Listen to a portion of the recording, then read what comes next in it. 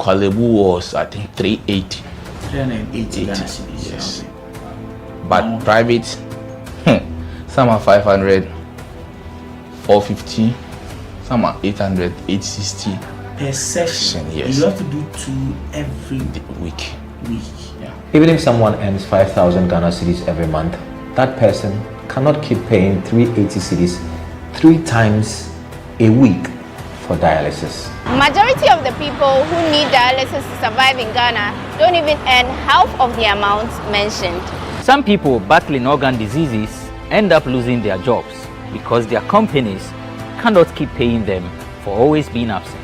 How are these people expected to afford the monies needed for dialysis as well as other expenses, talk less of the huge amounts they have to come up with for transplantation surgeries outside Ghana when they get donors?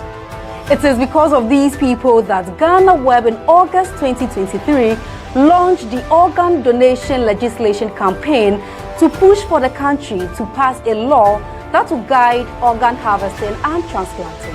As Kwalebu plans to increase dialysis fees, the situation requires quicker attention and action. And so, we must get Parliament to start discussing the organ donation bill and pass it into law. Now, when this bill is passed, more lives will be saved and the financial burden on patients would be reduced. And that is why we need you to join us on this campaign.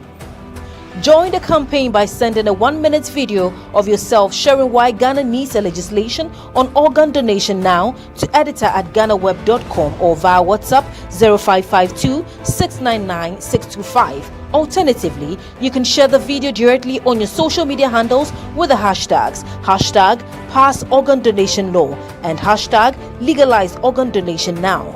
Organ failure should not be a death sentence.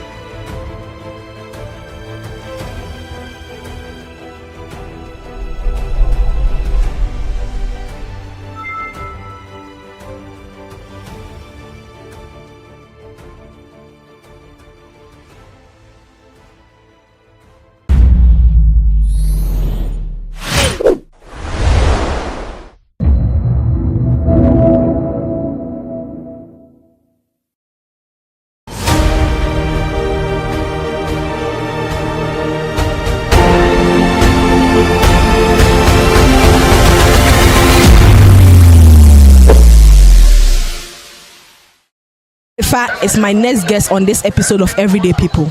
Emefa used to be a farmer in the Volta region, but was compelled to come to Accra because the farming she was engaging in wasn't fetching her enough money. Let's go and listen to her story. Oh, good afternoon. Afternoon. How are you doing? I'm doing well. And how is business today? Good. The way you are saying good, it means it's not good. Yeah, somehow good. It's not good normal, so... Why is it someone good? People are not buying or what? Yeah. They are not buying the thing fast the way they have to go. They're not going like that, so... Yeah. So, Emefa, how many years have you been selling pure? 1 year now. Yeah. You were in the Volta region and you moved to this place. So what were you doing in the Volta region? I'm farming there. Yeah. Akaria is how good, better than our place. So farming, people say farming is very lucrative. So why is that you left your farming job to come to Accra? But because of the rain, when the rain fall, our plant, when you plant the thing will spoil, so you will not get anything from the planting you plant. So that is why I moved from that place to come here. Okay, so far how is Accra? Accra is good. Yeah. Okay, so Emefa, when you were growing up, was it your wish to farm or come to Accra to come and sell, or you had hopes of becoming someone big in future? Yeah, but I didn't get any person to prove me up to that level. That is why I'm farming. What was your dream profession? I want to be a nurse, but I didn't reach SS. Only GSS I reached, so I think. So why did you drop out of school in JJ? Oh, if I end GSS, I don't have anybody to get me to SS. That is why. Where are your parents? My parents are there, but they don't have anything to. Yeah. How much do you make a day from this? 50 cedis. And is it enough? No, it's not enough, but we are taking it like that. Yeah. So since you said you wanted to be a nurse, what are you doing? Have you given up on your dreams, or you are working hard to achieve that? I'm working hard for achieve that, but yeah. So would you continue to be doing this, or you have dreams of like you would stop and do other things? Oh, if I get another thing, I will do it. I will stop this. But if this one there, you work answer before you get something. So I want you to give you the platform to appeal to people. What you want, how you want people to help you. In what way do you want people to help? They should help me to sell. But school there, now that I can't go to school. You go to school? I have pikin, so I cannot go to school again. Where is that child? At here. He's also here? Yeah. The man who gave birth to him, is he also here? No, the man was dead. Oh, what happened to him? She was sick 2 weeks, 2 days, only 2 days, and then he left. So did he die here, or he died? Can I say it also contributed to the to you moving to Accra? No. You just wanted to come to Accra? Yeah, that is right. In what way do you want people to help you? I want you to say. They can help me to, if I see any store or anything, I can do it. So you don't wish to further the school again? Why you give? I thought you told me you will not give up. MFI, you told me you will not give up. You told me that you are working to pursue your nursing dream. So why are you telling me that you want to stop? Okay. You are not being truthful here. What do you want to do? I want to sell my title. So by now I want to sell. Yeah. School is. Yes. You think that will help you? Yeah. Thank you for speaking with us. She wanted to become a nurse, but it's because her family didn't have the means to fund her education. She dropped out in JHS. This is Diaba Eugenia reporting for GhanaWeb TV. Do not forget to subscribe to our YouTube channel, like and comment on our comment section.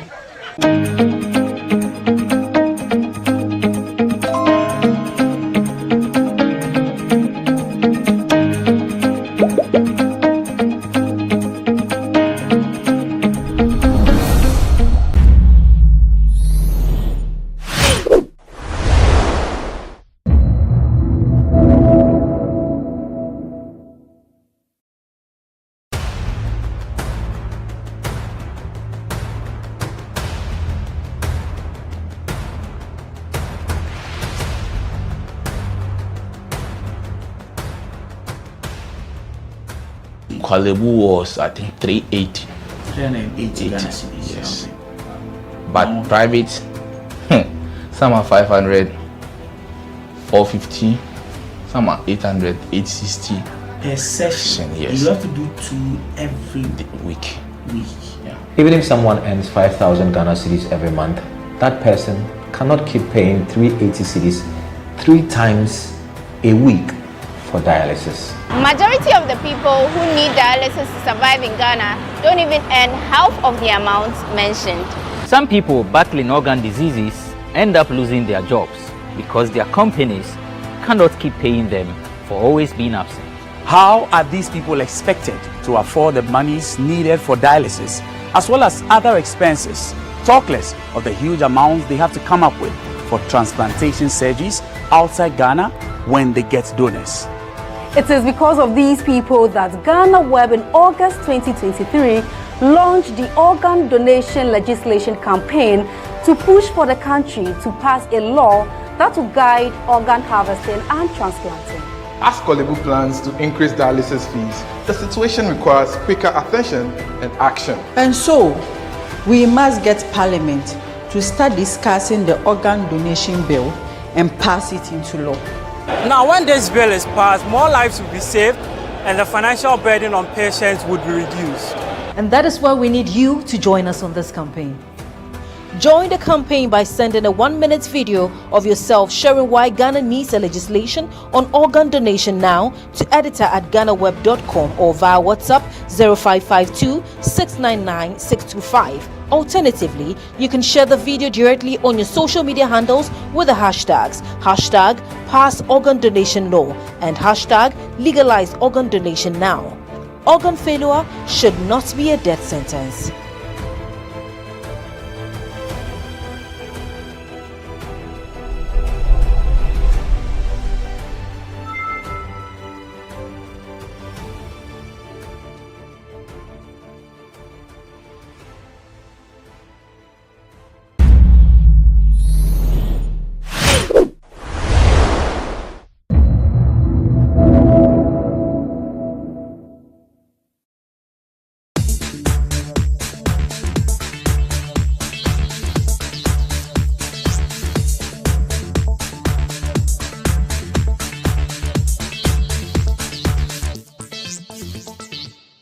With barely about 2 months for Ghana to go to the polls, the political temperature in the country is increasing by the day as the various candidates are crisscrossing the country, selling their policies to voters.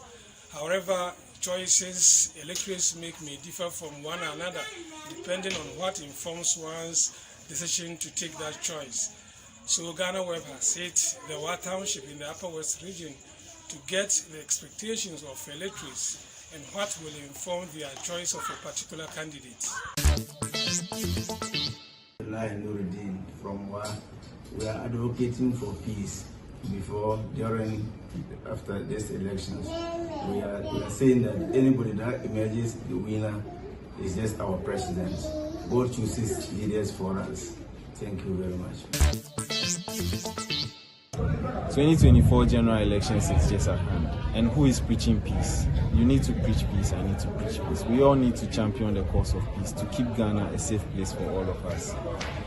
I choose to vote for John Dramani Mahama because he has done it before and we have believed and trusted him that with the young crop of gentlemen he's breeding, he will repeat or make a better option for us. But the most important thing for us now is to still preach peace. Vote safely, count your ballot safely. Make sure you propagate a good agenda for 2024. Thank you. What is inspiring me to vote this year is basically based on policies. I'm someone that is much more enthused by policies. If the policies are good, I vote. And I think this year we need to vote for peace. Peace is what we all need to look at because when you look at the current state of the economy, there's a lot of uprising and all of that. So basically, peace is what we all need because we have only one Ghana. If there's a war, if there's a fight, conflict and all of that, we'll be displaced. So I think what we need to do is, if you are voting, have peace in mind because that's the ultimate. When we have peace, we have freedom. For me, in terms of this election, I would say that peace is very important during and before the election because we know that it is the peace we all enjoy as a country.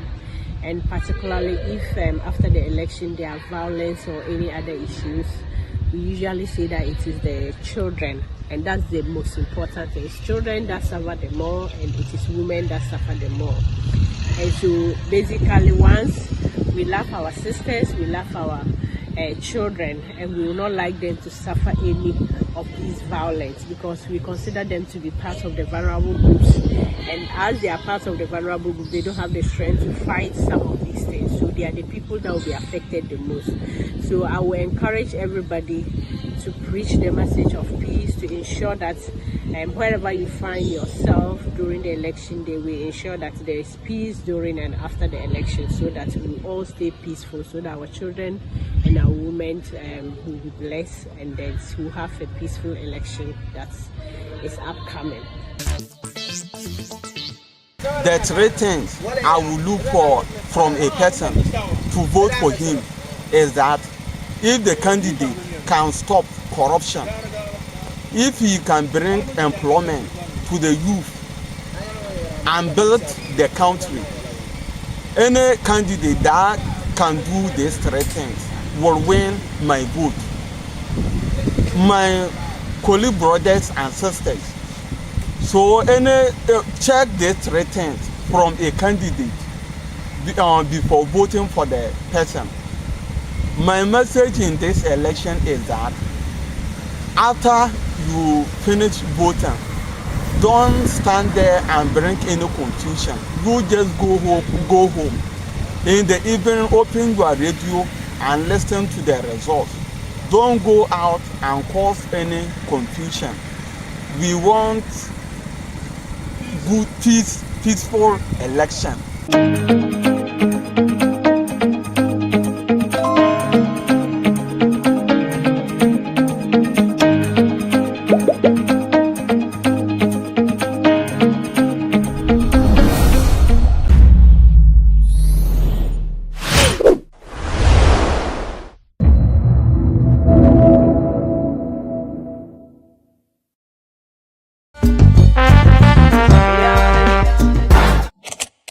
I wish everybody to open up his brain and think well and choose a good person who can take care of this country. Not only people who comes in and say only what they want to say, convince people and give people what they small things, and then they go and put them on power. Then later on they start suffering. We don't want that kind of whatever. So I wish Ghanaians to think well, to choose their choice. They should think twice.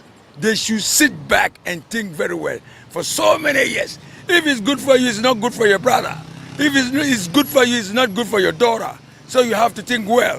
Think very, very well. Who is the best person? I'm not for NPP, I'm not for NDC.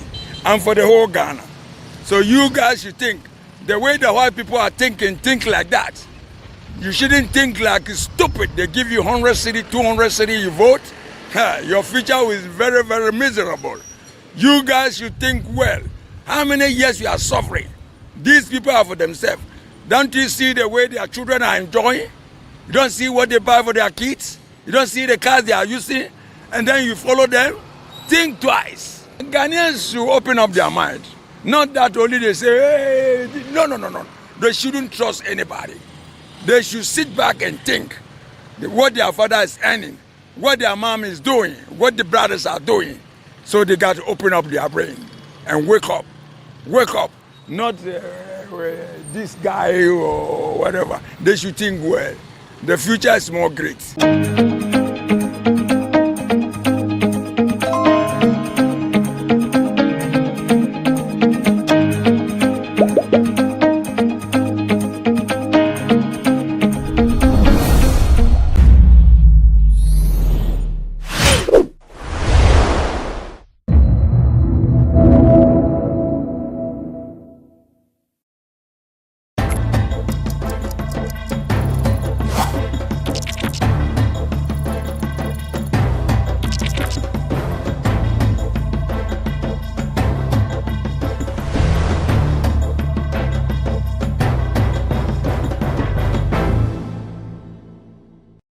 Hello there. You can see I'm in a very green area, and the air here is quite different. I have a very interesting guest. This guest is someone we've been speaking with for some weeks now. She just came back from Russia.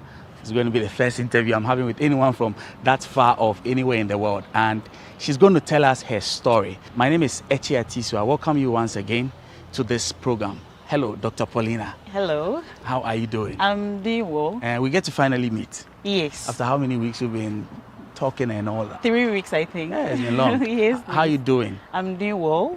You came back just a few days ago and already we've dragged you out here for this interview. Yes, please. How's Russia, by the way? Russia is fine, cool. Yes. Is the war still on? Yeah, it's kind of going on a little, but it didn't affect you any? Not really. Not really. Okay. Yeah. And the reason we're having this conversation with you is because GhanaWeb had done a story about you when you got your red diploma, which is something we'll talk about much later in the interview. But then you reached out, which a lot of people don't do, and we decided, why not? So we want to hear your story, and I want to begin from home. You're back home now. I want to know you a little bit. Who is Dr. Paulina Dente? Okay, Dr. Paulina. My name is Dr. Paulina Dente. Is a recent graduate from the Yaroslav Medical School in Russia.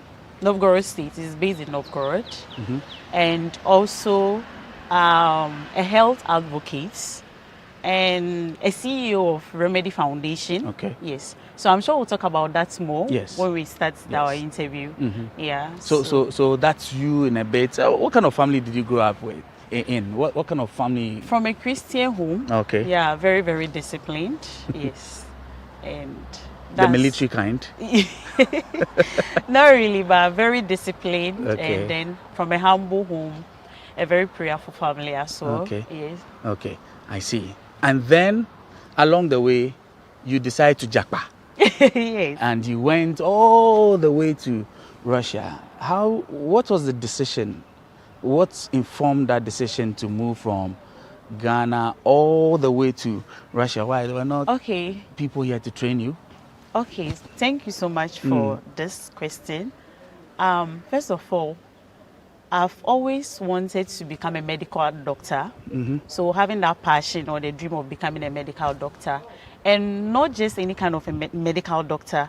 I wanted to be a doctor that will help solve most problems that the world faces.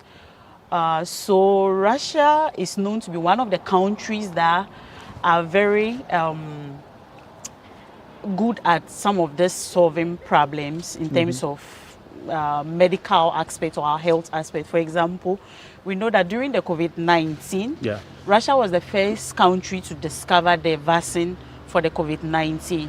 And recently, they have been able to, or they are about to discover also, no, I think they've discovered the vaccine for cancer, which we know that cancer is a sickness that most people face across the world. And once you get it, you know that you're at your end points. But this is a country that is able to discover this, and I've always had a dream to be part of such countries to also learn and then impact it into other people in helping health problems. That means it's about the groundbreaking acumen of Russia that got you there.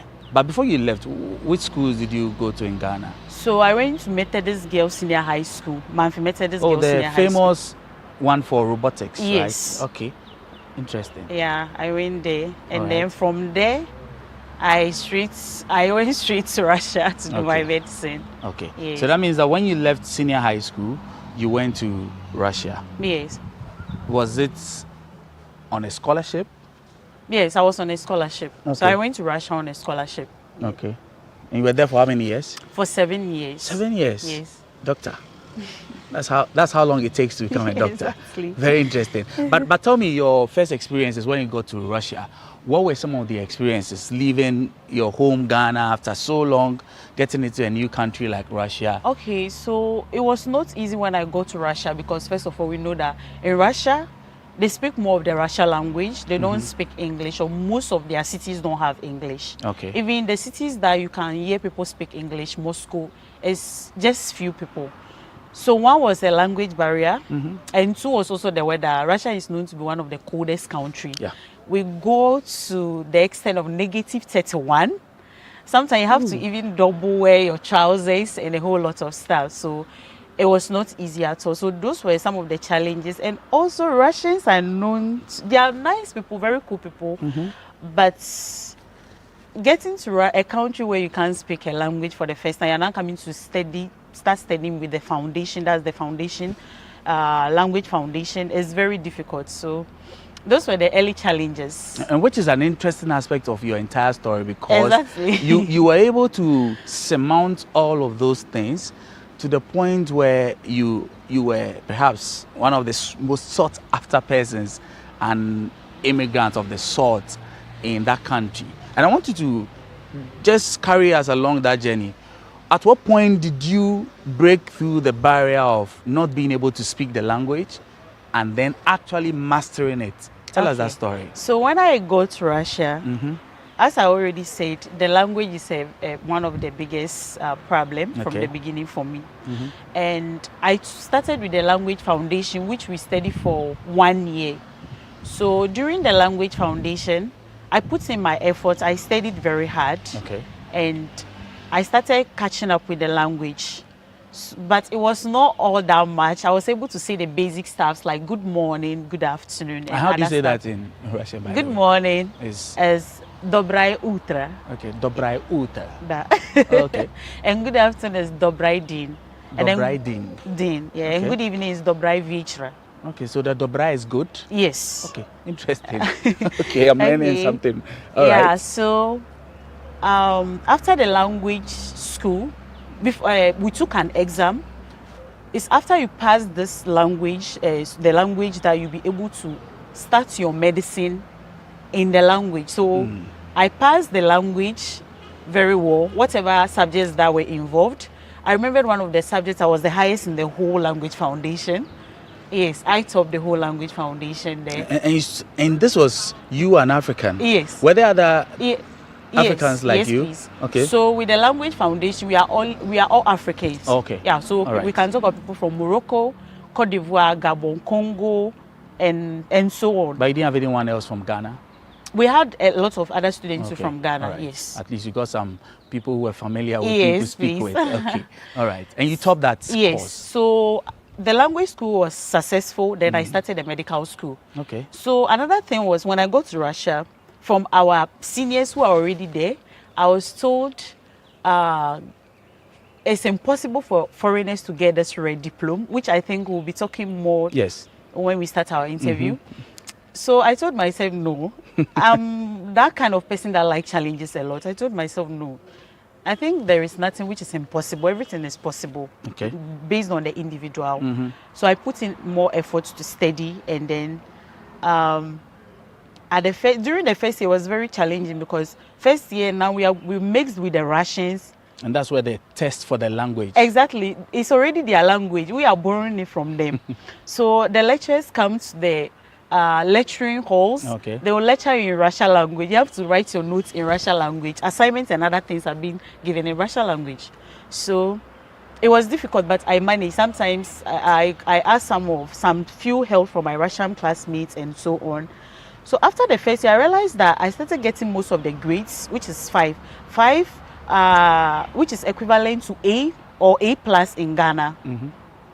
I started getting all the A's, and I told myself, no, I think with my starting, if I put in more effort, something good will come out of it. And my mind and my targets was already, I wanted to feel what is this red, and why is it impossible for foreigners to get a red?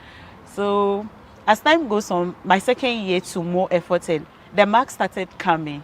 So that was how come. Let me take you back a little. Okay. Where was the interest to do medicine? Is it just like you mentioned, you wanted to be a part of groundbreaking things, or what was it? Why medicine? Okay, so growing up as a kid, I've always had a passion to help people. Okay. So through that, I decided that, okay, I want to do medicine. And also, I think a family member of mine went to the hospital, and because of how sometimes they are being treated, I just have that passion that no, somebody don't have to be my family member or a friend to be treated well in terms of medical care. I would like to be that person that will be help to everyone, would like to help everyone. So that was where the passion came. Yeah. So even when I go to Russia, when I see an old woman trying to climb or something or struggling with her luggage, I always want to help. I'm that kind of person that always wants to help. That was where I got that passion of. And you know, medicine is a service to humankind, helping and, you know, treating people. That's why. I see. Now you scale first year. Okay. Second year, you're great at doing a little better and all of that. What are some of the highlights of your entire training in Russia? Because I know along the training, you had to deal with the usual Ukraine war and also COVID. Okay. How did any of those things impact you? And I want to hear some of the highlights, the major highlights that happened during your training. During the training, one of the things I could say, it was okay, but immediately the war started, there was a lot of panics, especially from home. Family members have seen a whole lot going on the TVs and other social medias, and so those were the major challenges. And also during the COVID-19, we're not able to go to the hospitals as we used to go when the COVID wasn't. At that point, which year were you in? Okay, so during the COVID-19, I was in my second year. Okay. Yes. Okay, still had a long way to go. Exactly. So if it came to a time where we're told that maybe a time will come that we'll be evacuated back to our country, and I asked myself, so the language school plus my second year, meaning that I'm already done with 3 years, or I'm halfway 3 years, so I might train 3 years away and coming back to Ghana. So those were the early challenges, but most online classes were done. We're taking online classes. I put in all the effort as well. Just stayed focused, and I didn't allow any other thing to distract me, especially family members calling, they want you to come home, is everything okay, and so on. So I think it was after that the war started. The war wasn't in when I was, the war started, I think somewhere when I got to my fourth year, I finished early third year, getting to fourth year. That was when the war also started. So like 2 years after COVID? Yes, exactly. And with the war, a lot of things happened. Challenges like they've closed all borders. You can't get access to maybe other things that you need from home.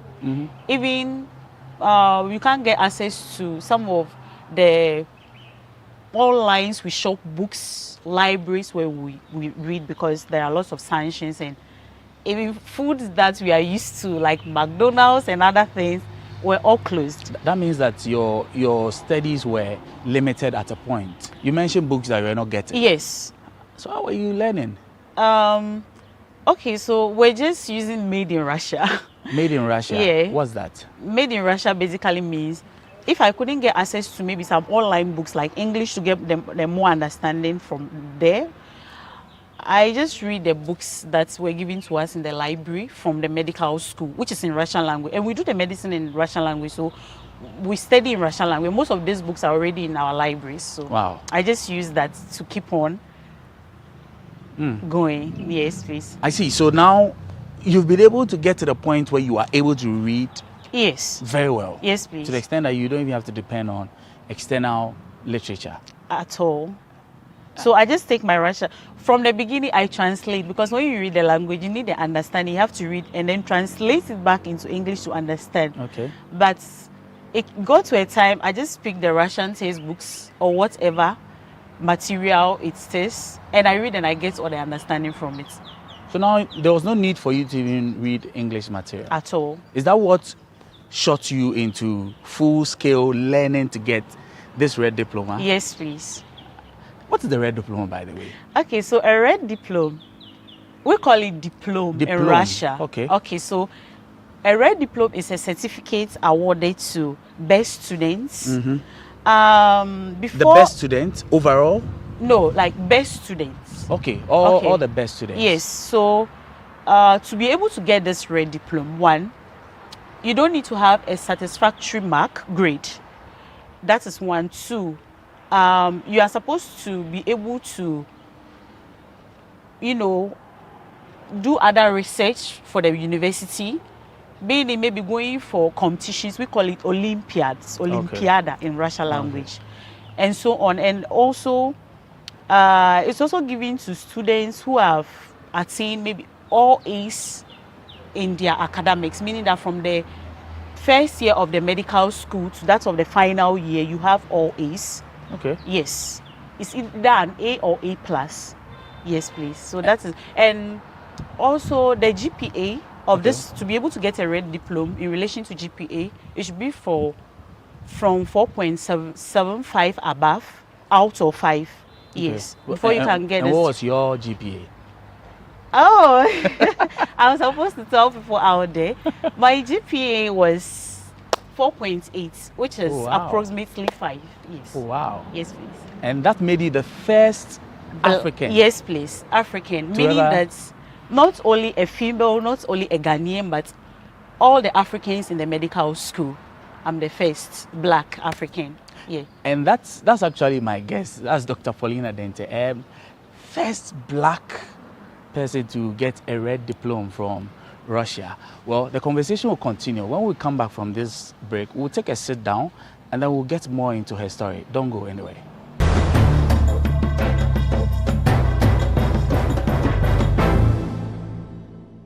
My name is Echi Atisu. My guest is Dr. Paulina Dente. Dr. Paulina. So now you are the first black person to ever get this red diploma. How did you feel about that recognition? I felt so fulfilled. Okay. Because I made a promise to myself. All right. That I like challenges. So taking certain risks, I feel I think at the end of it there should be a result. So I felt so fulfilled that I was able to achieve what I set my mind towards. Did you get calls from home, your parents? Yes. What did they tell you? Not only parents, even my colleagues, the Russians. Okay. They were so impressed because they've studied with other blacks too, and they know how it's very difficult with the foreigners in terms of doing medicine in Russian language. So everybody was just happy for me. I see. All my professors were so proud. Yes. They had to call me to take pictures with them everywhere. That's nice. Yes. Then that means you must have been doing something very different, unique, something that excited your professors. Yes, please. What was it about your time in school that excited them so much that, because you could have just gotten this recognition without, why were they so excited for you? So the excitement was the fact that I was very hardworking. Okay. And in terms of towards my studies, and also I became a teaching assistant for the same medical school I studied in, which is the Yaroslav the Wise Novgorod State University. Well, so while you were in school studying as a student, you were also a teaching assistant in the same medical school. And you were teaching in Russian? No, I was teaching in English. Okay. Okay, so but you needed to understand Russian to be able to teach. Exactly, and I was doing translation for the school as well for some of the departments. So you translated from what to what? I translate from Russian language to English. The Russian got really good. Yes. And I have to sit down and draft. Okay. Because some translation from Russian language to English doesn't give you that correct weight in terms of the English language. So structure and everything would have to change. To be able to draft it correctly, and there are already materials there that students are going to use. Okay. So I sit and I read through. So when I see a word in Russian language that has been translated in English, I know that it's not correct. Then I quickly have to type it or change it. So yes, I became a teaching assistant. I was teaching public health in the medical school. I taught 4th year medical students, 3rd year medical students, and I was taking them for exams as well and translating all the study materials from Russian language to English language. How are you combining studying on your own, translating for the school, teaching other students, and ensuring that you are getting, like you mentioned, all the A's? Are you some Einstein in a female body? No, please. How are you able to do all of that? All my life, I've been in a boarding house. Okay. Even from Ghana, my primary JHS, I was in Mata Ecclesia. Okay. It's at Soko de Bogame at Ho, Volta region. Yeah. So I'm just this disciplined person towards my books. I enjoy learning more. Yes. So even though it was very tough combining this to my own studies, what I do is I go for my class, all my lectures. I make sure I don't miss lectures too. I don't think all my 7 years in Russia I've ever missed lectures. Even when I'm sick, I will go to class. Wow. Some of my colleagues know this about me. Yes. So after my lectures, then I go to do the teaching. So the professors put the timetable in a way that it wouldn't affect my studies as well. Okay. But it was very difficult because 4 or 5 hours of my studies and going to stand to lecture about 80 students and going for practical classes too with them. So as I'm talking, my first group of students are now in their final year. Oh, wow. They'll be graduating as medical students as well. And my second group of students are going to their 4th year, their 5th year. That's nice. Yes. Congratulations to you. Thank you. And well done. Thank And that's you. all of that led to what you got at the end of the day. The Okay, red so the diploma. red has nothing to do with my translation for the school and my teaching assistant thing. It was just studies. It was studies because one thing about Russia is, I mean, some of these teachers feel that it's impossible for you, a black, to get a 5, which is equivalent to an A in our Ghana system. So it has nothing to do with the teaching assistant. It was fully my studies. No professor I assisted at it as a teaching assistant had to even come to talk for you that give a red or she deserve. No, they don't care about that. It is your hard work. One thing I like about Russian in terms of like studies is that when you deserve something, you deserve it. I see. Yes. Now on the red diploma, what did it signify? Was it just the recognition? No, not only the recognition. So when you're a foreigner and you get a red diploma, automatically you are qualified to have permanent residence in Russia. And then I think, if I stand to be corrected, but after 3 years, you get a Russian passport. Okay. And to become a Russian. But you're back in Ghana. Yes, please. What happened? Are you here to stay? Yes, I'm here to stay.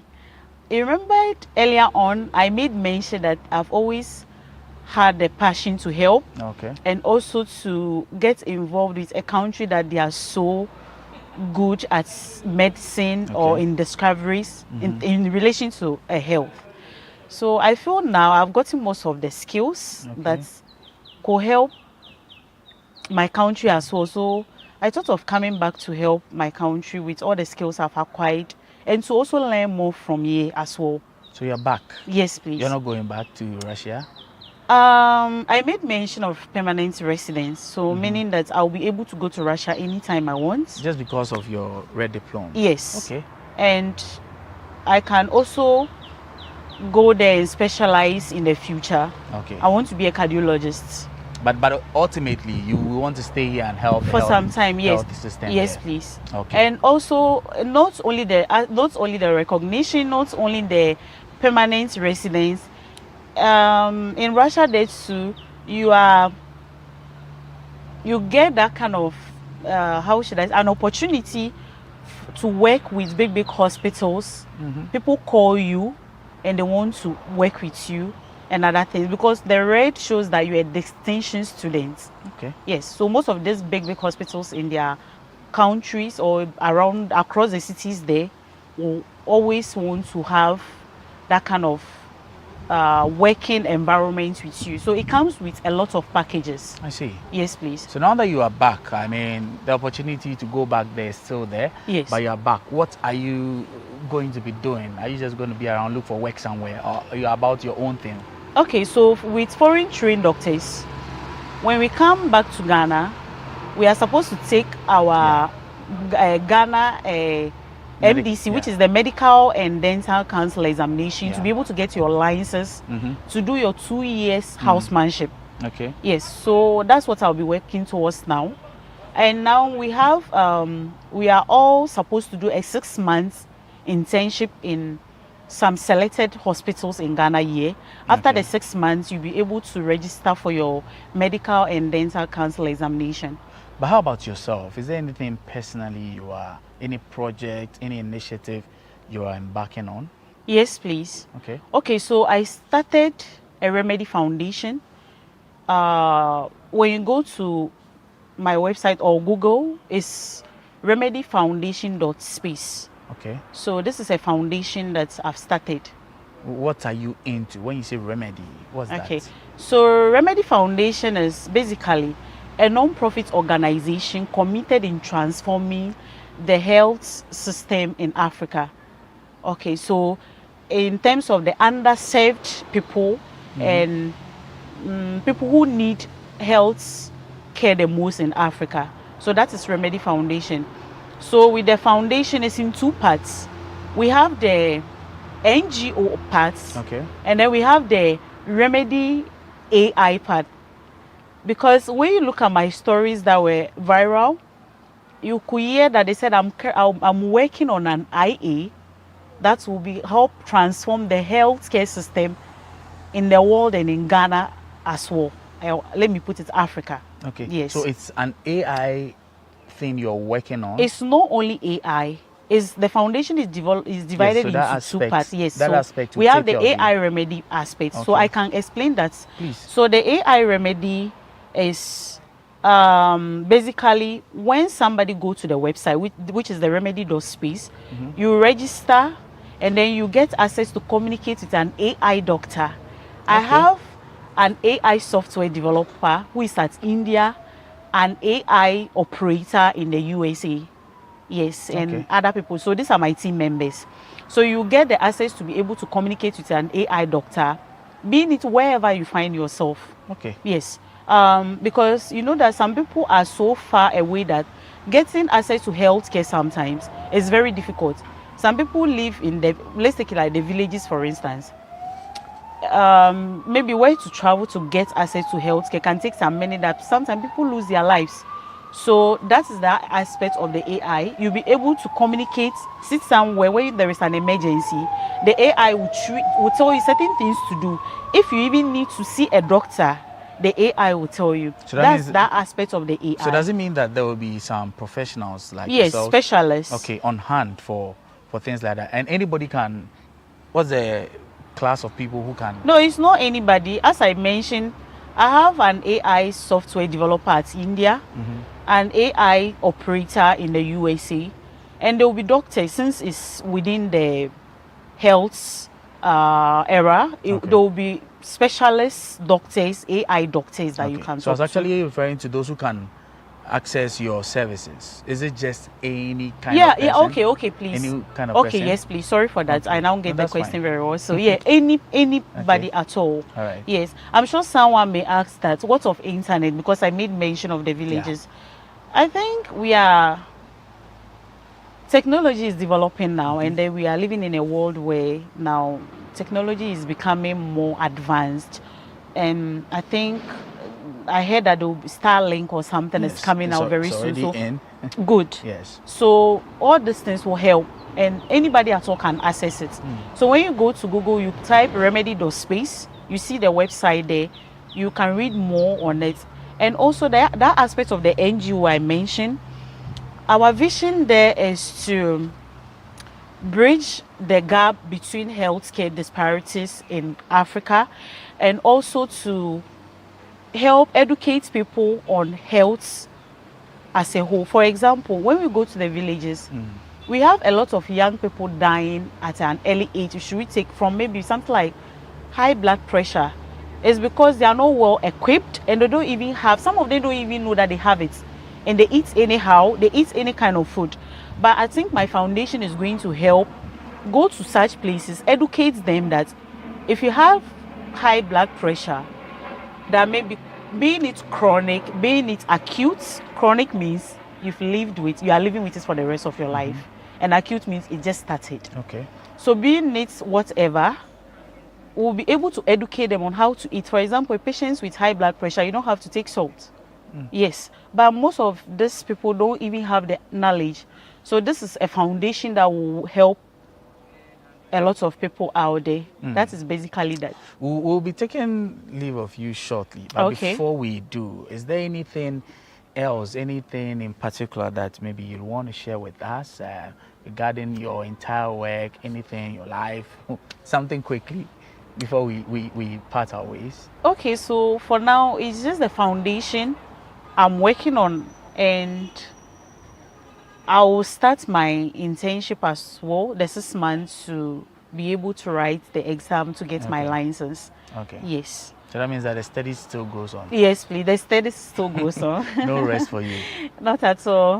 But congratulations once again, and thank you that you made time to speak with us. Okay. We had an earlier one when you were way back in Yes. Russia, but thank you for the face-to-face, and we wish you all the very best as you're back here in Ghana. Thank you for returning at least to come and support our health system here.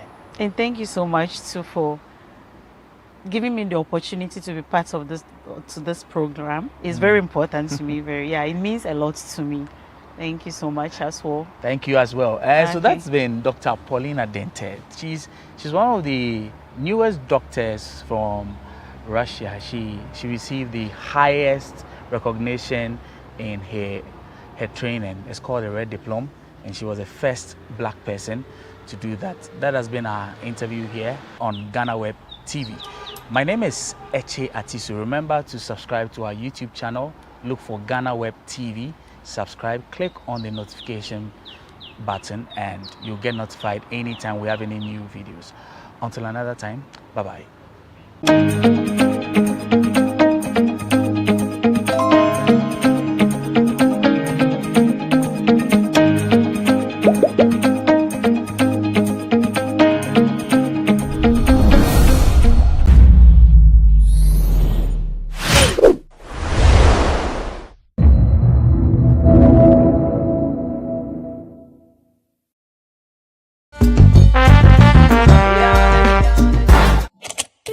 What's your name? I'm Grace. Okay, Grace. We have a few days to elections. What will influence your vote in 2024? Nothing will influence my vote in 2024. I am not voting for any party in this country. They are not doing anything. Practically, they are the same. When we vote them into power, they just come and they just do what they want. They don't even think about we, the voters who voted for them to come in power. I am not voting this year. So all you do on 7 December. Eat and sleep.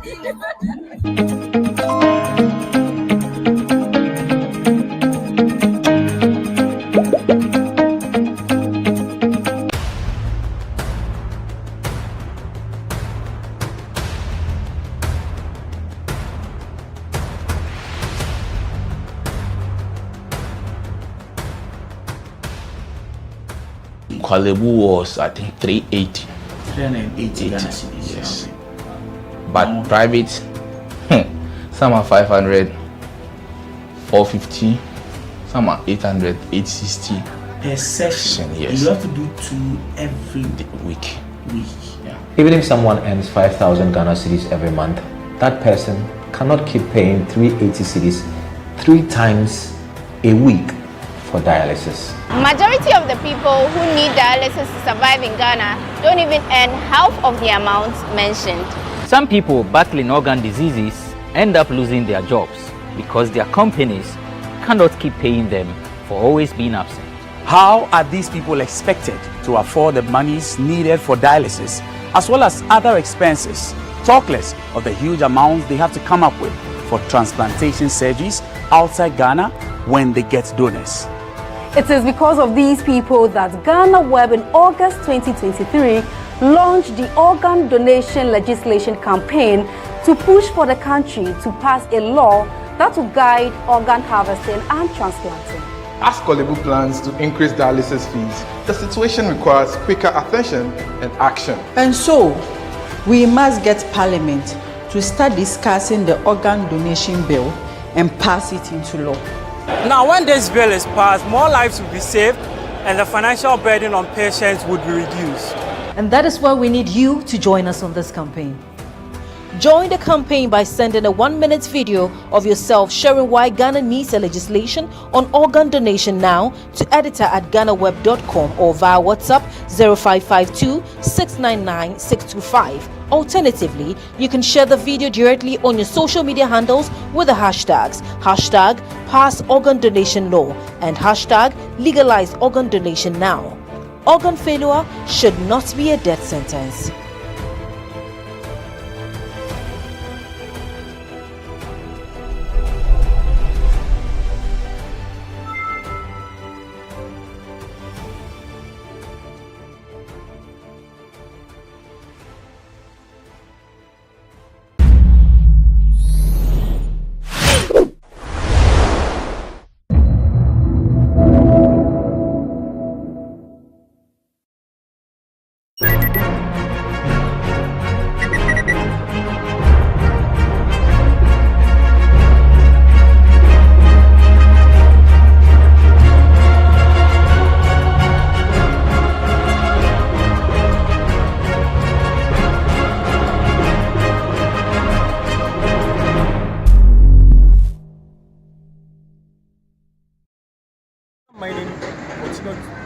generate national discussions across the country.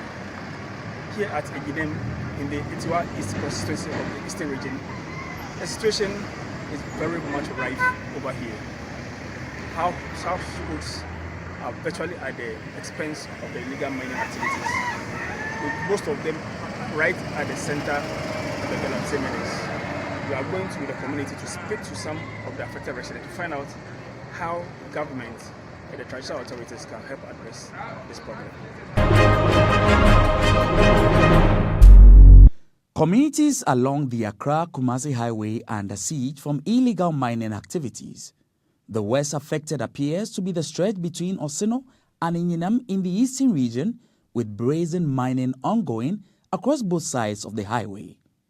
The mining has led to the felling of trees and the clearing of vast areas of forest vegetation. Excavators are then used to dig out the topsoil and subsoil. GhanaWeb's Eastern Regional Correspondent Michael Obete, on his way to Enyinam to assess the situation, listened in amazement as the sounds of shangfans echoed through the bushes along the highway from illegal mining sites close to the road. Enyinam, death-bathed illegal miners in Wellington boots roam the community close to the mining sites. Backyards and compounds of residents are pummeled by miners for gold, while government publicly touts its unwavering commitment to fighting the canker.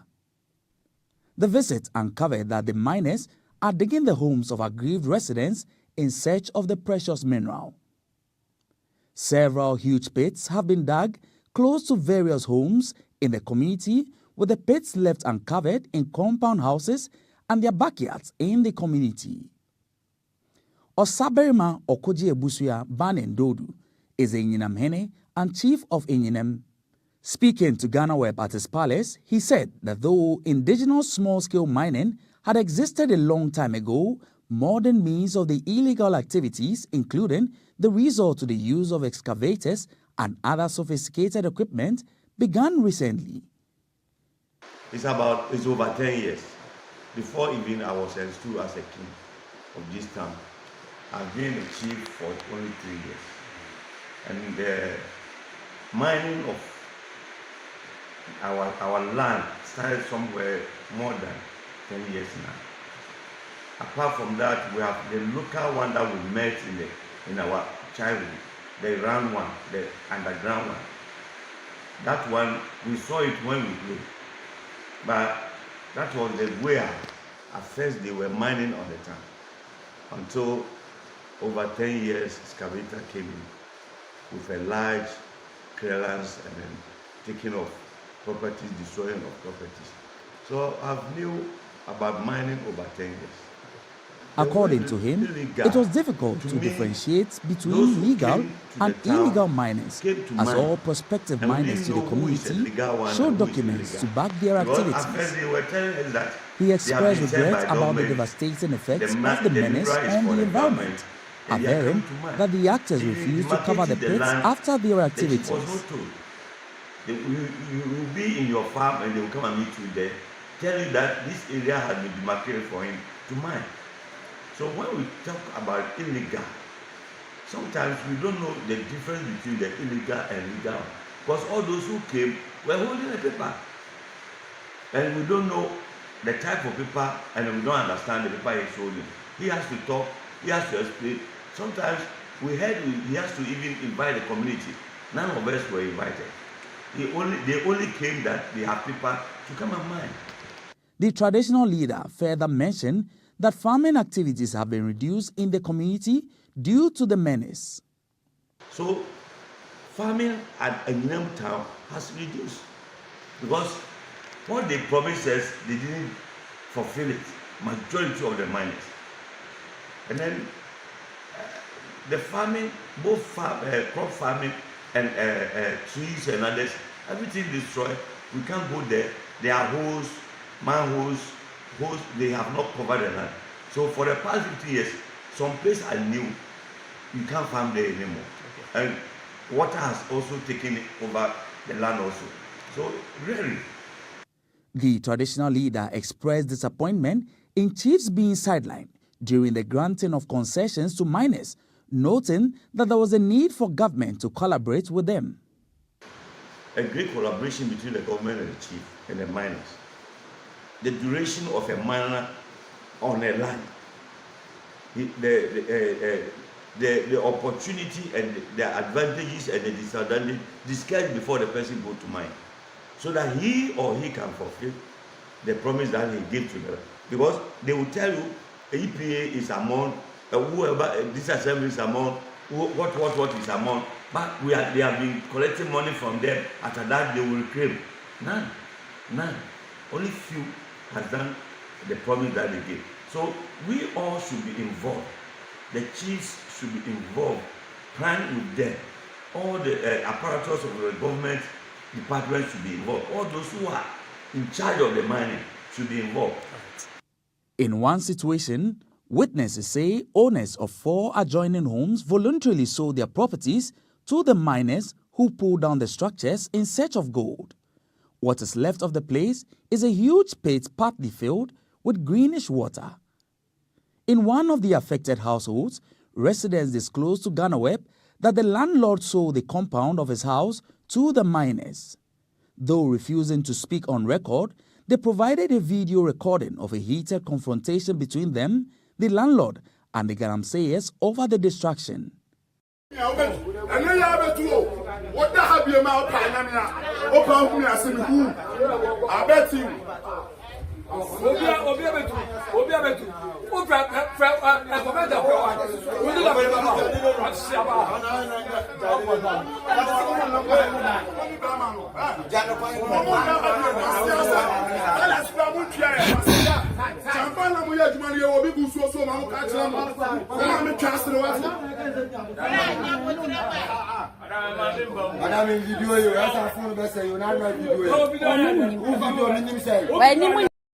Kofi Adams, a former driver, identified himself as a Galamseya. According to him, he opted for the illegal trade after realizing that his profession wasn't financially rewarding enough. According to him, the activity, which he has been involved in over the past 10 years, has enabled him put up a 3-bedroom apartment and made life comfortable for his family. I'm here and driving them because of some good Galamsey. Many of them for Yambi and 2005. But them to council will be kind of me. And then my punk, many of them on Henderson. And one of them ran a man. Galamsey, I'm a meeting down. I'm a man from Moto. But you see, as a Galamsey, I'm Muslim Moguni. Some of them cover 3 weeks in the paper. They made the cry on your day. The Mitima Kaka say, the Mitima Sagana Ban say, and the Omi into Nian Katasu, Nian Kama, Nian Sunkola, Nian Bindi, because of Siciano, Wakase, Operation La, Nian Yagalans, and Nejiko Nomba, but ye de Kumafo, yet Minkoboko, because of Semikoboko is the same animal grassy. Galamsey, we know how many years in here? Okay, I started Galamsey almost 10 years. And Obacasa Juma, okay, past there for 10 years, you know. The Metimacas mania film is a Metimaya Galamsey, Metim Daisy 3 rooms. No one cocoa. Metim Diagram. Following government's renewed fight against illegal mining in recent times, Kofi says he's been rendered unemployed. I'm going to see a crime bad about it. See a crime, I'm sending you a crime. When I'm here, my Friday, I'm going to 800. Because I'm saying, it's kind of cool. The video, you see, I see a Pamako and Superfia, we're educated and so. They won't win my day. Usa, and so before the cannon. What will we assess by winter? Though he admitted that their activities destroy the country's water bodies, he argued that ending illegal mining would render most youth unemployed. I didn't say in the credit, in sooner you to be any day, any moment in Kenya. But in Kibit, I'm a gabwa, a cardia, any moment boy. Because in sooner, no, I've been a tete, yen and animal, and one is sudden. In the solemn of flats in the union, and the other day, and one is that time of camp on a free and one and I, yes, sir, and no can need to near no. ɛno kura ma yɛ ahoɔden but instead of say chamfan na aba no ɛno mu na ma problem aba nka the machine to the problem. A resident who gave her name as a cause condemned the illegal mining activities and the massive destruction of the environment, arguing that their activities were driven by the lack of employment opportunities. She tasked the government to provide alternative sources of income to dissuade the youth from opting for the illegality.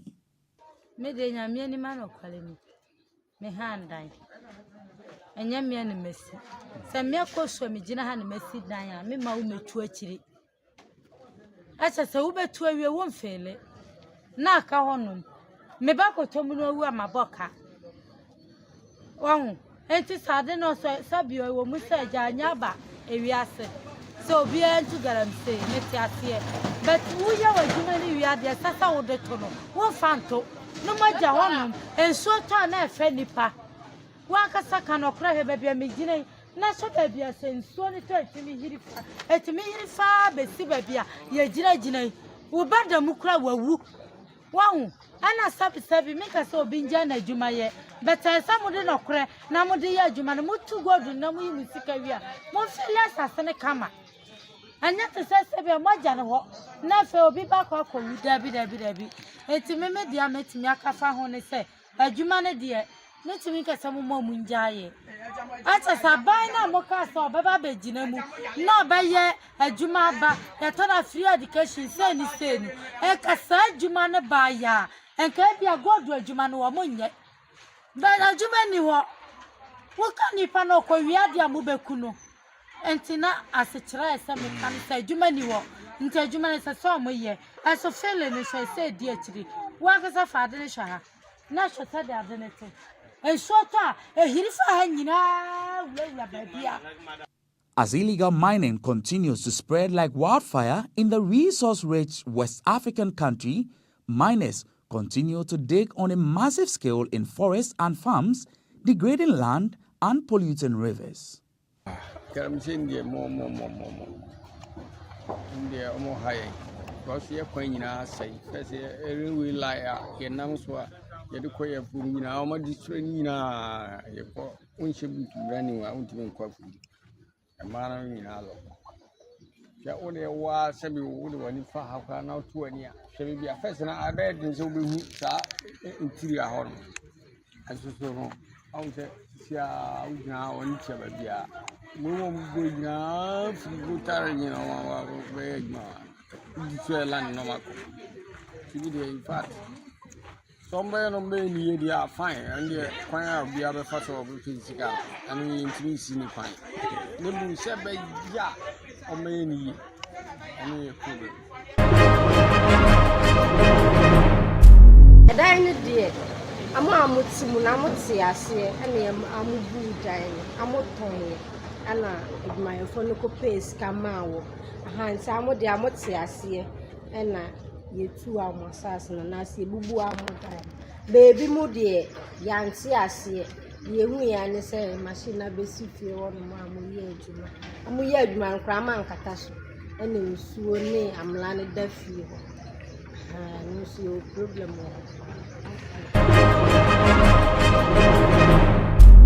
So, I'm sure you saw the devastating effects of the illegal mining activities here at Eminem. How the menace has eaten deeply into the community and right at the doorsteps of most residents. The clarion call is that government come in to address the problem. From Eminem in the eastern region, Michael Ubeto for GhanaWeb TV.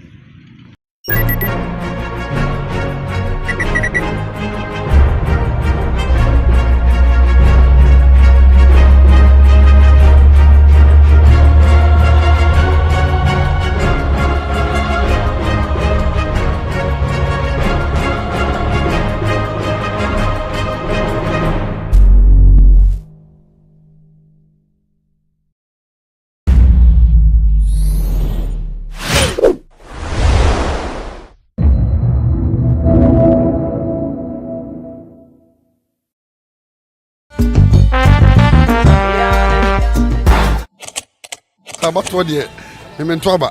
I'm not going to go to Look at make a bra. Oh man, I don't know. So go for you to grab by the over so. The people to now. The one button there, me there. Who 2 years ago go selfie no wada. The way we need be winning because mama winning over him now. But me also win over him now. 2 years. No, but I'm moving go 20. I'm going to ask him and the people catch on one no.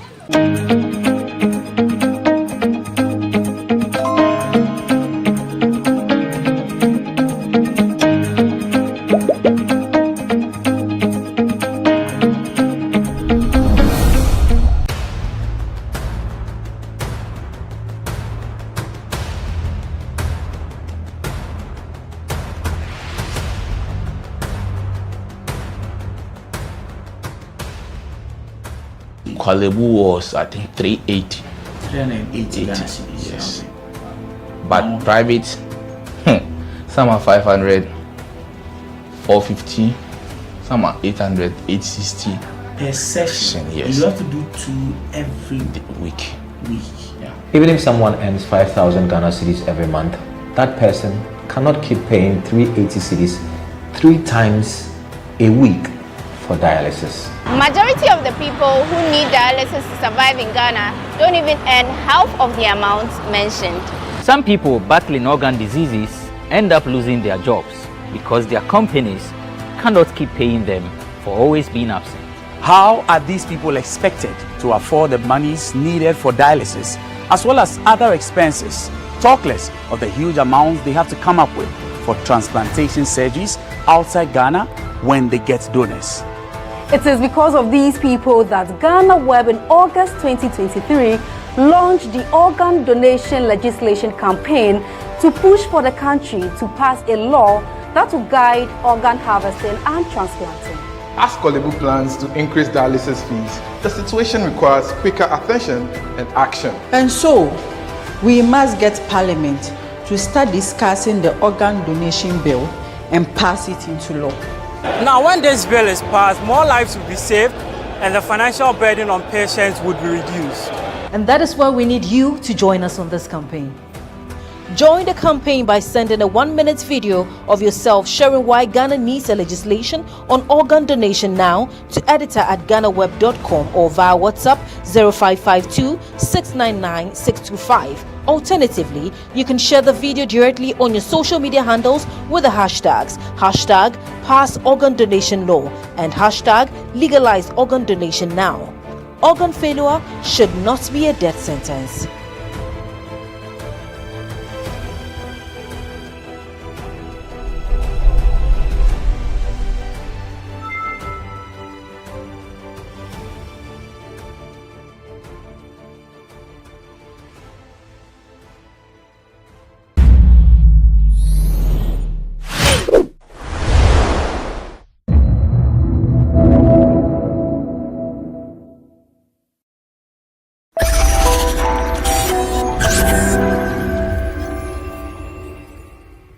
We'll continue our campaign on the organ donation and transplantation, geared towards ensuring that government passes a legislation to guide the process. And today I'm at Medina and I'll be speaking to Raphael Eche Dagadu, and he is one of the patients who's been undergoing dialysis every week. I don't know whether it's twice or once in a week. And today he's going to share his story with us. He's a twin, actually. The other twin, Achu, is okay, but Eche is not okay. So Eche will be speaking with us today, and he's going to tell us how this whole thing started. And he's my guest on GhanaWeb TV. Hi. Welcome. Thank you. Okay, so this is what we're doing as a company. We're running a campaign to ensure the government passes a legislation to help persons suffering from either kidney or other organ failures, pass a legislation to guide the process of transplantation, where you can get somebody out of your family also donating their kidney to help you. But I want to know your story. It started 2015. Okay. When I was in school, SS, and we used to play football. I'm part of sports team. So I discovered that when we go to the field to play, I get tired easily, and I don't sweat. I will run, play, but I don't sweat. And even if we're in the classroom and around 11:30 to 12, then I'm feeling heat. Then I have to get out from the classroom and go and walk and come back. And someone also told me that the way I'm not sweating, I have to go and do checkup and see whether there's a problem. So I managed to complete SHS. So when I came home and I joined my college training in the afternoon, and the same thing was happening. I don't get sweat and I get tired easily. And I have one of my eye got sore, and I was supposed to take it to the hospital for checkup. I didn't, and malaria came inside, and so one of my auntie saw it and said, what is wrong with her? I said, oh, it's Apollo. That time Apollo was our hand. Yeah. So I told her that it was Apollo, and she said, no, this one is not normal. I should go to the hospital and for checkup. So I went to Madina Polyclinic, and the doctor ran test, and he said I don't have blood, and my blood percentage was 3%. 3. But I'm walking normal, doing everything normal. And that means that's severe anemia. Yeah. 3%. So he said I should choose a hospital that is near, so they can quickly rush me there and give me transfusion for blood. And I said Legon. So we went to Legon. We went there on Monday, and they were giving me the blood. The blood was not going, so they have to stop. And the next 2 days, the second eye also affected. So when I was admitted at the hospital, like 4 to 5 days, all my 2 eyes got blind. Yeah, I got blind 1 week. I couldn't see. When you come to the room to visit me, maybe when you talk, I'll notify the person who is talking, or when you mention your name, but I can't see anything for 1 week. Wait, when you were having the blood transfusion, it wasn't going, so they had to stop. They have to stop. So did they put you on any medication? No, please. You were just at the hospital. At the hospital. Your 2 eyes got swollen. Yes, please. And then you went blind. Yes, please. Wow. So at that time, I don't know anything about kidney. So I was lying down, and my auntie came inside and asked the doctor what is happening to my son, and he said he doesn't want to say it for me to hear. But the doctor was thinking that I was sleeping, but because I can't sleep. You just closed your eyes. Yes. Okay. So he told my auntie that your son has a kidney failure. So they don't have the machines that they will use it on me, so they should transfer me to Kolebu. So when the doctor said that, I heard it, but I didn't know anything, so I was normal. And they rushed me to Kolebu. And when I told my auntie that, what are we going to do at Kolebu? And said, well, the doctor said, because of my eyes. So yeah, but then you couldn't see. I couldn't see. So we are going on our way to Kolebu, and at Circle Roundabout, and my eyes open. And I told my auntie that we should go home, and I said no. And the way you can't even see the white or the black. Mm-hmm. Even the doctor said they can't even come closer to me, because it was very, very bad. Very, very bad. Very, very bad. If the doctors are saying that they couldn't get closer to you, why? What was the explanation? Because what is happening to the eye is like, how do I say? There's water coming from inside, and the eyes was red. Oh, okay. Yeah, okay. Red, very, very red. Very, very red, and my lips and my tongue was sore, so I can't even close my mouth. So anytime my mouth was open, if I close it right now, I can't open it again. Okay. And my hair was off. So even if they add money on me and give it to you, you won't take it. Okay. Serious. I was skinny, like the one who had HIV is. Yeah. Yeah.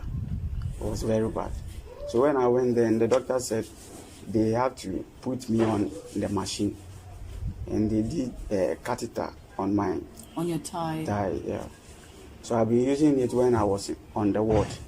So when they discharged me and they did it on my chest, so that I can take it home and be coming to Kolebu twice a week for dialysis.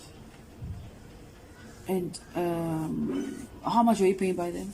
I was 380 Ghana. It was like 2015 thereabouts. Yes, please. And who was paying that? Sky Construction Group came in to sponsor us for all patients for over 6 to 7 years. Oh, okay. Yes. Okay. So it was more or less like free for all of you. All of us, yeah. Oh, okay. So now he's not paying again because he said he doesn't. They said he's owing for Kolebu. So now he's not paying again. That's what I heard. Okay. Yeah. So now you have to foot your own bills? Yes. Like since when? Since 2019. Yeah, 2019. 18 or 19. Yeah. It must be tough for you. Yeah. And even blood was starting coming from my teeth. Always blood. Always when I get a blood. Your gums were bleeding? Yeah, my gum was bleeding. Serious. And I even go off when I was on ward. I was there and I was supposed to go to dialysis. And that's all. I didn't see anything. So I got up and I was asking the doctor, I'm supposed to go to dialysis today. And the nurses are pushing bed coming to take me to mortuary. And I got up. Wait. I want to understand something. You passed out at the ward. Yes. When you regained consciousness, they were pushing your bed to the mortuary. Yeah. They were bringing another bed and they were taking me to mortuary. They had covered your face? No, now they don't cover face. They cover only from here to down. Because when they cover all the face, the people that are around they got afraid. So now they don't cover face. They only cover from here to down. And when you went off, what did you see? I didn't see anything. I didn't see. Even our pastor's wife was also there praying for me, seriously. Okay, so let's say it was a miracle that you even came back to life. Yes. Wow. Yes. So when you finally regained consciousness and then you asked the doctor, you were supposed to be on dialysis, that day. How come? And he said, when they are waking me, I'm not waking up. So immediately they declared you dead? Yes, they declared me dead. So they called the nurses to come and take me out. So when I wake up, I asked the doctor, I have to go to dialysis. And he said, you didn't ask your twin brother what happened? I said, no. Then he started explaining everything to me. What did your twin brother say? He was also shocked. He said the same thing that you also, just passed He even called my parents that I'm dead. Wow. He even called my parents that I'm dead. It hasn't been easy. Serious. Even if I sit down and he said I should get up and sit here, it will take the whole day. It will take the whole day. You're always in pain. Yes. I can say the body is dead because I can't do anything. If I lie down, then you say I should get up. It will take me the whole day. Everything is not working. Everything is not working. So, moving forward, how are you coping? Like now that you have to be financed, are you doing it yourself or your brother Achu is doing it, like supporting you financially? Where you getting the support from? Are you working now? I'm not working. My pastor's wife, who has been helping me 10 years now. Wow. Yes. So I go on dialysis once a week. It's supposed to be twice or 2 times or 3 times because I'm at the end stage. End stage, when you go to dialysis, 2 days, 3 days, then you'll be feeling weak. So I'm supposed to go 3 times a day. You only go once? Only go once. And end stage kidney failure. He's supposed to be on dialysis. I go on dialysis for like twice or 3 times a week. 3 times a week, yeah. But because of financial challenges, it has to be just once a week. Yes, please. And that once a week, how do you cope? Like, because I don't know, explain. The once a week that I used to go is not helping me, but I have to manage. Because you don't have a choice. Yes, I have to manage. And the water that they say I should take, I even take less than that. It's like how many bottles of water a day? The small bottle a day. Just one? Just one a day. Wait, you're supposed to drink just one, the small bottle? Yes, like pure water sachet. Yeah, one a day. 1 sachet water a day? Yes, please. Because I don't urinate 10 years now when I was diagnosed for kidney failure. You haven't urinated before? No. 10 years. But are you able to use the... Yes. But you don't... I don't urinate. So it's the machine that is doing it for us. Wow. This is serious. 10 years. 10 years. Because having the urge to pee and, you know, like, you know, one thing, sorry, not to remind you of anything, but you know, anytime you have to pee, you're relieved. Yeah. But having not to pee for 10 years. You feel like you want to pee, but it will not come. Yeah. Then you'll be feeling pain. In your lower abdomen? Yes, please. It will come. If it will come like a drop. Then you're always in pain. Yes. Sometimes I can't even sleep. When I will be walking to daybreak unless I get dialysis before I will be free. Wow. Honestly, I don't know.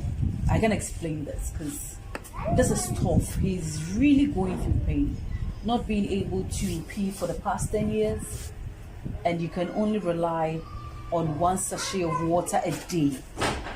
Come to think of it, this is serious because even if you're thirsty, see how your body reacts, and having to depend on just 1 sachet of water. Eche will still continue his story after this break.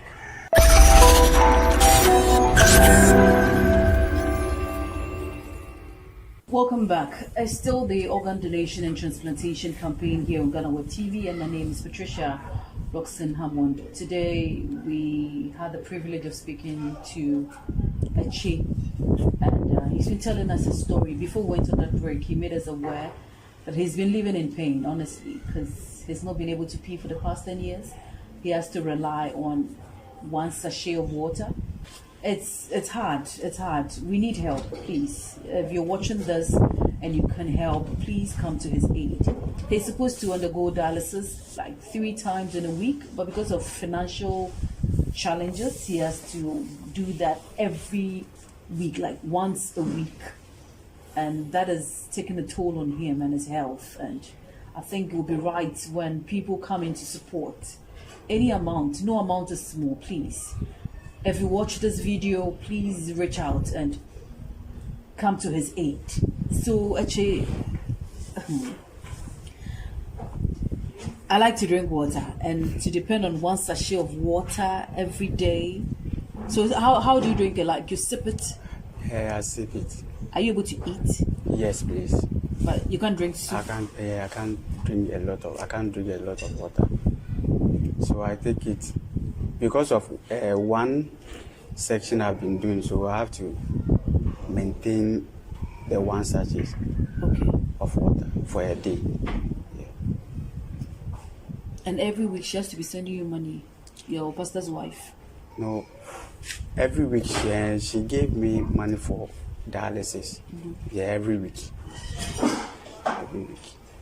So I normally go on Wednesdays, only Wednesdays. Okay. I'm supposed to go Wednesdays and Sundays, but because of financial, so I'll go on only Wednesdays. So when Kolebu Dialysis Center, we heard broke down, what happened to you? I went to private hospital at Achimota, and their own the cost is higher than. How much are you paying? 660 Ghana. Right now, how much are you paying at Kolebu? 491 Ghana cedis. Okay. So that one, so you had to go once in a week. Yes.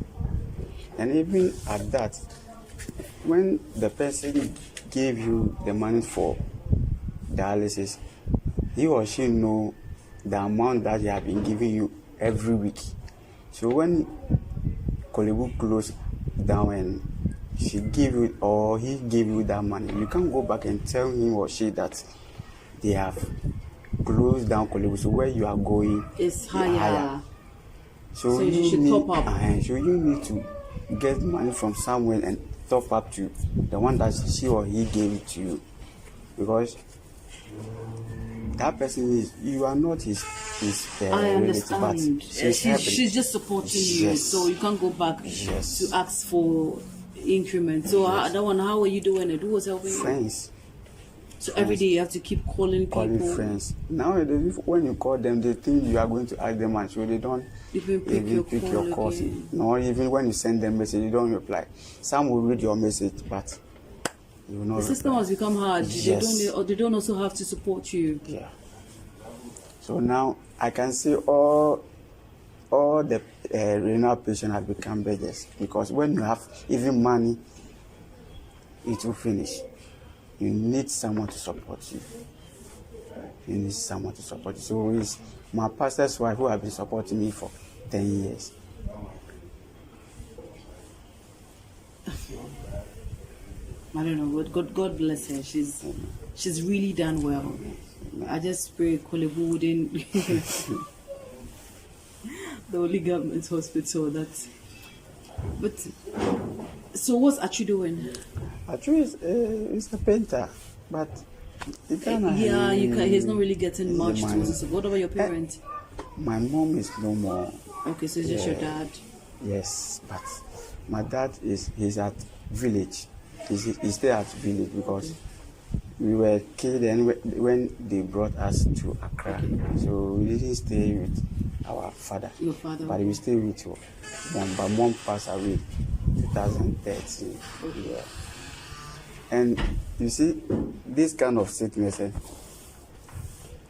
when you get this sickness, sometimes even your family will not support you.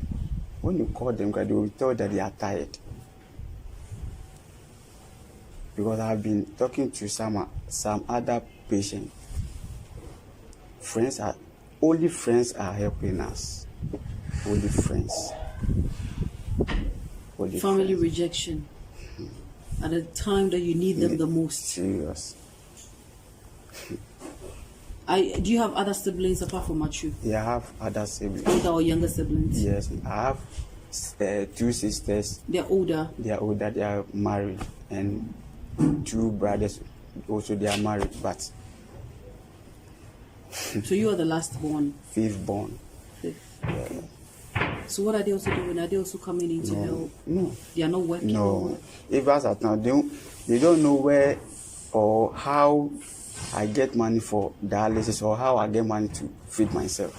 Do you have their contact? I have their contacts, but when you call them, the same story. They don't have money? No. I can say they have money, they don't have money. Because they are not having a job that can fetch them a lot of money. So To support you. yeah. So I don't even call them. So if I need anything or if I need money for my dialysis, I just call friends. Because if I call them, they will tell you they don't have money. So And in this case, to the friends that you like to even rely on, apart from your pastor's wife, are now also not answering your calls. no, they are not answering my calls. They are not.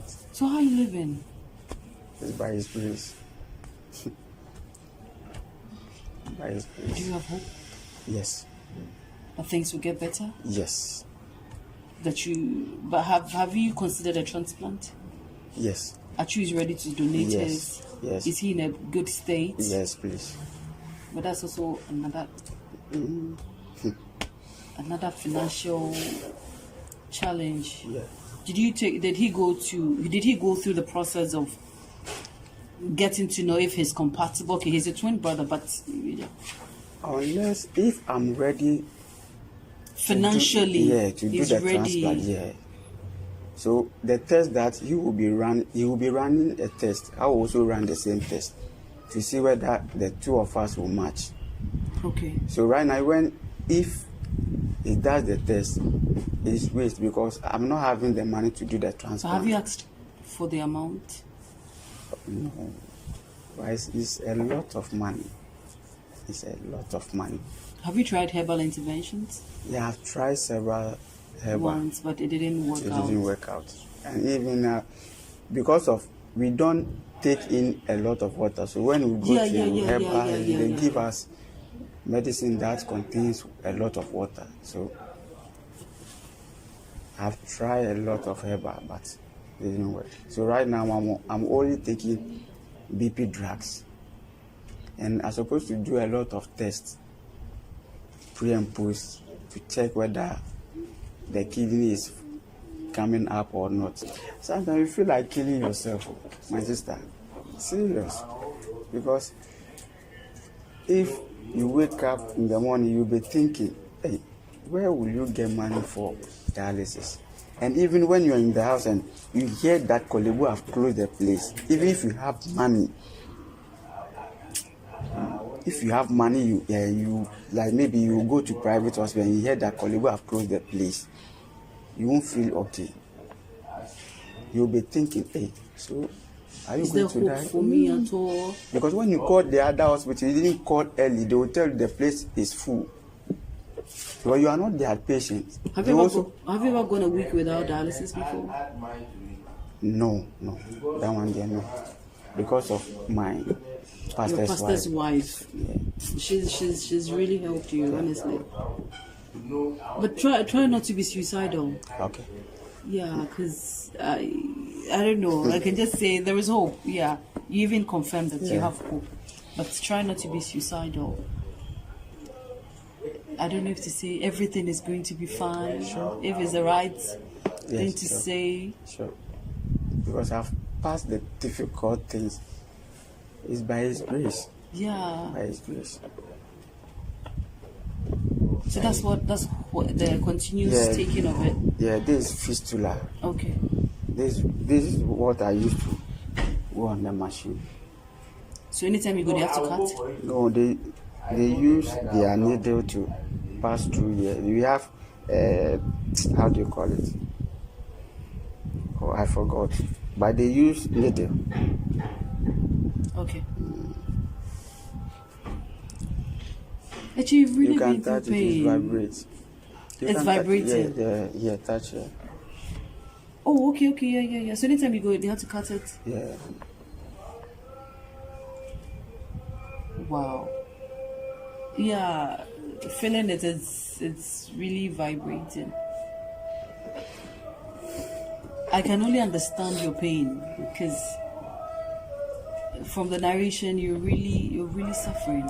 But try not to be suicidal because there is hope. I know things will get better. I know things will get better. I know people after watching this, we just hope and pray that they will come to your aid, like try and help you.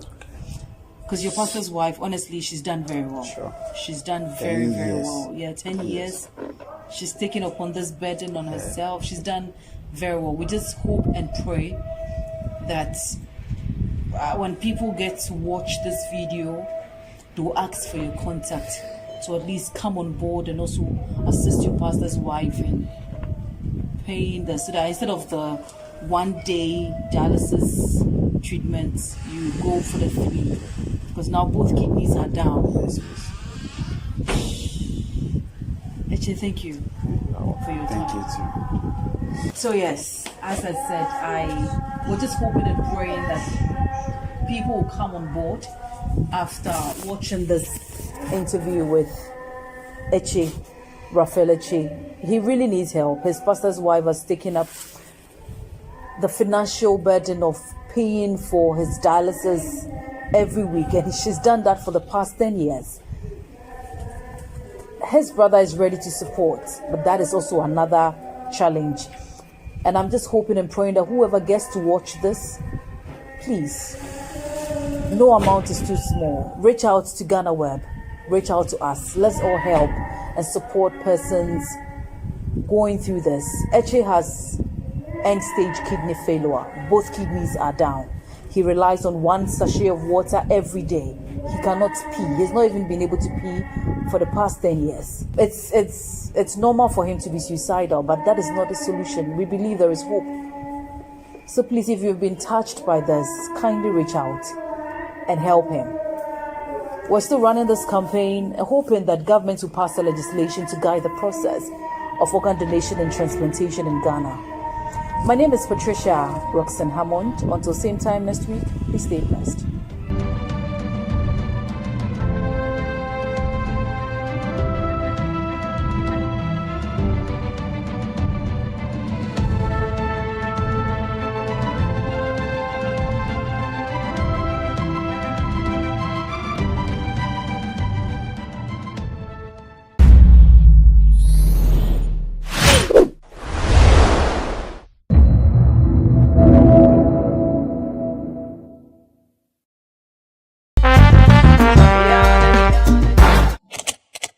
Last time for no, omo te say onipa waji schedule. Oye dia 1 day o me years atwede. On fa nkodu enko fa nko wie pa da. Say dey emre bi asem agyan. Obo penalty money bo po no. Since that day, last time for Debi. Udi agro. Na o ma open for kra anwo by force on Ogumase. Coach ni dey, udi so coach na nkasa onu ankasa oni angije onimu. O hwe ni TV so no okasa kra, udi so onye confident. Onye nipa mente bro the ba onye nipa wo confidence bi ewo ni mu because the way obesi akasa the way obesi as a bema pa wo gina so ni trimu a obotinu sakola ba hu ni echo hu so ya bema ba ni mu no o to sini bebre o to ni confidence bi a wo ni mu coach na tell you something oh man no pa ne ba bi ntan na onko ro na yire ma anko di odo.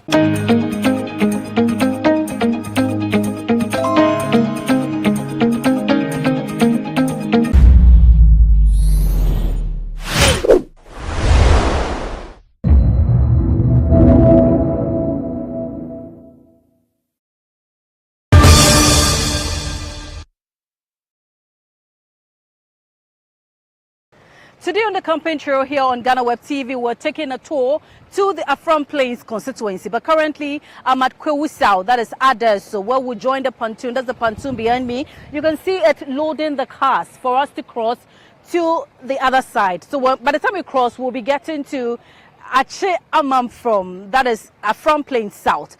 But this time around, we're concentrating on Afram Plains North. We'll be speaking to the Member of Parliament for the NDC, in charge of the Afram Plains North in the person of Betty Crosby. We'll be interacting with her constituency. We want to see some of her achievements and her 8 years in office, what she's been able to do for her community. Join me as we board this pontoon. It's my first time actually. First time in Kwewu South, first time going to join a pontoon, first time crossing over to Afram Plains. I promise you it's going to be an exciting journey. Let's go.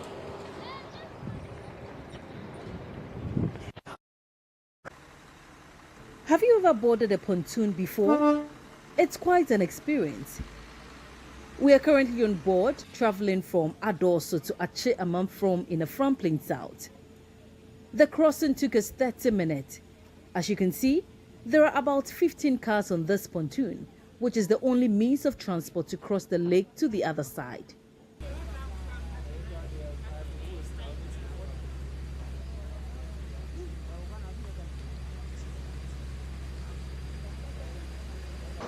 This is the London site for the pontoon. We'll all be getting down here to continue our journey to Afram Plains North. This is Achi Amamfrom, a community in the Afram Plains South. As you can see, the cars are moving. We've just arrived at Achi Amamfrom and are continuing our journey to Afram Plains North. The drive on this deplorable road has been challenging.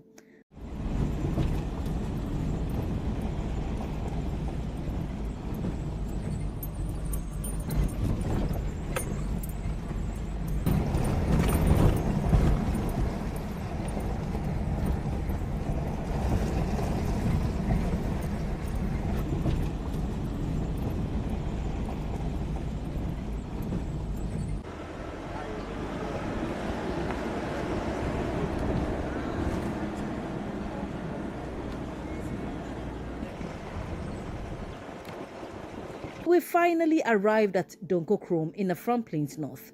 Now, let's speak to some residents to learn about the challenges they face.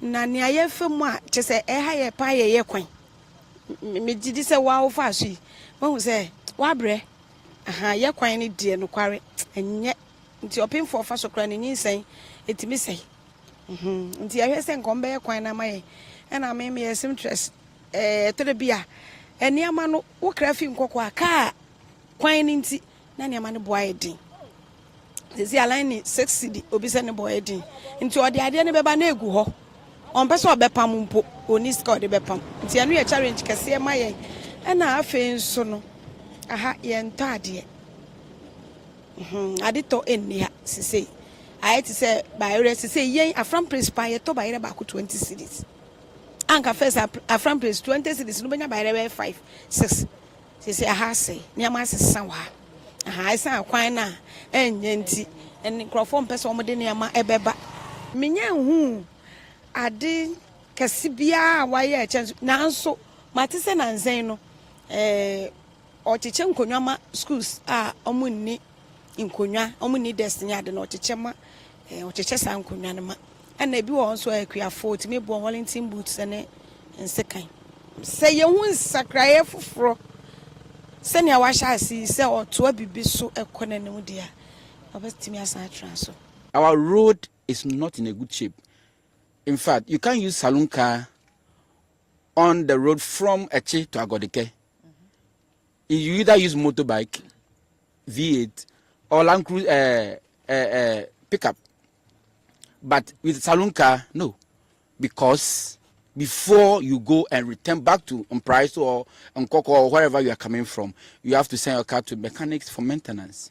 Okay. Either your shocks will spoil or your air condition not be working again because it has passed. It's beyond a pothole. It's not manhole. So in fact, we are playing with the government. So I believe that when she's voted into power, she can do best. And when NDC comes to power, she can do very well because there has been cheap compounds around. You go to Abutanso, there's a cheap compound. When you go to the islands, I think Adolfo. He's putting up a cheap compound over there. You go to... In fact, she was even the person who lobbied the E-Block to Mim Chemfre. So honestly, for her, she's doing well. From opposition, I think she's doing well. If the people will be so appreciative, she should retain it. Or they should retain her. Okay. Because working from opposition is not easy. Afram Plains as a whole, the main challenge is because I have a farming community.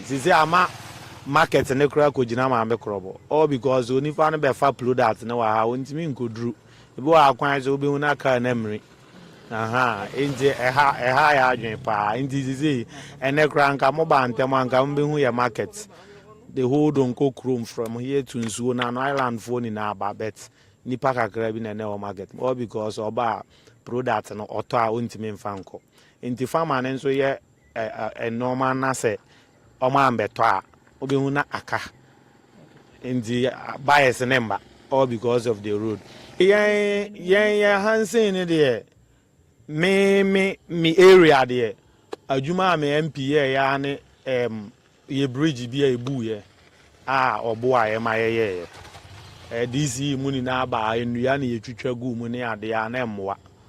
That was me fan last year no but we no free money there me there me ma hunu we no free mo there me nsan hu bibia wa ye wodonko krom to ade mra ekosi amankwa road no me hu bibia wa ye hosa. So the tour still continues, and this time around I find myself in a hairdressing salon here at Donko Krom, and I have the madam here. Me pacho problems being pan or Donko Krom ha. Yo, me pacho problem ni di kan ye kwan. Madam ye kwan nya kra. Yes ramo. Sambadu ma ye kwan ya ma ye ho beto yen. Ye ho beto ye pa na ye to so mienu. Wo hwe ye nso ye deda ho nso deda rano ha. Ye fuo pa. But e kwan ni nti mi mfa bi nko ba bia. Nti ye besre say na ejuma nso nka emra ha na youth ni nya binye. Ejuma ni ha nti youth no e okada nko ano mo ye wa ha. Ene ade nti ye besre mo. Sa ban ti ye nka afam place e mobo asa de ye nka Ghana kra ho. No kreni na ye kwan ni na ye ade challenges e ha ye pa. Oh, obi si kwan so sesi aso ye kwan na ma ye de a ye beto ama no. Me am gina we. Me si this ye me nto aba because me hu ade papa me to me ni de me te ai.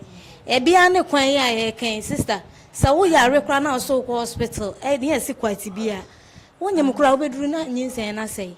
Enti nie on be yama am motivate me am de beto aba no. Wo do mo fa ayinsi kwan so mo start aye kwan ye beto aba.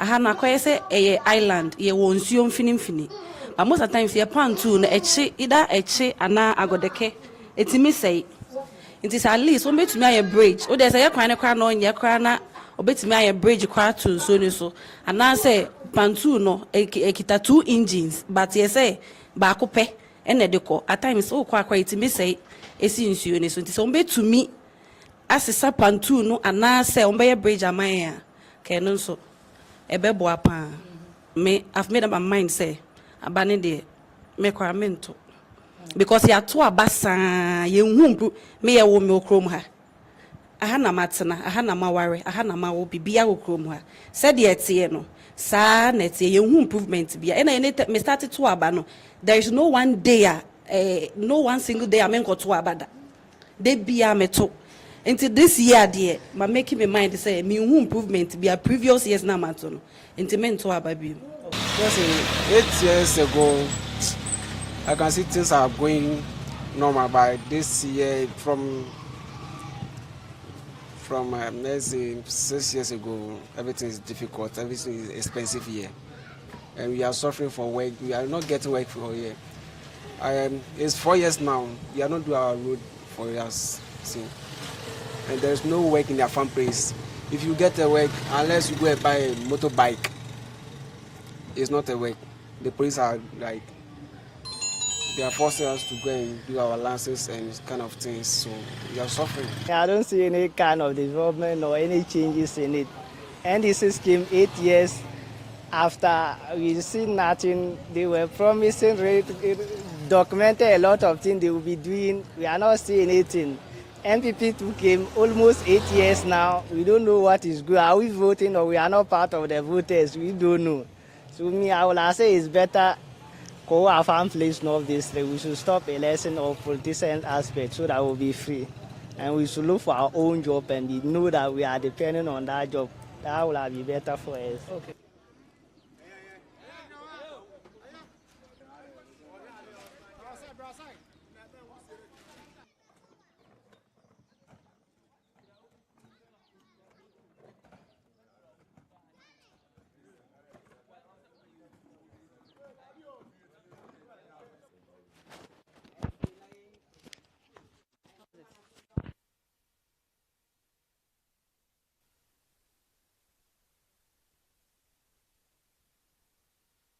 Honorable, welcome to the show.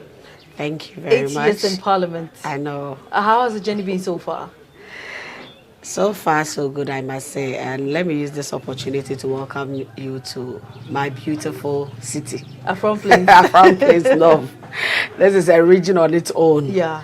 A lovely place, lovely people, good, great food, a lot of opportunities, resources that all in the end needs to be enhanced and established. So yes, you are welcome. Thank you. Indeed,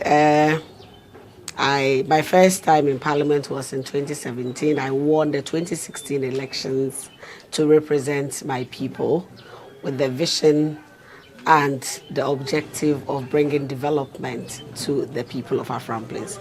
Of course, I'm sure you have taken the opportunity and the pain to go around, and I am certain you have observed the deplorable nature of, I'll call them the basic infrastructure within the district.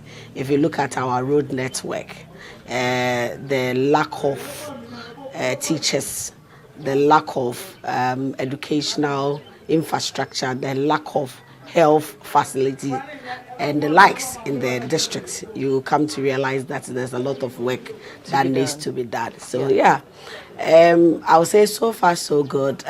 We have been able to extend some sort of support and assistance to the people, not forgetting the fact that we have been able to project for the attention of the general public and the government, for them to appreciate the challenges and the needs of the constituency. I think for me, that is my take home. Okay. Because as a member of parliament, there's little to nothing I can do.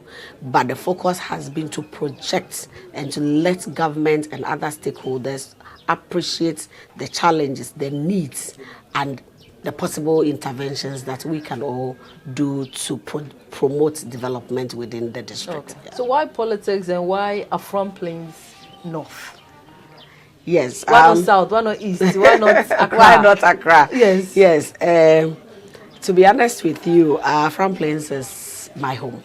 Oh, okay. Yes, Afram Plains is my home. I was born and bred exactly in Donkokrom here. Okay. My mother, the late Madam Grace Crosby Mensah, and my father, this is where they met. Okay, sure. And my father happens to be the first MP for the Afram Plains North. He actually came, settled here, and worked here. And he met my mother. On the ticket of the NDC or MPP? On the ticket of the NDC. Then let me just say, you've taken over your father. You've taken over from him. Sometimes I wouldn't totally agree with you. I think that I am on a journey of my own, but to some extent I would say that probably as a daughter to a politician, I am inspired by what he did. I am inspired. I'm inspired. Yes. So yes, that is how come I decided to contest. Being a native of this district, seeing the lack of development within the district, I felt that as a very forceful woman who sees development as the bedrock of every society, felt that I could also add my voice to attract the needed attention to the district. And basically that is why I decided to contest. And the people supporting and believing in my vision decided to vote for me. I can see you are preparing to go to the islands, but I want to find out what has been your greatest achievement ever since you decided to represent the people of Afram Plains North? Sincerely, I wouldn't want to boast of much because there's a lot that needs to be done. Okay. If you look at the various challenges, as I earlier on stated, there's a lot to be done. But in the meantime, I must say that I have been able to draw the needed attention. Okay. Previously, we've had the experience of NGOs coming here under the pretense of rescuing children on the lake and taking our children to places that we have no knowledge of. I have been able to stand firm for the general public to know that yes, in as much as we might have some challenges pertaining to issues of trafficking, that is not an absolute situation. I believe sincerely that if communities are developed, if the needed infrastructure, the basic amenities are served to those communities. Such issues will be, a thing of the past. And so those are some of the things I will call my greatest achievements. Okay. In fact, being able to sensitize the people on their basic rights, being able to encourage them to make demands of and hold governments accountable. It's something that I pride myself in. But not forgetting the fact that I've also been able to extend some support in terms of bringing quality health care to their doorsteps. Indeed, we have one major health facility, which is the Donkokron Presby Hospital, that serves over 1,000 communities. Okay. I say 1,000 communities because it serves both the Afram Plains North, which hosts 575 communities, and the Afram Plains South, which also have over 300 communities. And so altogether, this one Presby Hospital is serving this number of population. I felt that it was woefully inadequate. So in my capacity as the Member of Parliament, I have been able to complete 3 CHIP compounds. Okay. We have completed one on the Dwarf Island, that is Adamupe, to be precise. We have completed one at Fasubato, which is not too far from Afram Plains South. We have completed one at Abotanso, and handed all these various health centers to the Ghana Health Service. And I'm proud to say that they are currently filled with Ghana Health Service staff, and they are providing health services to the community. So I think that it is an area I pride myself in. Okay. Another area, of course, the challenges are many. Yeah. Out of the 575 communities, we have less than 80 communities that are established with basic schools. And so it means we have almost 400 plus communities with no schools.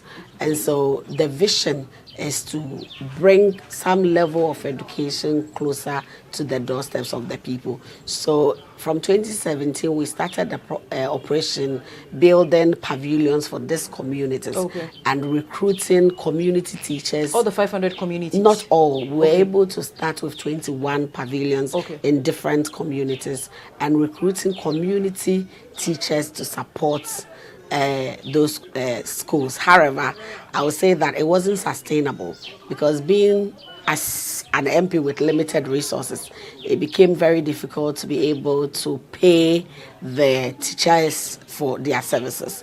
And so we have written letters to the Ghana Education Service. And if you follow my page, you realize that there are a number of times I have called on the Minister for Education to at least, if for nothing, post teachers to our various communities. We have a teacher deficit. Out of the 80 communities, we have more than 513 teacher deficits. So yes, education is absolutely a challenge. And I believe that when the human resource is developed, that is the beginning of development in general. Honorable, your constituency is large. Very Unfortunately, it's all across the lake, because you mentioned the Dwarf Island. That's true. One island to the other. That's all of them all of them make up the 575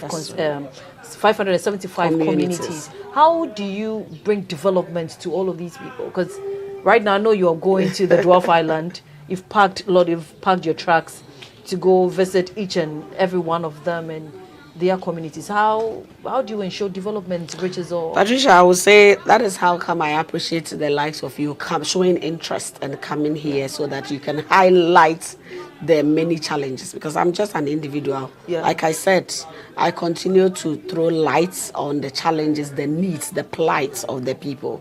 So it's up to benevolent organizations, citizens of this country, governments, institutions to do their part. And then the rest of us will continue to give our support. The little that I can do as a member of parliament is what I'm doing. Building pavilions, building health centers.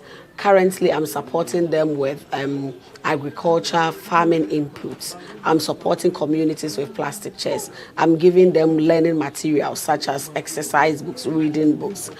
And, the few that I can, within my means, extend to them. But I would say that it's absolutely not enough to really move the people from their current situation to a better situation. Of course, we want to build a better community. We want to build a better society, and so if you leave it in the hands of one person, then of course we cannot achieve much. But I would say that whilst we are doing this, I am very certain that both governments and individuals who are interested in really seeing to the well-being of our country will also extend. Before I let you go, your we joined the pontoon to Ache Amamfrom, and I realized that the 105-kilometer road is in a deplorable state. Your people said you promised them that you were going to make sure that that road is fixed, but unfortunately they're not seeing anything. What do you have to say about that?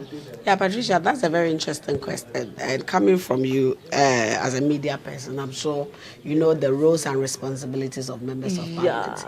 But I would say that in the year 2016, the NDC tailored the Afram Plains North. Exactly, I think on the page 56 of the NDC manifesto, that the Afram Plains roads from Amamfrom to Agodake was going to be constructed. And as a candidate on the ticket of the NDC, that was my message. Believing very much that once the NDC is elected into office, then it's something that was doable, or we could all work hand in hand to ensure that the roads were constructed. Unfortunately, the NDC lost power in 2016, giving a chance to the MPP administration to come to government. Indeed, I continued my bidding, persistence, advocacy, calling on the minister, and finally, a loan to the tune of 350 million euros was approved for the construction of a bridge on the Afram River and extension of roads to nearby communities. It was later on the minister came out and said that the funding was not coming, and that the complementary budget, which was about $92 million that was received, was being extended to construct the Jeso Konongo bypass. Of course, we spoke about it. As a member of parliament, that is all I can do. It is up to the executive arm of government to execute. And so if the executive arm of government feels that the Afram Plains is not their priority, there's little or nothing. But before the main thing was, they were supposed to bring that here to construct the road, and if they you check diverted the it. archives or the Hansard Department of Parliament from 2021, these were some of the arrangements and bills. It was an Exim Bank, African Exim Bank loan that we actually had an agreement approved, and to date, this is the situation that we are faced with. I would say that, yes, out of the 575 communities, I have over 222 on the island. So it's not just the Dwarf Island. The Dwarf Island hosts a total of 118 communities. And we have the Duja Island. The Duja Island also hosts a total of 86 communities. And so we have other communities that are also on the lake, but they have been classified as inland because the place is being zoned into 3. Afram Plains in totality is a 1/3 of the eastern region. So you just cast your mind back. If currently we have a total of 33 constituencies in the eastern region, and 1/3 is Afram Plains, then that gives you an idea of how huge the place is, with majority of the population being settled on the land, on the islands and on the lake. And so basically I think that government in general is not doing their best. I don't even think that, because my first time in parliament, what I did was to highlight the situation of Afram Plains and other riverine communities, and yet nothing was done about it. So I sincerely think that government as an institution is not even aware of the situation of Afram Plains. So we will continue to push, we'll continue to speak about it. To make sure your voice is heard continue in parliament, to advocate and make sure that exactly we represent our people to the best of our abilities. Finally, before I let you go, do you believe your people will retain you come in these upcoming elections? I wouldn't want to say I'm overly confident, because sincerely I believe I have served my people. If you have the opportunity to meet with like-minded people, my regional executives, they will tell you that within the Eastern region, we have a total of 8 MPs on the ticket of the NDC. Okay. And they will attest to the fact that I am their best MP in terms of my ability to deliver. Again, because of the nature of the constituency, everybody is looking at the road and the road network. But believe me or not, I don't know how many MPs have been able to build 3 chip compounds within a period of, say, 7 years. I don't know how many MPs have been able to build 21 pavilions. And as I'm talking to you, we have 3 classroom units that is under construction. One is at the, we have roofed it. We are yet to do the doors and the floor. But we have also started additional 2 in Avukope and Salepe that we are believing that at least we have molded the blocks before the year comes to an end. We should start building those classrooms. So yes, in terms of representation, I think that I have done my part. I've given my best. My mandate has been served to the best of my abilities. And so surely I am sure my people they have the confidence in me to deliver. And most importantly, when the NDC is back in power, which I'm sure in 2025 the NDC is coming, most of our challenges will be addressed. And so, of course, they can't afford to lose Betty Crosby Mensah. Thank you, Honorable Crosby Mensah. It's been an honor sitting with you. Nice, and I wish you all the best in the Thank upcoming you. election.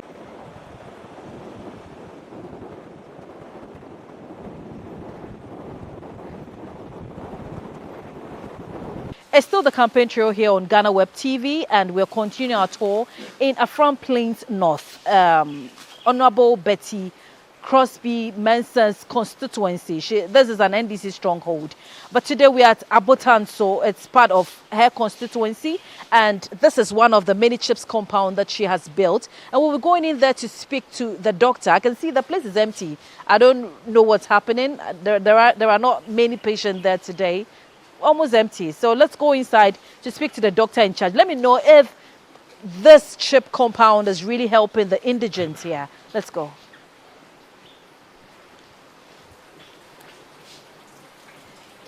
Hello. Hello.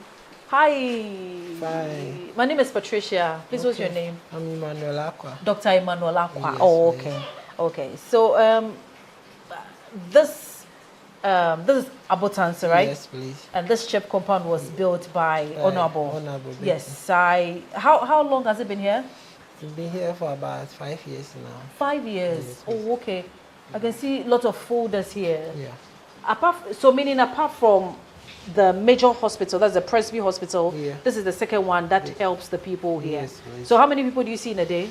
About 10 people. 10 people in a day? Yes, please. Oh, okay, okay. And the nurses, or you're the same person, you're in charge here, you do everything? A lot of nurses here. We are about 5 nurses. 5 nurses, okay. Yeah, we have 1 midwife. Okay. And then 2 enrolled nurses. Okay. Yeah, some of them on leave. The midwife is also on maternity leave. So I'm the only one left taking in charge on their behalf. We conduct emergency delivery. We have been taught how to conduct emergency delivery. So I will do my best. If in case it beyonds me, then I'll refer the person to local Chrome Presby Hospital. Okay. We will call for the ambulance or any. If the person can sit on a motor tricycle, we call for it and then we transport the person to the hospital. At times, most of the clients here, some of them, they have serious BP cases. At times, they will come here and then their BP will shoot to, let's say, 200, and then the systolic will be 200 plus and diastolic by 100 plus, and then they will be almost convulsing.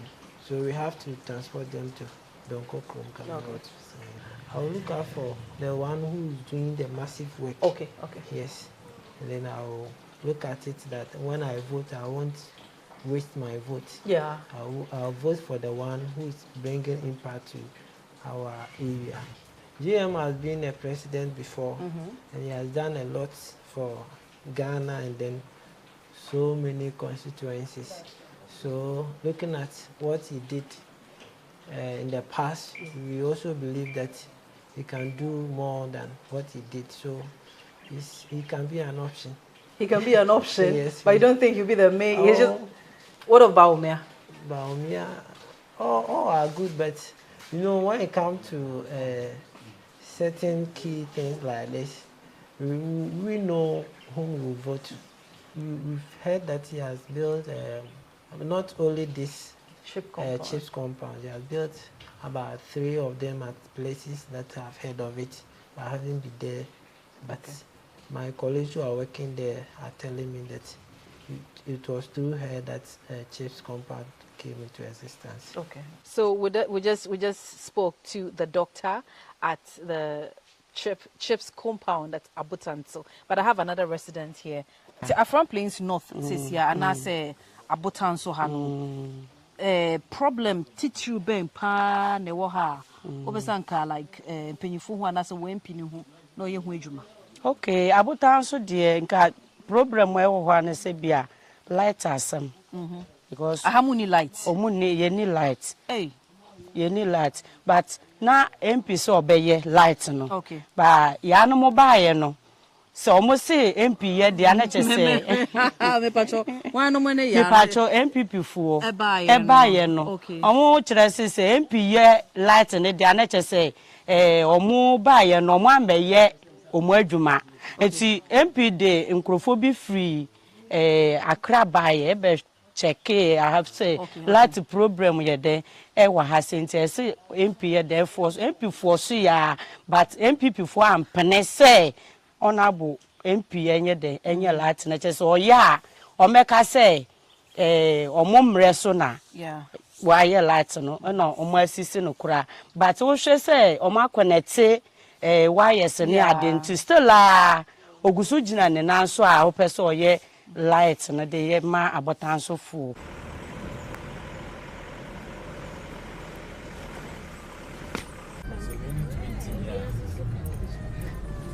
It's still a rainy day here. It has been hectic driving all the way from Donkokrom to Agalakopa through the woods and thick forests with no building in sight on a deplorable road. It's very serious. We are at, as I said, Agalakopa, and this is what Honorable Betty is building. There's a 3-classroom block. This used to be their classroom, also in a deplorable state, but she came to the aid of her people to build this, which is still under construction. According to her, she will be done shortly for the people in Agalakopa to start. They wouldn't have to travel all the way from here to Donkokrom. This will be their main classroom.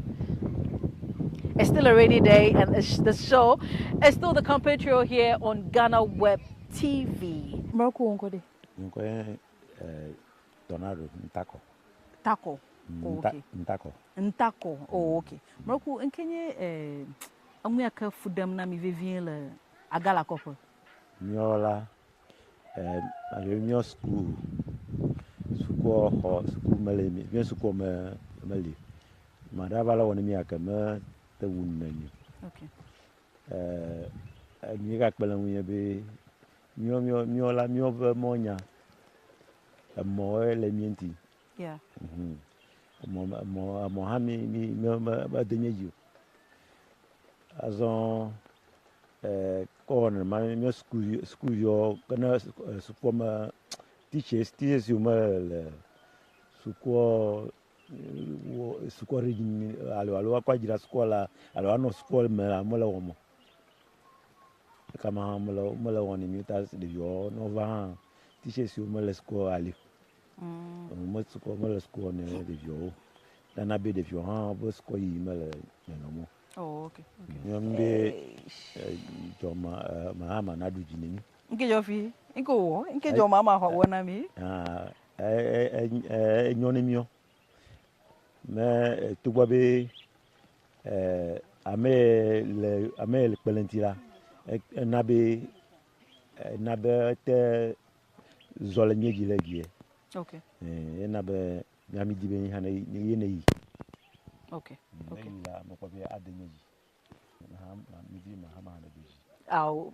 MP MP Glomala.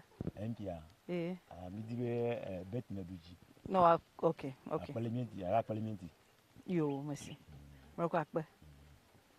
Mr. Ntako is letting us know that some of the challenges they're facing here at Agala Copper is the building. They want the 3-block building, school building that Honorable Betty has begun. They want it completed so that their children can also attend school. They want teachers here. They want their clinic so that they can also access medical care, as well as the deplorable state of the road. They want it fixed immediately. He believes JM is coming back to power, and I asked why. He says it's because of JM that Betty has been able to locate them to even come and build this for them. So they want JM to continue, as well as bringing much attention to the road for it to be fixed.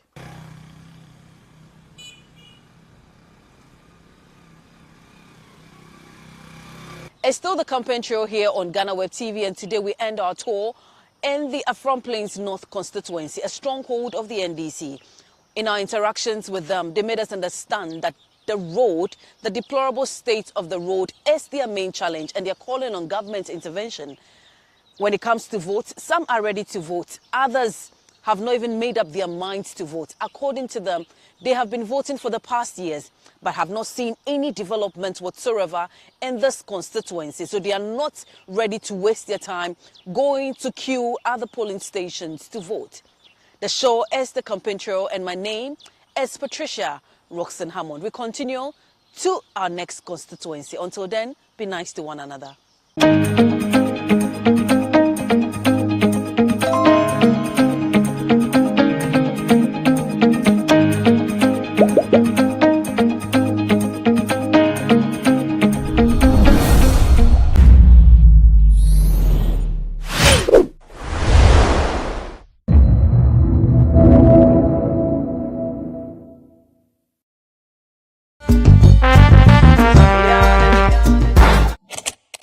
I wish everybody to open up his brain and think well and choose a good person who can take care of this country.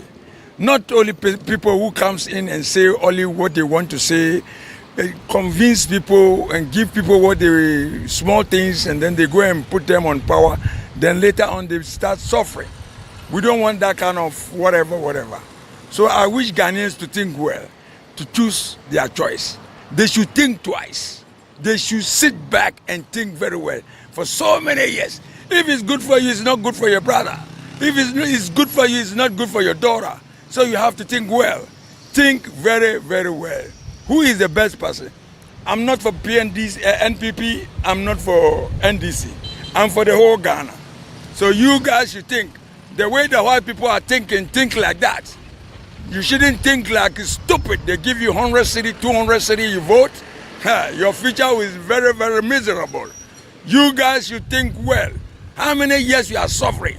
These people are for themselves. Don't you see the way their children are enjoying? You don't see what they buy for their kids? You don't see the cars they are using? And then you follow them? Think twice. Ghanaians should open up their mind. Not that only they say, hey, no. They shouldn't trust anybody. They should sit back and think what their father is earning, what their mom is doing, what the brothers are doing. So they got to open up their brain and wake up. Wake up. Not this guy or whatever. They should think well. The future is more great.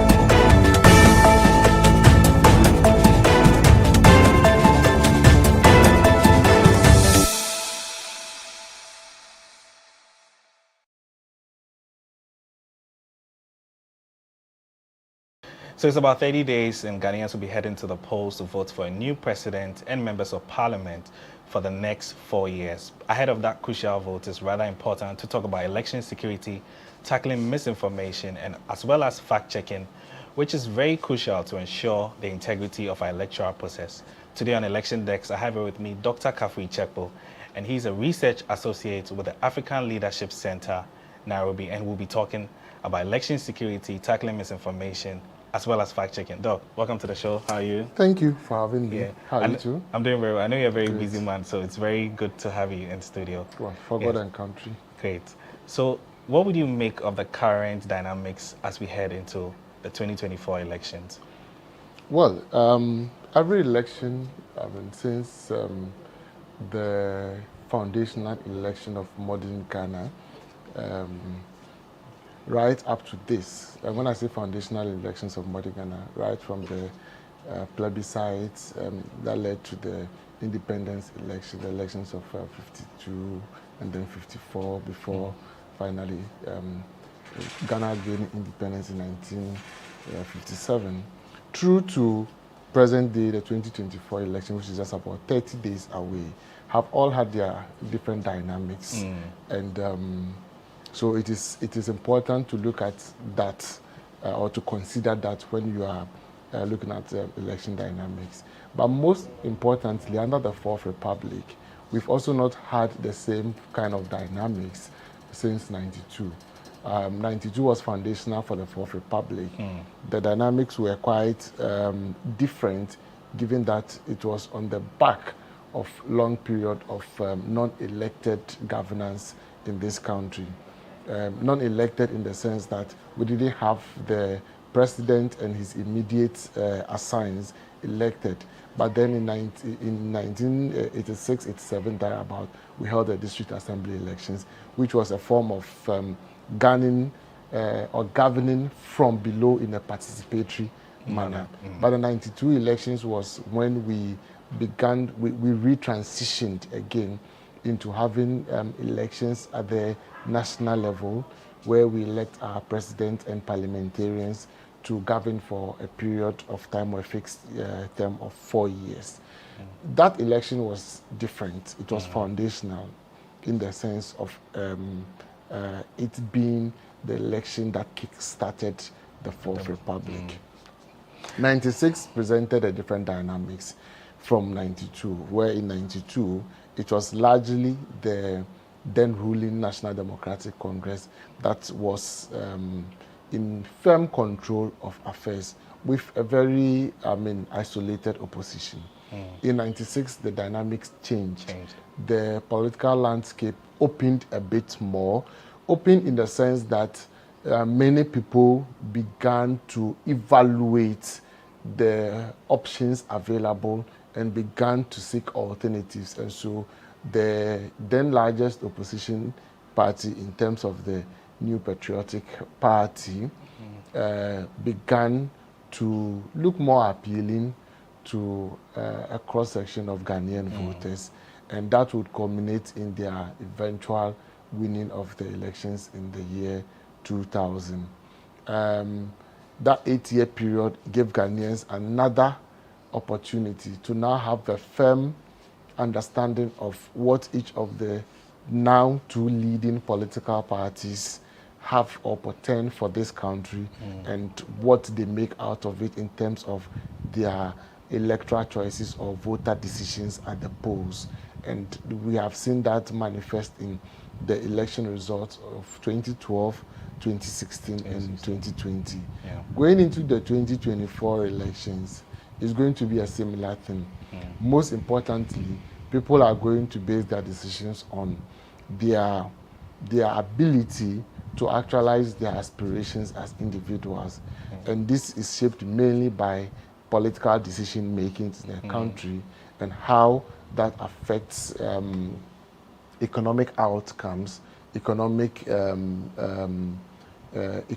issues, being how the economy is able to allow individuals, citizens who are engaged in legitimate businesses, citizens who are engaged in legitimate acts as is enshrined in the Constitution or as is allowed by the Constitution, to be able to make, I wouldn't say profit, but to be able to make adequate living, make livelihood easier for them, make livelihood what it's meant to be, that people can actually see progress in their income status, see progress in their livelihoods. People can be able to have an assurance that over their life course, over their working years, they can actually see progress in their lives, and they can retire happily, having worked and having worked and received the fruits of their labor in ways that are satisfying. Yes. So I think for this particular election, the main dynamics or the main issues that are going to shape election outcomes, all other things being equal, would be economic issues and political or governance decision making. Great. Great, Doc. So you've touched on some of the sentiments that you are witnessing for now, but let's come to misinformation. You know, every election cycle has its own issues that it comes with. We tend to often have misinformation, disinformation, and all of that. How significant is this going to impact on this particular election cycle, just as it has in previous ones? Well,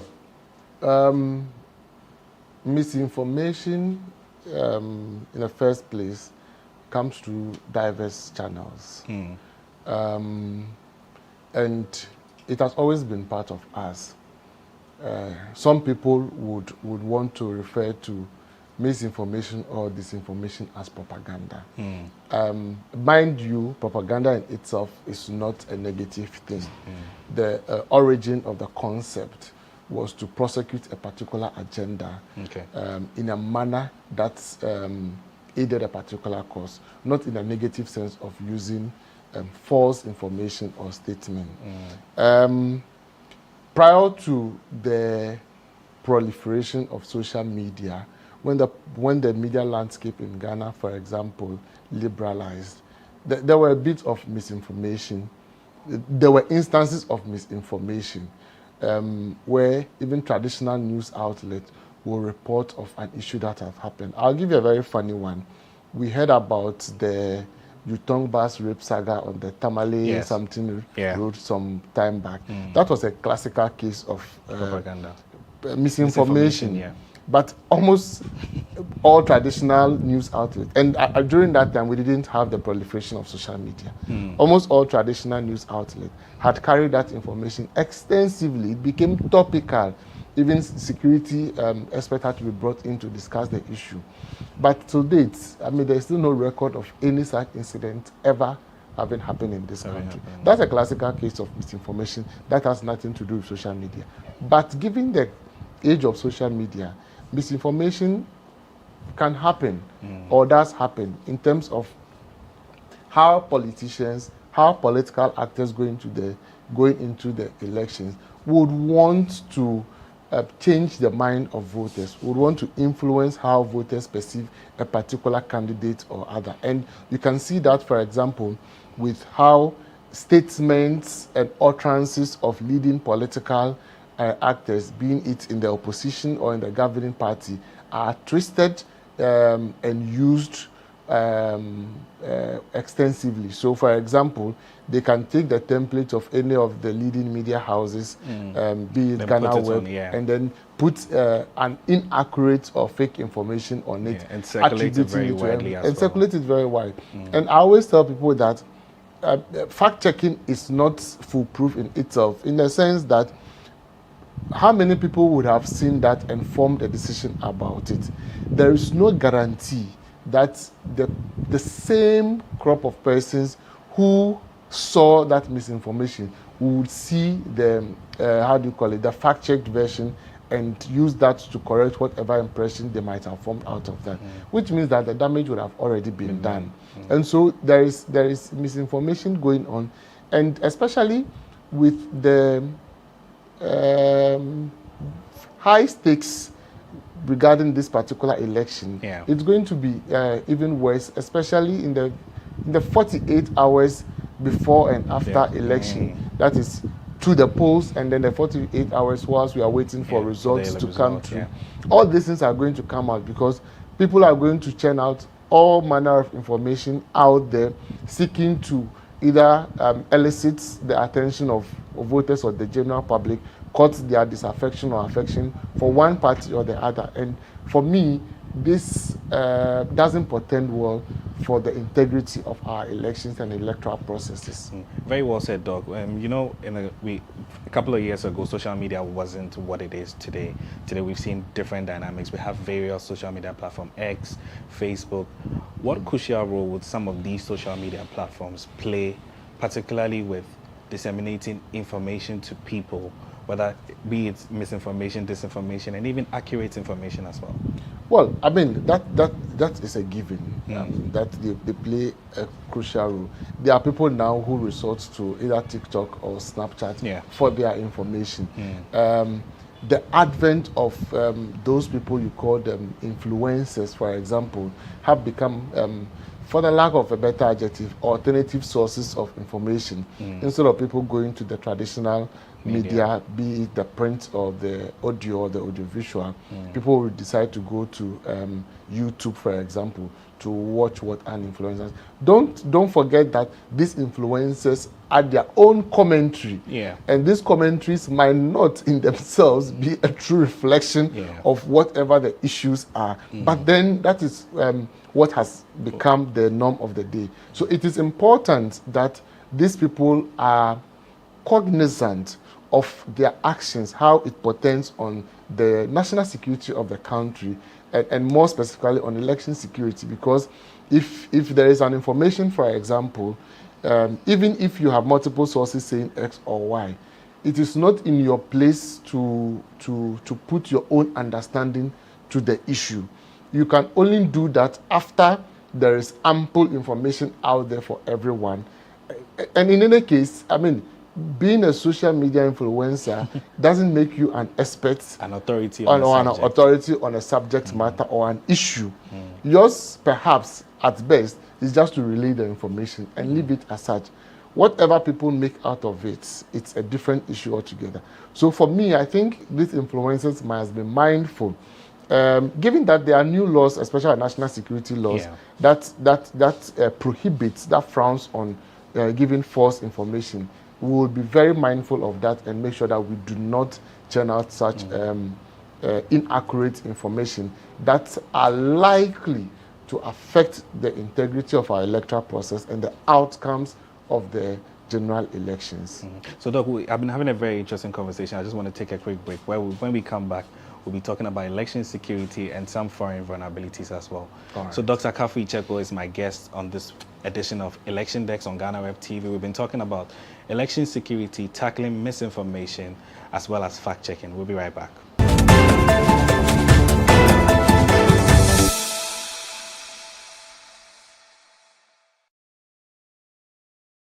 Welcome back on our break on Election Dex on GhanaWeb TV. I am Maoli Aholemek, and my guest is still Dr. Kafui Chekpo, and he's a research associate with the African Leadership Center, Nairobi. We've been talking about election security, tackling misinformation, as well as fact-checking. Doc, I was having a very interesting conversation with you. You're talking about social media and all of that. Now let's move to the real issue, which is election security as well. Going into this particular elections that we have on December 7th, what measures do you think should be put in place to ensure that the integrity of our elections is very secure? Well, I mean, in the Fourth Republic, election security has been on two scores. One has been the physical protection of the election materials and the immediate space of where the voting takes place. And so that is why during election days, security personnel are deployed to either accompany the electoral materials or at the polling stations where actual voting takes place. That is one aspect of election security. The other aspect of election security that goes to the core, the sanctity of the electoral process is about stakeholder engagement. And you would realize that prior to the last couple of years, we had IPAC as the main avenue through which stakeholder involvement goes. Because that is where the real security takes place, where you are able to instill confidence. All parties to the elections are involved in the decision-making process as to how the electoral process must run. They are involved in the decision-making process as to what issues or what processes must be put in place to ensure that the electoral process runs smoothly. This decision, having been taken collectively by all parties, is the surest way of guaranteeing the electoral sanctity or the sanctity of the electoral process in this country.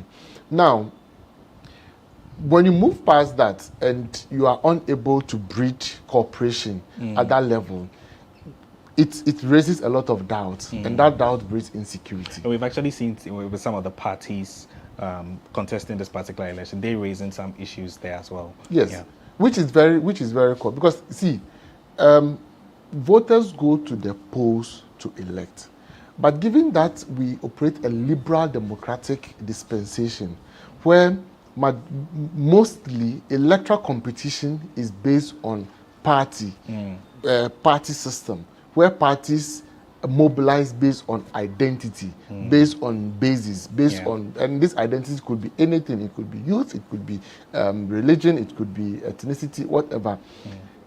It is very important that you put in place measures where these primary stakeholders, so there are two forms of primary stakeholders: the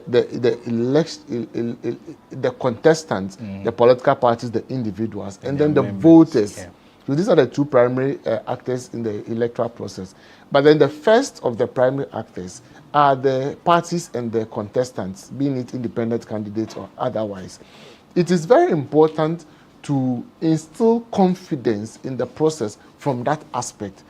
That, in a way, has a correlating effect on voters' own confidence in the process. Because at a stance, voters are also politically aligned, and how their parties communicate to them is also very important. So if their parties have full confidence in the electoral process, and that is transcended to their members who form the core of the electoral base, that in itself calms tension, gives an assurance or gives a measure of assurance, and people are able to fly with it. Now, if that is not done, then we have a recipe for disaster. That is one aspect of it. The second aspect of it is also when even the so-called non-aligned voters or the floating voters or the independent voters, the special 5%, very good. It also instills some form of confidence, so that if they go to cast their ballots on elections day, they have assurance that whatever decision is it that they are taking is indeed, that is what is going to reflect. But then when that assurance is missing, we are on a time bomb. That's when we tend to see some of the issues pop up. The disputes and the conflict arising. And especially when the stakes are very high this time around for our election. No party is really in a commanding lead. Already they are split in the middle in parliament. That in a way shows the measure of their strength in the various constituencies, right? Because the elections cover the 275 or so constituencies, and if they are split in the middle, it tells you that that is a measure of one way of measuring their strength across the country. Now, beside that, it is important that the Electoral Management Institution, which is the EC, which is the Electoral Commission, and its assigns are sensitive to the national security of this country by ensuring that whatever processes, whatever actions, decisions that they are taking is in the paramount interest of the country and no individual.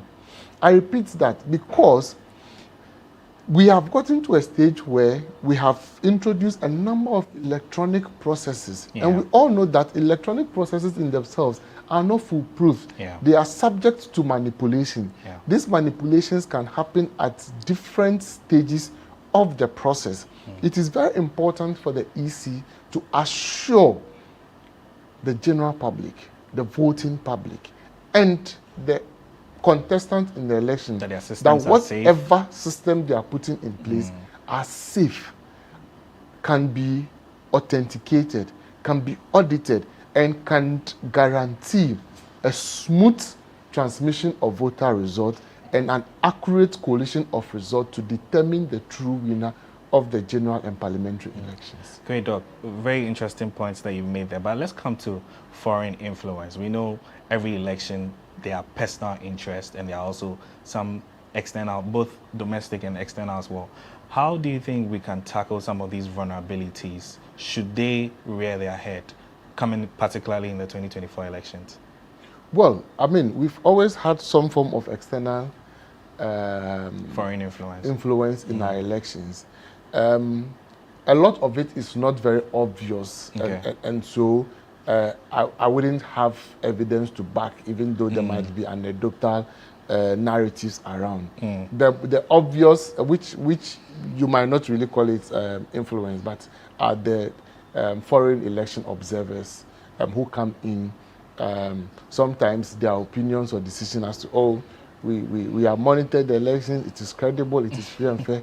It's a form of interference, and in a sense that at the end, even though citizens of that country may have issues with the process, an external entity would come and tell you that, no, we think that the process is fair. I don't think that in itself augurs well for building or consolidating our democratic practice in this country.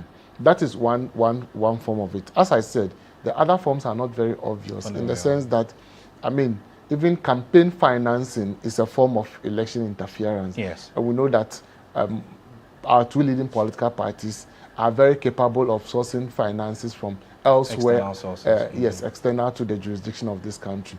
That is a form of influence. Another form of influence is that, I mean, almost all the traditional media houses pick their foreign information or their foreign news from the established media houses, the external ones, right? Be it BBC, whatever. CNN. So whatever misinformation that CNN or BBC, I mean, those organizations are not foolproof from churning out misinformation or inaccurate information.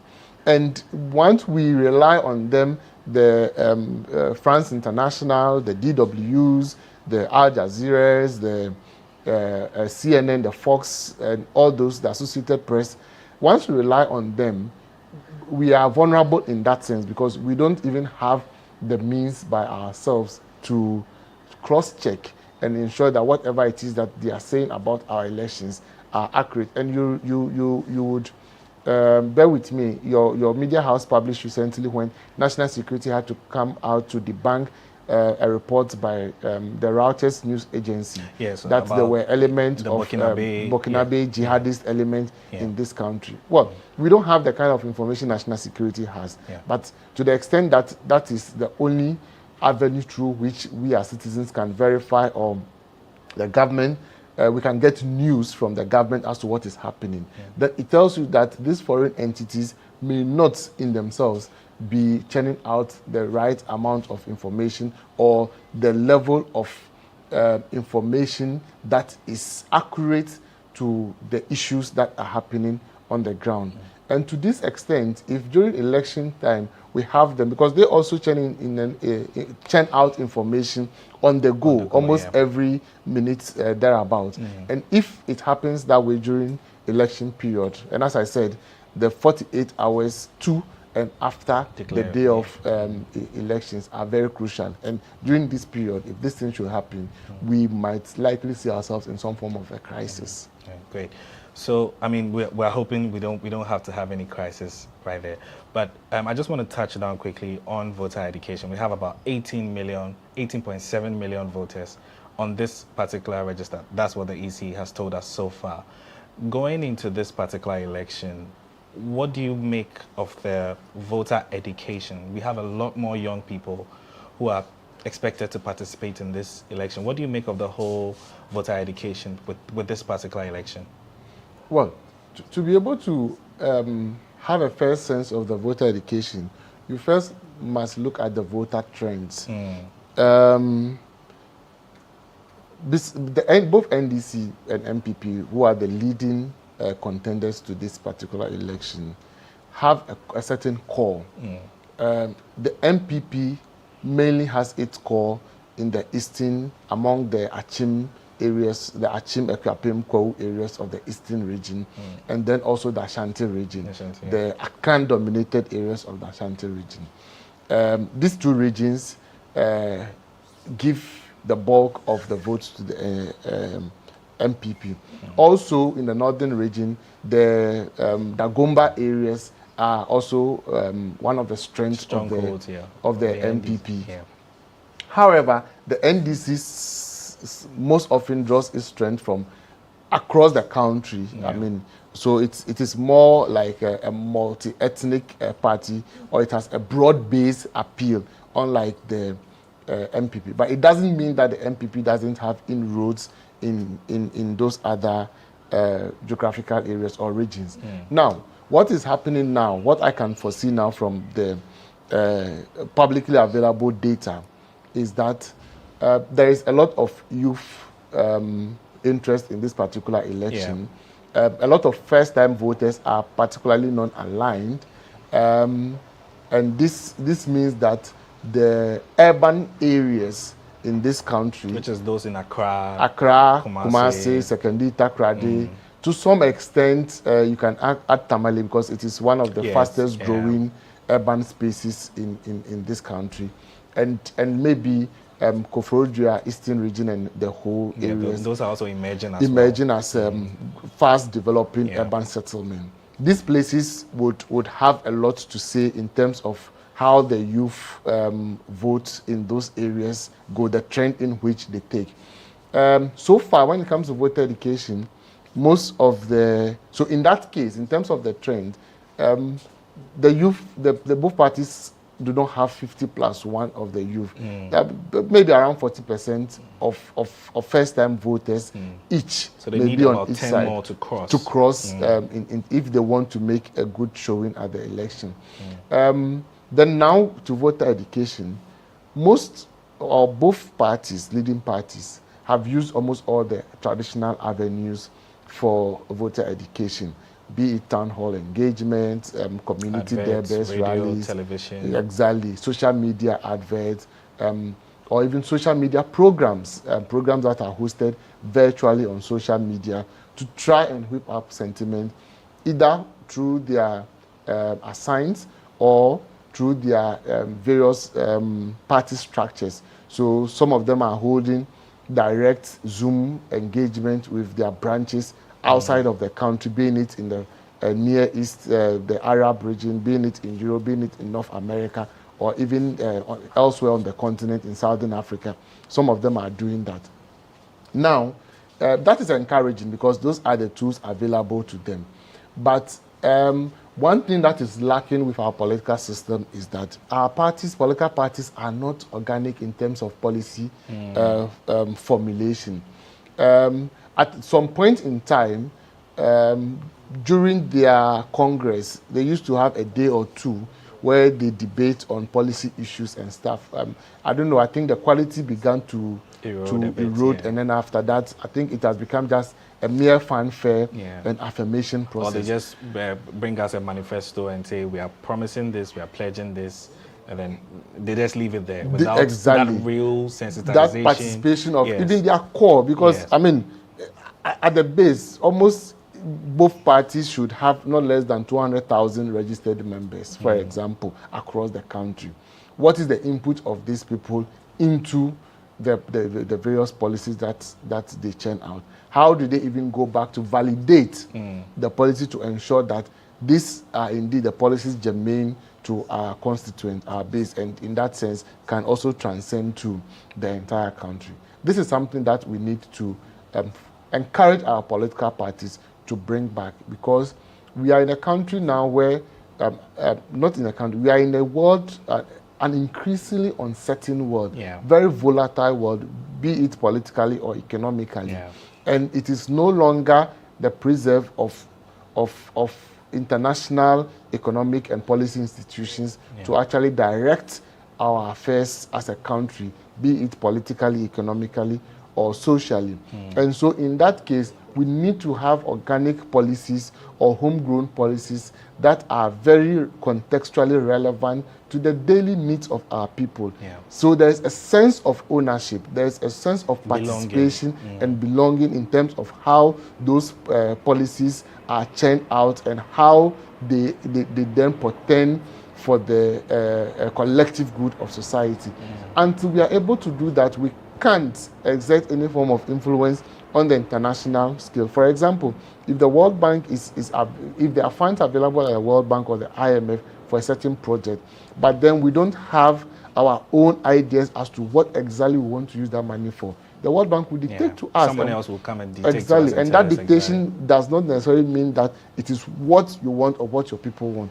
But when you have your own ideas, when you have your own programs that are very pragmatic, programs that are very beneficial in terms of their conception and everything, then you are making inroad towards self-sufficiency on that score. And once you're able to do that, even if you go and borrow, you know that the policy has inbuilt mechanisms to be able to pay back those money so that the country doesn't become ridden with external debt to the extent that our cedi becomes one of the worst performing currencies.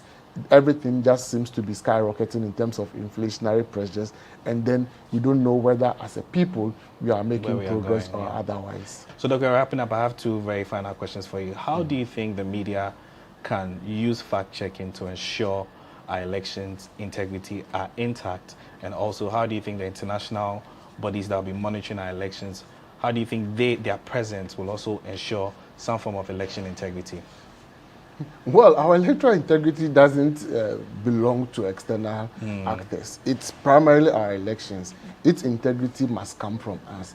It is our actions, it's our decisions, it is the processes that we put in place, how those processes are foolproof, how those processes are actually germane to our context. That is what is going to guarantee the integrity of our elections. So it's our own doing. Yeah, it's our own doing. Foreign observers are just like catalysts in the process. Like a referee. Yes, they don't really add anything or take anything away from it.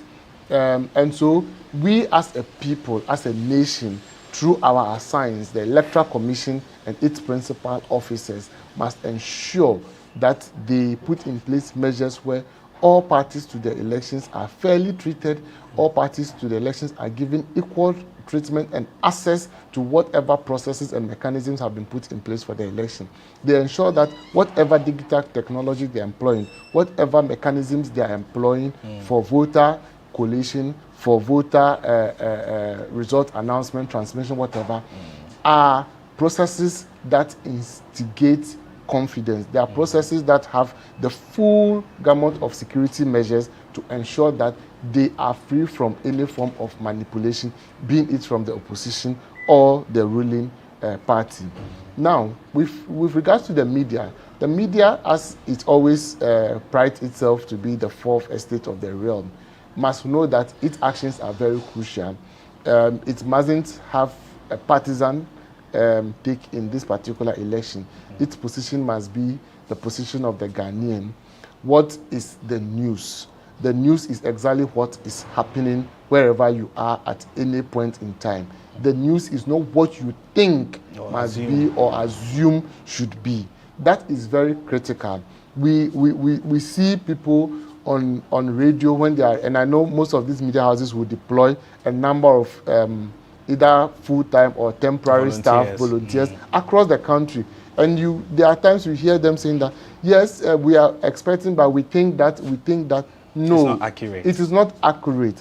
Tell us exactly what is happening, because that is what is going to ensure that people are not overly incensed about what is happening.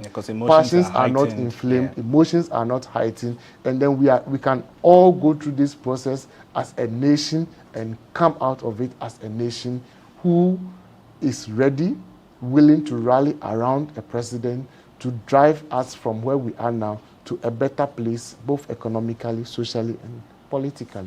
Doc, thank you so much. Thank you for having me. It's been very interesting having you and getting your insight on the elections as well. It's a pleasure. Okay, so I've been speaking with Dr. Kafui Chekpo, and he's a research associate at the African Leadership Center, Nairobi. And we've been talking about election security, tackling misinformation, as well as fact-checking. He's been my guest on this week's edition of Election Dex on GhanaWeb TV. I am Mauli Aholimega. Many thanks for watching.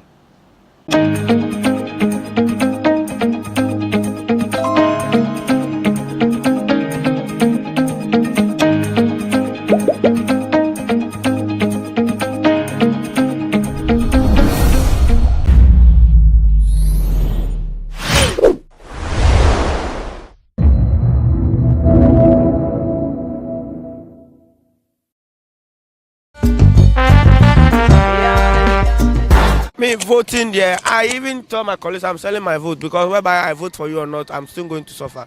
So when you give me an amount of 1,000 and I vote, I think I have something better in it. Whereby me going to vote just free like that. No, I will not vote free. When you give me money, I'll vote for you. I'm selling my vote. That's to me. Because after all voting, I'll just come back, ride my motor. It's not like I don't have good grace. I'm having good grace in the house. Nobody to help.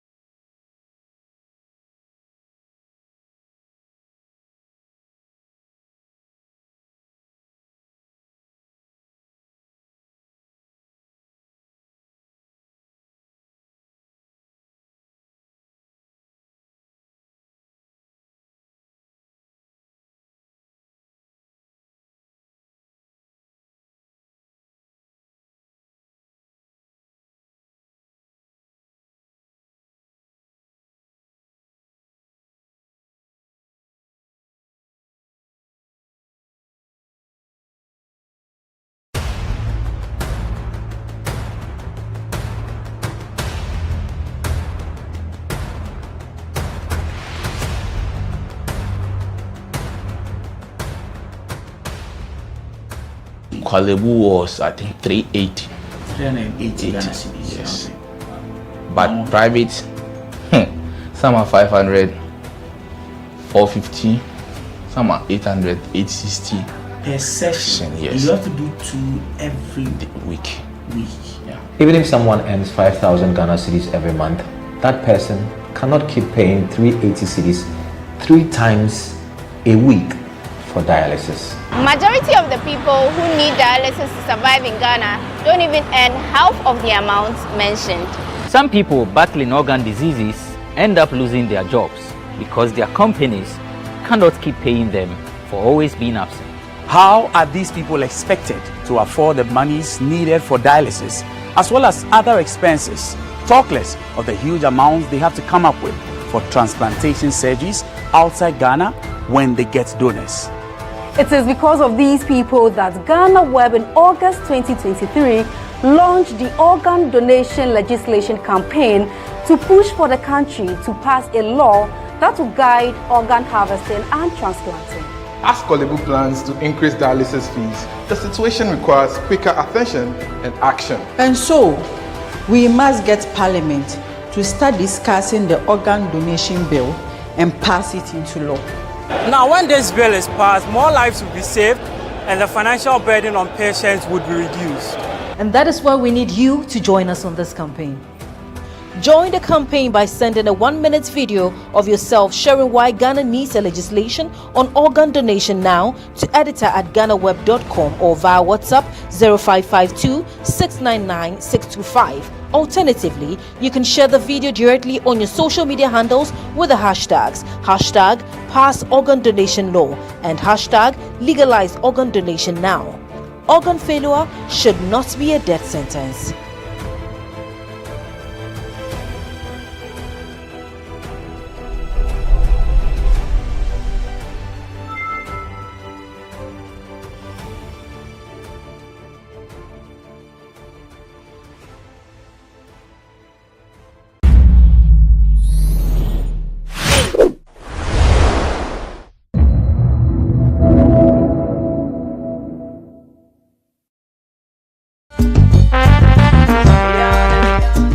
Me voting there, I even told my colleagues I'm selling my vote because whether I vote for you or not, I'm still going to suffer. So when you give me an amount of 1,000 and I vote, I think I have something better in it.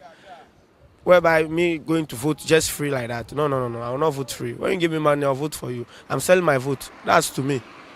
Because upon all voting, I'll just come back, ride my motor. It's not like I don't have good grace. I'm having good grace in the house. Nobody to help.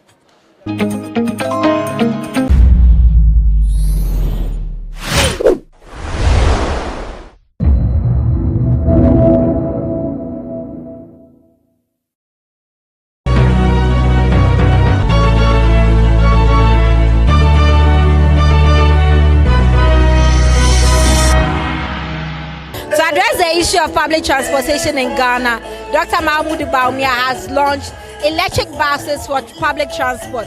According to him, these buses are energy efficient, fuel efficient, and also will help reduce the traffic condition in the capital. As of now, 100 buses have been commissioned by the president. Come with me, let's take a look at what is inside this particular electric vehicle.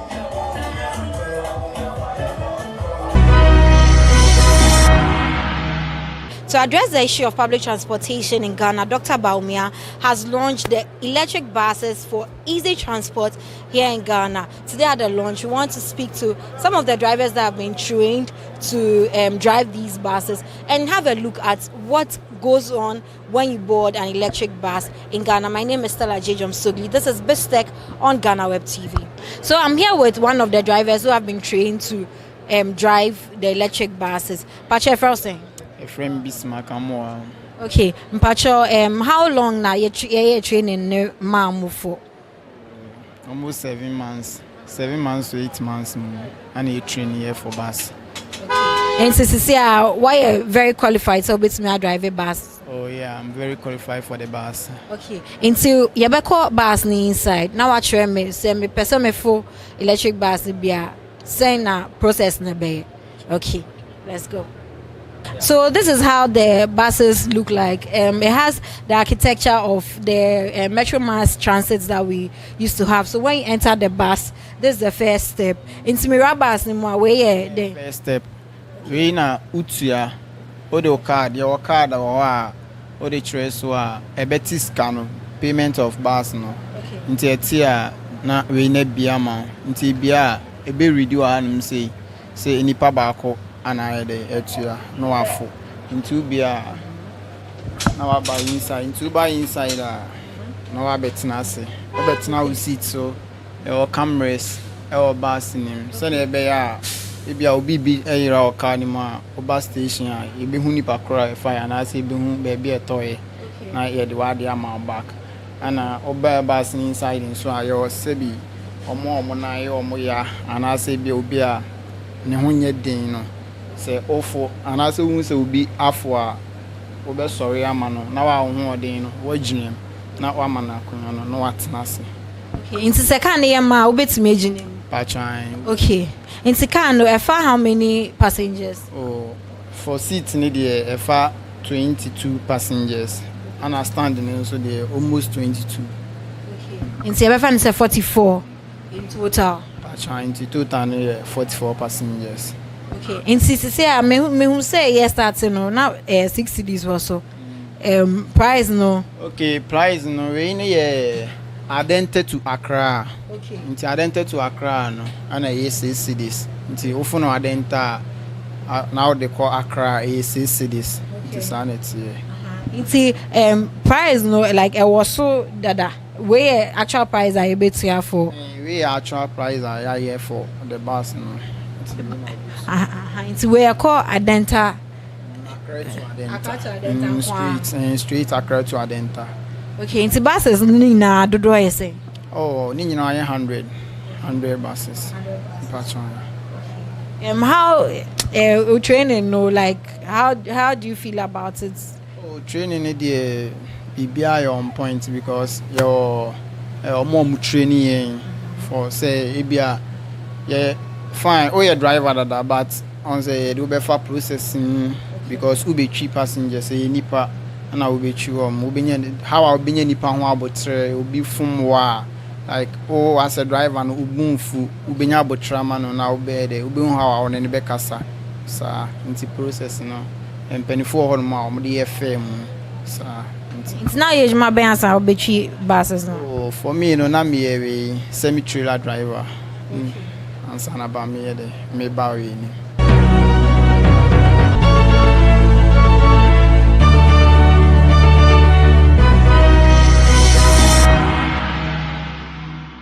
So buses electric buses 80. You charge it. The electric and you charge because electric bus. Into say we charge 100%.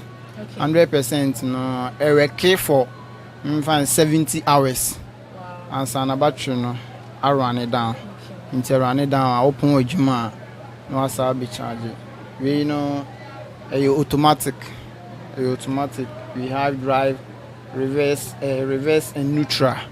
And our bahan say your door first gate, second gate, and we heater say it be a screen no a banner screen and use we need the emani wo. Into who your mates be one can control bibia. Oh, one can bit my control bibia because we tap and go. Oh, card into the chest na anyone can say artist can also not be no accountants into it's no need for say be a mate and I say it's tap and go cards even your oh tap and go cards see the main shedent mean say be a biwa highness say be a basin it be no a variable I beba.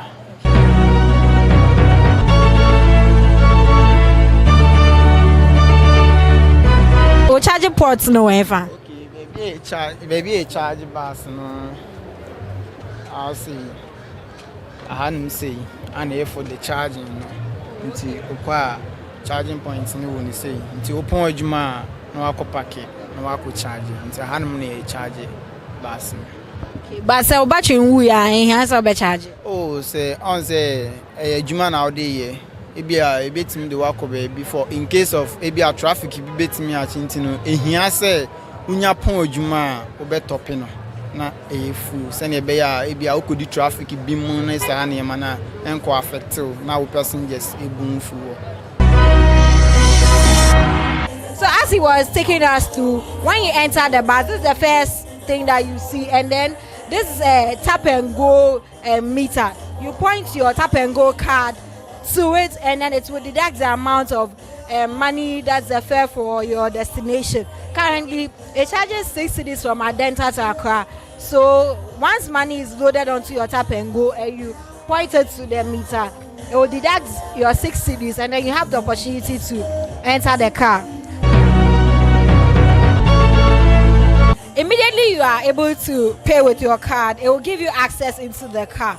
So you now have the opportunity to enter the car. You can sit anywhere you want, depending on the space available in the car. According to him, currently the car takes about 22 people. That's the seats take about 22 people, and they made provisions also for people with disabilities. Also, there are standing points in the car, so if you don't get a seat, you can also stand. The standing points also have 22 stands, so in total the car can take 44 people plus the driver, which is 45. I asked him whether he needed a mate to conduct business, but he says that because of the tap and go system and every other thing that he needs to control the doors are right at the driver's side, so he does not need any mate or anyone to assist him when he's working. According to him, the car charges up to 100%. They have electric charging ports, and it's 100. When you charge up to 100%, it can take you up to 70 hours. So after 70 hours, you would have to recharge. But usually, to be on the safer side, he will charge his car every day after work. He said he used to drive a trailer bus, but he has been trained to drive the electric buses, and taking him through the training, they train them on how to relate with passengers, human communication skills, and things to do whenever there's any incident or any emergency. So another thing that Bismarck mentioned was the fact that there are inbuilt cameras in the cars, which will allow for, in case of you leaving your item or your phone or anything at all in the car, or if any activity of theft goes on in the car, the camera will be able to record it and they can track it and get your items back to you. The car is also, that's like my favorite part of it, it's also fully air conditioned. As I'm standing here and I'm feeling very good because the car is fully air conditioned, and every other thing in the car is currently very operational. According to the Vice President, Dr. Mahmoud Baumia, these vehicles will serve as a source of relief for most Ghanaians, especially people commuting from Adenta, Ashaman to the capital. He also says that transportation fares have reduced by 40 to 50% whenever one gets to sit in an electric bus.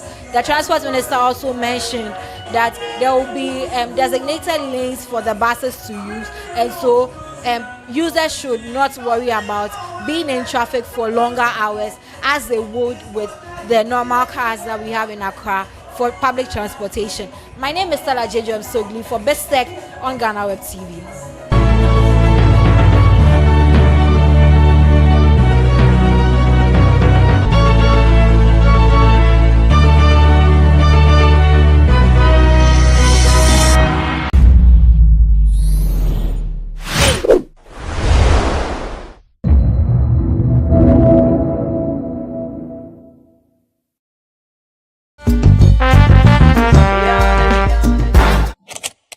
I wish everybody to open up his brain and think well and choose a good person who can take care of this country.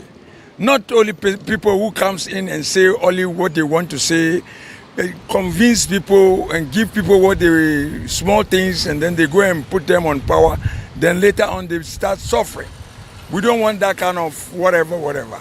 So I wish Ghanaians to think well, to choose their choice. They should think twice. They should sit back and think very well for so many years. If it's good for you, it's not good for your brother. If it's good for you, it's not good for your daughter. So you have to think well. Think very, very well. Who is the best person? I'm not for PNDC, NPP. I'm not for NDC.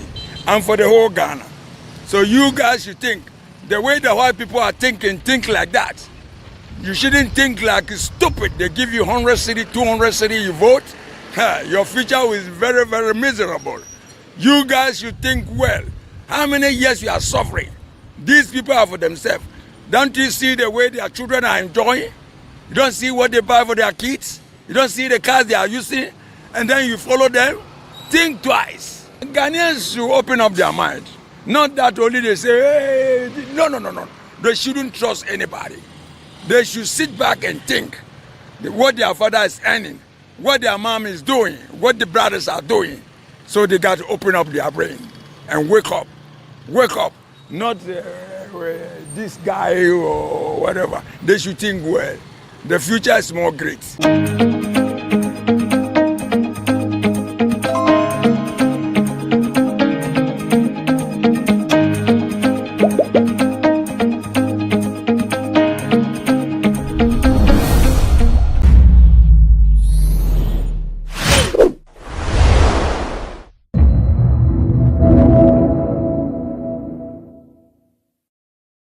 Coups don't start in a day, but there is an election coming and the stakes are high.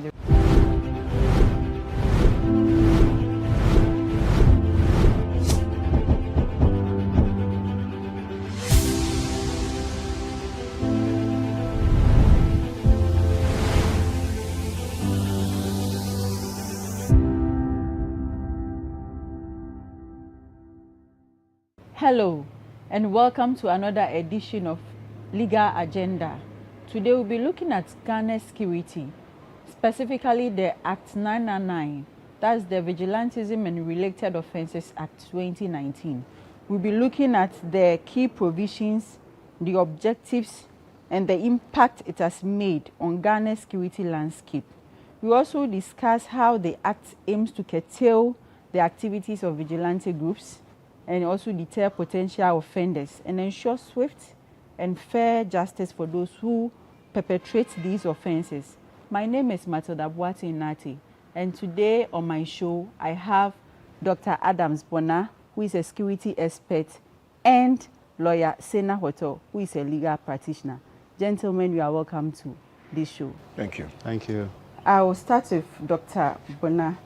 Being a security analyst, do you think the law has served its purpose in regards to vigilantism and related offences? Has it helped? Thank you very much for bringing us onto this show. Let me say hello to my colleague, panelist, and yourself and your team for probably, I must say, emphasizing a lot on this particular act and to know whether the act has served us. And let's also remember the people of Niger in our prayers. And an act like this is put together to ensure that what is happening in the sub-region doesn't happen. Coups don't start in a day. It is, you must put in pragmatic measures to either stop a future coup or to plan a future coup directly or indirectly. Right. And so what you've seen in Mali, you've seen in Burkina Faso, Niger, and the rest, didn't just start by a day. It was because of the the lack of political will and lack of leadership ability to perform a certain task that has culminated into what we are seeing in Niger. Yeah. Yesterday, coincidentally, I was with the rep of the ECOWAS Commission. Okay. And I must also say that I serve as a board member of the Small Arms Commission. I'm a rep of the CSOs in Ghana, against small arms. So I serve on the board of Small Arms Commission. So I would say I have some knowledge when it comes to the area of vigilantism and other related offenses. Now, to answer you directly, I would say no, it hasn't. It was just pure lip service by our leaders. Okay. You remember how the Vigilantism Act came about. Yeah. It was the president just one morning issuing a fiat. I give you 1 week. I give you 2 weeks to come up with an act, or I'm going to send something to Parliament. Okay. Tell me if one person has been prosecuted using that law. Not that I can remember. He's a lawyer, he should know, but nobody. Because, you know, owning a firearm doesn't come cheap. Those who own firearms, there are 3 or so reasons why people own firearms. Okay. We started owning firearms, so you want to look at generational. Generationally, people use them for pure hunting, Yes. and then for festivals, Yes. right? Yes. In this country. Yes. Then subsequently, we started using them to fight wars and for conflict and whatever. Yes. Then the third layer came in criminality. So now there are diverse reasons why people use firearms. Okay. And as we sit today, to own a pump action is a lot of money. Yeah. To even go through the process of registering is a lot of money. Those who actually own a lot of these firearms are people who should know better. You understand what I'm trying to say? And so, tell me, recently in the eastern region, a certain big chief had his people parading firearms and shooting people in the Galamsey area. I must say, without, you know, mincing words, these people claim to be, as, you know, people who have been assigned by the Ochehene to go out and chase Galamseyers. Okay, this is in the news. Okay. I don't want to put your media house into the spotlight, but it is there. Okay. And these people, I don't know whether they were arrested. They were parading firearms and shooting at one another in the glare of the, you know, in the public view. Okay. If you look at the firearms law, it says for you to display a firearm, you need permission from the IGP to do that. And so if I had a firearm and I put it on this table and it comes into the public domain, the law says I should be arrested. Yeah. But unfortunately, we have not been able to do what is expected of us. Today, go to most Zongos, go to Nima, go to Mamobi, go to Ashama, go to Kaswa, go to most Zongos in this country, go to most communities, Aswase, go to most communities in this country when there are weddings, when there are outdoorings, when there are festivals. People are shooting firearms. Homawa is just around the corner. People literally just firing, you know, pump action guns. And nothing is done to them. And we are watching. Okay. Unfortunately, the police is doing what it has to do. Okay. But the perpetrators, once they are arrested, oh, I am a chief, I am this, I am that, I am that, they are my boys, they are my this, they are my that. So we passed this law with the intention of cutting the roots of, you know, these firearm issues. But unfortunately, as I've asked, how many people have been prosecuted? Because prosecution will tell you whether we've done well or we have not done well. That is a yardstick to tell. Yeah. If you pass a law to stop something, and rather after passing the law, it's become worse, then you know you have failed. The act is not serving It its means purpose. that in the beginning, I was one of the people who were contacted to put in, you know, send suggestions. I said I won't because I told them, seriously speaking, I want to be careful. But I said it was a bogus law because we already had an enactment, which we have not used well. Okay. Can you educate us? Because then we already have some law policing firearms. Okay. We haven't used well. And also, what do you call that? Vigilantism and other acts. If you were to, you know, you couldn't just go onto somebody. We've had various laws. Then we decided, let's make it worse. Okay. Right? Yeah. Who are the people digging our soil and destroying our water bodies? That's right. Is it not the Chinese? They are here. Yes. You know, we are acting as accomplices to aid them. We bring them. Yeah. And so mine is that you cannot discuss a lot of the things happening in this country without relating it to the Vigilantism Act we promulgated, has been assented onto. But unfortunately, my dear Matilda, it really hasn't served its purpose. Show me one person who has been prosecuted. And I will tell you without mincing words, we have pastors in this country who showed firearms, threatening people with firearms. Nothing is being done to them. You know, prosecutions start and it is done on behalf of the AG. Private persons cannot go to court per our law to go and prosecute. So if the AG decides that you are a party member, so I'm not going to prosecute you. Me, Adam Bona, can I do that? You can. I cannot do that. You can call and call and call. If it's only when he decides that he will file something called nolle prosequi that he will. And so mine is that until such a time that we begin to look at the whole constitution of this country, not throw it away, but do some amendments, so that state institutions and people put into certain positions can act and act well. It is going to be very difficult. And just like my premise was on Niger, Burkina, and the rest, no one begin to think that as for us, oh, we are far away from these things. The young people are arming and arming and arming. The older folks are arming, the young people are arming. So if we don't do things right, we are going to be overwhelmed. So as a lawyer, do you think this act has served its purpose? Has Well, it helped? thank you have so a much. different Thank you so opinion? much for having me on the show, and greetings to all your viewers. I agree only to an extent of what my senior brother and then an expert in the field, says. To the extent that there are challenges with implementation, I agree that the law has some shortfalls or shortcomings. Okay.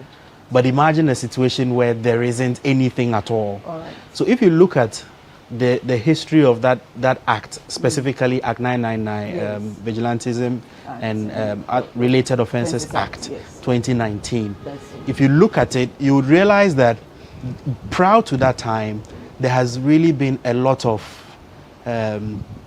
political party groups, people that are formed, associations and groups, mainly for the purpose of intimidating other people. Yeah. So you have all kind of names. If you look behind the last schedule of the Azoka act, Boys. the Azoka Boys, the power people, Yes, the list is endless. Yes.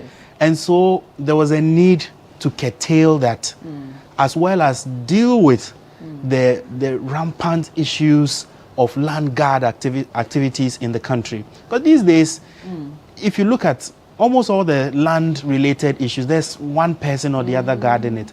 I can tell you for a fact that after the passage of that law, the activities of land guards in relating to lands have come down. All right. It's not totally eradicated, but it's come down. Okay. But I am of the view that yes, the law has its shortcomings, Yes.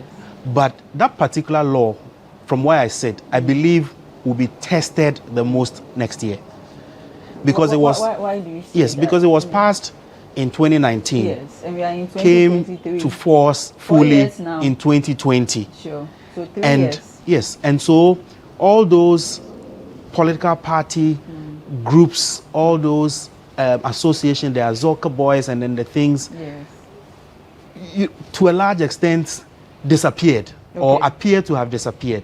But there is an election coming, and the stakes are high. They will come up. And so that is the point that we want to see if these laws, the Act 999 amongst all the other host of laws put together, are going to have that effect that it was designed to.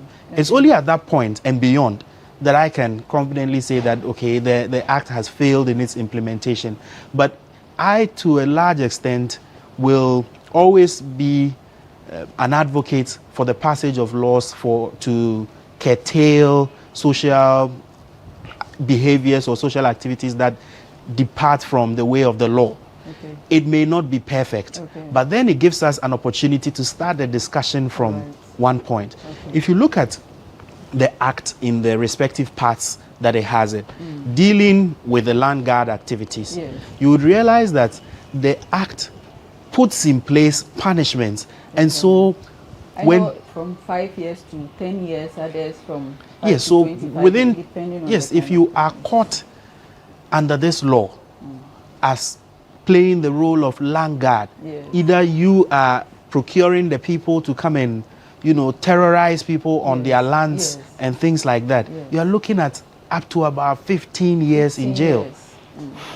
Then fast forward came the Land Act of 2020, I think Act 1036, that specifically also created a provision to deal with these land guard related activities, so that if you are found to also be engaging in these things, you can have a minimum. So the minimum for you is 5 years. And so the laws are there. For me, where the problem lies is the implementation. My senior brother mentioned that festivals are coming. Just this weekend. Yes. You know, I was at the police station. Okay. And gunshots are going on in the upcoming festivals. And people are brandishing, weapons. And the police had arrested a lot. So there's some amount of effort going on. Okay. But the problem that I see from where I sit is the political will and commitment. Because the beneficiaries of some of these things are the people that hold the power. Yes. And so if you arrest someone, the prosecution in criminal matters is at the behest of the state. And the issue is so complex. People support candidates to come to office, and candidates are not from from outside the space and then they come. Yes. They are from communities. Yes. They have leaders. Yes. They associate with certain traditions and religions. And so those groups and categories of people have supported the bid of a candidate. And so when some of these things begin to happen, they begin to call on the favors. Yes, we have supported you. It's time. Help us. Help us. And so we need to broaden the scope of these laws. The 999, the 1036, we need to even empower or uplift the status of the Small Arms Commission. Okay. Move it from a commission status and give it biting teeth, or teeth to bite. Until we are able to do that, at this point, the Small Arms Commission is just advisory and advocacy role. They do all these advisory and advocacy roles. People are having the need to protect themselves, protect their assets, because there's a perceived failure of the system to protect them. Okay. People feel like if I buy a land and I don't put somebody there, I will lose it. And they have seen it happen over and over and over again. So when the systems are strengthened, when the laws are improved upon, and it's reviewed, I believe that it's better to start from somewhere than nowhere. And so now there is a law. As much as there hasn't been much done in terms of prosecution within the law, it is still a law in this country. And so when you are found foul of that law, you can be held liable for it. You can go to jail for a minimum of 5 and a maximum of 15. In fact, when you are caught using offensive weapons in the act of vigilantism and then land guard activism, you are looking at up to about 25 years. Then, for those who have political ambitions and then those who are already in politics, when you are convicted using this act, you are barred from contesting public office. And so the sanctions are heavy. We need to move away from, yes, the law is there, the sanctions are there. We need to make them bite. And so I believe that once we can put some of these things in place, then we can be making headways. Okay. We'll be right back after this break. Everyone needs the perfect snack to munch on during a fun moment. Wow. Enjoy the tasty McBerry Twist cupcakes, deliciously baked and packaged for a sweet treat. Premium quality cakes baked with love for all, enriched in butter and milk. Yummy.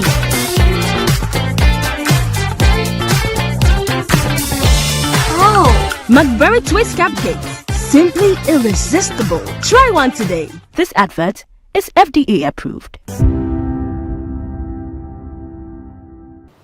So I want to ask this.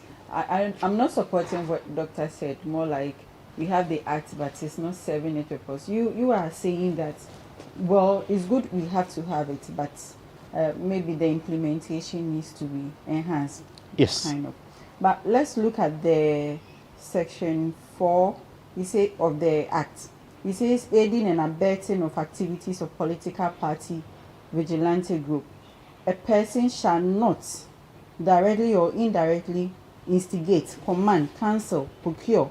So all these are just trying to throw light on the fact that if you support, if you instigate, or if you bring up these activities, even as a politician, the law will deal with you. Yes. Has that been the case? I think that so is it boils down to So the it's- commitment. All right. Because if a government is in power and one of its key leading members are found culpable of this law, there's almost always a loophole or a way around the law, either to delay the trial or But should delay that the be prosecution. case? That is the issue. You see, it's a function of what it is versus what it ought to be. Okay. It is supposed to be like this in the law, but that's far from reality. And in fact, for most laws, when they are passed, you would look at the law as it is in the books and its implementation on the ground. It's supposed to match up and be exactly as it is, but there is some element of discretions that are allowed in the prosecutorial process. And so this particular law was carefully written to rope in everybody, so that those who think that they can be a You are saying mastermind. carefully written, but doctor thinks otherwise. Yes, I He think thinks he so will. many things were not factored into. Yes, bringing you this. see, that is the very reason why we have amendment processes. All right. You see, in drafting of laws and constitutions and all these, you can't get it perfect. Okay. Even our constitution has been amended before, if you're aware. So if the supreme law of the land has even been amended before, then, these laws are enactments that are capable of growth. Even if it is perfect or it appears to be perfect for today, tomorrow new ways of doing political party vigilantes activities and new ways of terrorizing people for their lands and their things will emerge. Okay. It could be cyber form, it could be all these forms. Okay. And the laws have to grow to match up. Okay. And so I believe that once Doc is here and he's part of the commission, we need to see more of the advocacy. Yes. We need to see how the commission the commission is putting in place activities, rolling out plans to put the advocacy out there. Because it appears that we only hear about these things on a seasonal basis. Yes. So when festivals are approaching, when elections are approaching, then we begin to hear these activities. The laws are there. Yes.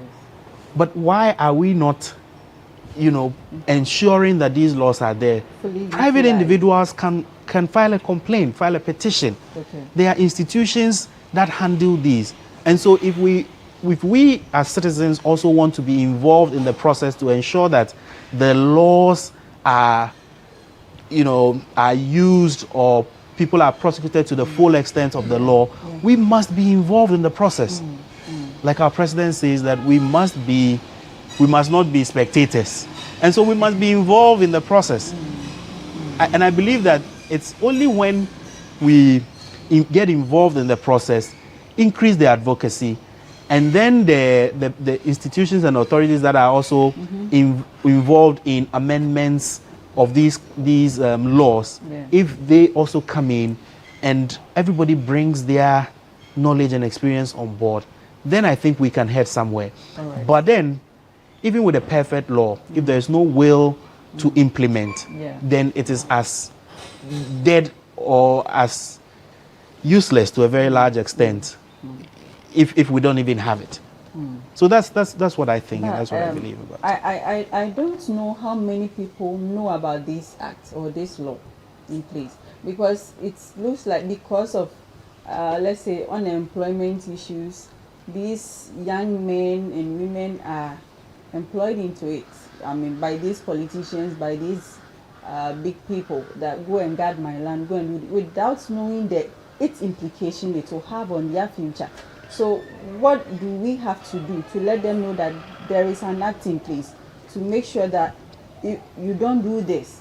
Because once they don't know, I mean, I'm not saying that because they don't know, they will not be prosecuted. Yes. But don't you think people should know or be aware that there are acts or there are laws in place Exactly. And so they have to.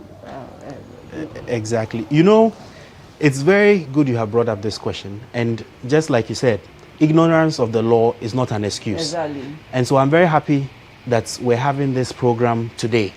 And then this also forms some form of advocacy and then some form of awareness creation, because there are millions of people that are watching. And so we need everybody to know that if you are being procured, you are being directed, you are being instructed, your mind is being controlled to engage in land guard activities, you should know that when you are caught, you are looking at a minimum of 5 years imprisonment.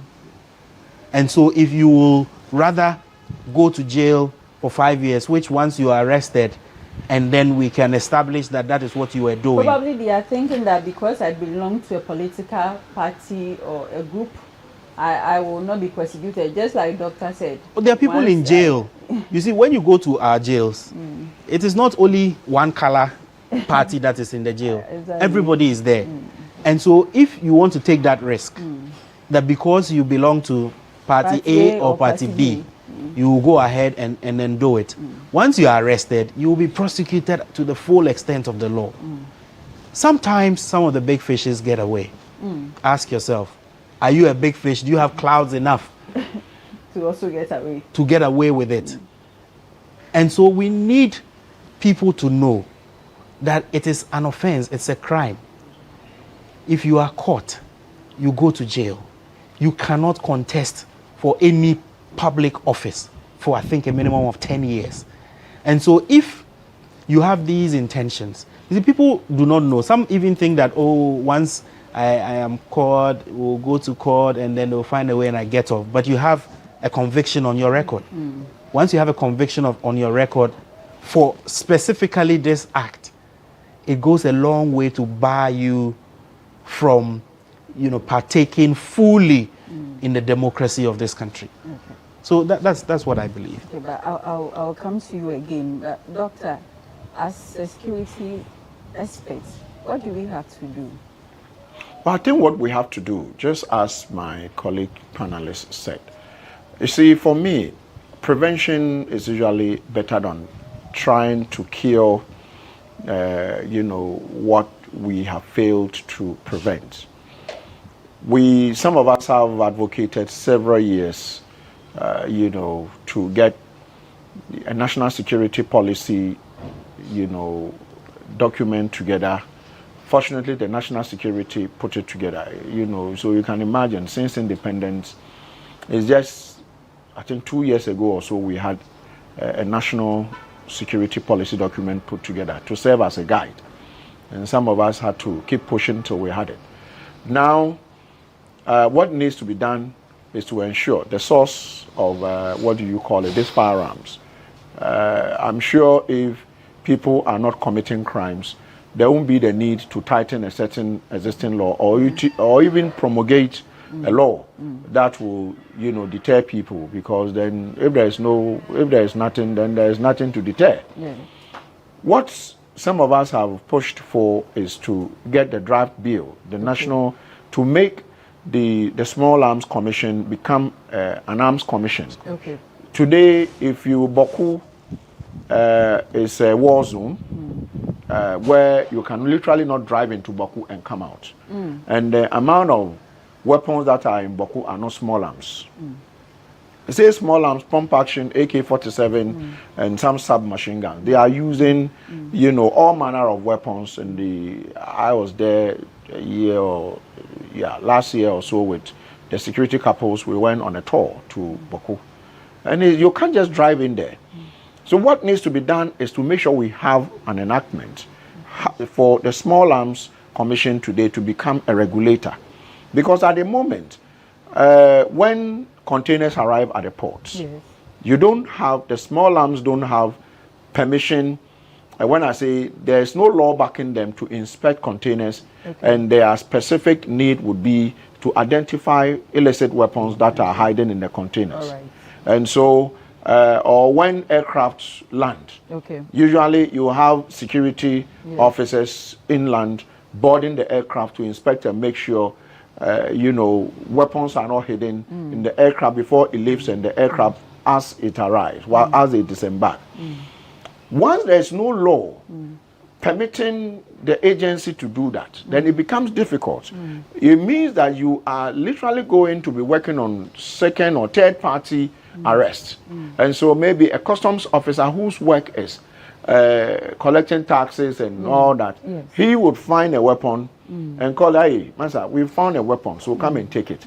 But probably you would have seen more weapons if you were part of the team that is inspecting. So the law to regulate, you know, what do you call it, importation, manufacturing, storage, as we said, we don't have a shooting range. We don't have a training facility. So you have the reason why you have a lot of domestic, you know, abuse or misuse of firearm is because the guy has gone to literally procure a firearm. He's been licensed, a licensed firearms bearer. If you do, we have a training facility for civilians to go to and be able to train to use firearm or to maintain that firearm. I know of incidents where armed robbers broke into the place. The house owner picks his, pump action weapon which he procured 10 years ago, and he's shaking like a fowl. And the armed robbers come in and they take the weapon from him and they slap him too, and they won't even steal and they leave. They won't even rob him again because what they have had is more valuable than going in there to rob him. Exactly. Because then it takes them a lot. Because sometimes they hide, these firearms. And so if he comes to your house and he finds them. But if we put in the law, you go to Alabanyo in Konya area, go to Abu Abu, go to other places in the north, in Accra. Those who were, we had the blacksmiths. You know, we have those typically in every community. We had. Today, they are still there. Generations have inherited from great-grandparents. What are they producing? They are no longer producing that the same because the Chinese are producing that the same and bringing them in. So they are producing firearms, but who is regulating it? Artisanship. You cannot stop artisanal firearm production. We can regulate it by putting them in groups and making sure that the firearms you are producing would meet a certain standard. That we should have facilities. So this law, it's taken us over 4 years to draft the law with the help of ECOWAS, the AU, GIZ, the Germans, and European Union have aided us to do it. What is now left is for us to get it passed into law. Fortunately, government has promised to get it passed into law. We are getting, the Minister of the Interior is going through the process of making sure the control list. We should have the national control list, which helps us to know what we are controlling. So that, I think, very soon might go to cabinet and it will be passed into law. Once all these things are done, which we should have done first, then you can have the preventative laws, like my colleague lawyer said, my colleague, the lawyer said, what's the name? The act is not useless per se. But at the moment, what we need to strengthen that particular law, we don't have it. So you will try and try and try. But once you are not stopping the supply chain, you get what I'm trying to say? Then the law is inactive. It will be there 25 years, 5 years, this, that. Yes, maybe 1 or 2 people could be prosecuted. What my final words would be to thank yourselves. Let's continue to advocate, or else some countries are becoming banana republics, like we can see in the Sahel. And this issue of security, vigilantism, and all these things are very paramount. This is how Boko Haram and the rest started. And so if we can put in measures to ensure that when we sleep, it's important. And also to help the police do their work. I'm an advocate for the police and security in general. If we can help all the security agencies, i.e. the police leading them, to make sure things are done right, 2024 would pass. Because as we said, there is going to be another by-election, we are told, in the corner. And so the police did well in, what's the name? Kumewu, and they did well in Asin North. We want them to do well in 2024 so that the bloodshed we saw in 2020 we don't see it. So that whoever wins, we congratulate you. Whoever loses, we say better luck next time. So this will be my last words, and also thanking you for bringing me onto this program. Let me also hear from Lawyer Sena. So, as a legal practitioner, I mean, doctor has said so many things. What do we have to do? I mean, do we have to bring civil society organizations? How do we, I mean, draw people's attention to these laws in place so that we, I mean... So I believe that this should have a multifaceted approach. The law, the draft bill that the team is putting together, hopefully to get it passed, is one way to deal with it. But we need to look at the act, the 999, in a much broader sense. All right. Because the act deals with the vigilantism and land guard activism with the use of offensive weapon as one aspect. Yes. And then it also deals with it without the use of offensive weapons, where the macho man syndrome and then cutlasses, machetes, and things are used. So we need to find that distinction. All right. And then it also deals separately with those Azorka boys and all those kind of groups that are formed, you know, to intimidate, to, you know, to cast a slur on elections, carrying of ballot boxes, and then all those things. And so we need a holistic approach.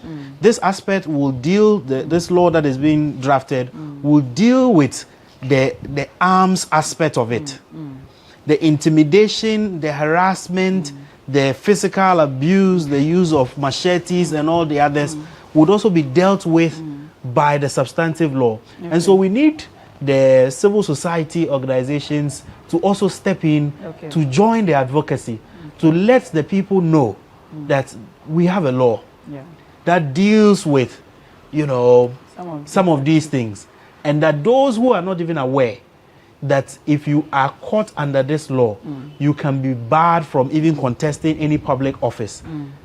All these people should be in the known. And then again, you who is involved in this whole process can go to jail. Minimum 5 years, 10 years, up to about 25 years if you are caught using arms. And so in the process of regulating the arms aspect, this law will come in handy. All the pieces of laws that are scattered within our body of legislative, you know, writings would also come in handy. So as much as we need this law, we would also need an overarching law on the national security, and then all those laws that will help us to implement. So that's what essentially I would say as my last words. The SOEs, the civil society organizations, will have to come in. We all have to play our role.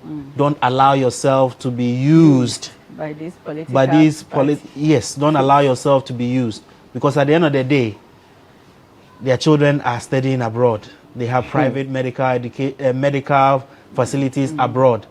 When you have your ear cut or your hands cut, we are all going to Kolebu. And I mean, not to say we have some of the finest medical practitioners on the continent at Kolebu. But then, don't allow yourself to be used because you stand a risk of going to jail for up to 25 years. And that's no mean thing. It's not. So I think that's where I would rest on this matter. Thank you, gentlemen, for coming to educate us. Do not fall foul to this. If you do, you will be prosecuted and you will spend a minimum of 5 years to a maximum of 25 years in jail. You do not want to go through this for someone's personal gain. Election is just around the corner. Do not go through this for someone's personal gain again. Be advised. This is Legal Agenda, and my name is Matilda Boate Nati.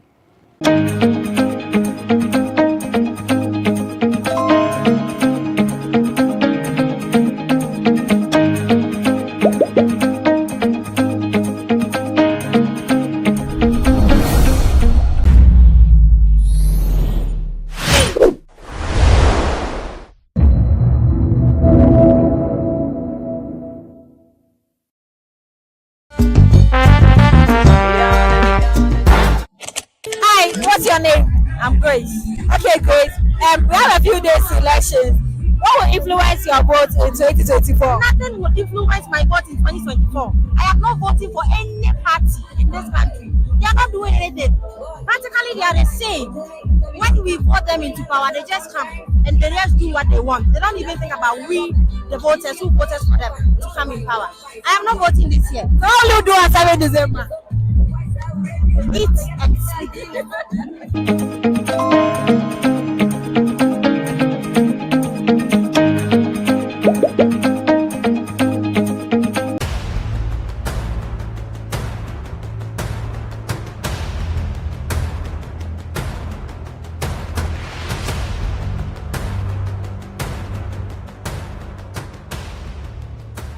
Kwalebu was, I think, 380.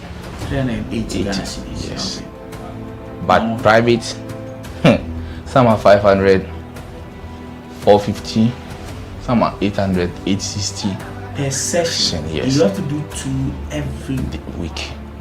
Yeah. Even if someone earns 5,000 Ghana cedis every month, that person cannot keep paying 380 cedis 3 times a week for dialysis. Majority of the people who need dialysis to survive in Ghana don't even earn half of the amount mentioned.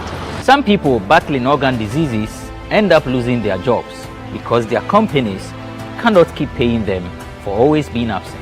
How are these people expected to afford the monies needed for dialysis as well as other expenses, talk less of the huge amounts they have to come up with for transplantation surgeries outside Ghana when they get donors? It is because of these people that GhanaWeb in August 2023 launched the organ donation legislation campaign to push for the country to pass a law that will guide organ harvesting and transplanting. As Kwalebu plans to increase dialysis fees, the situation requires quicker attention and action. And so, we must get Parliament to start discussing the organ donation bill and pass it into law. Now, when this bill is passed, more lives will be saved and the financial burden on patients would be reduced. And that is why we need you to join us on this campaign. Join the campaign by sending a 1-minute video of yourself sharing why Ghana needs a legislation on organ donation now to editor@ghanaweb.com or via WhatsApp 0552 699 625. Alternatively, you can share the video directly on your social media handles with the hashtags #PassOrganDonationLaw and #LegalizeOrganDonationNow. Organ failure should not be a death sentence.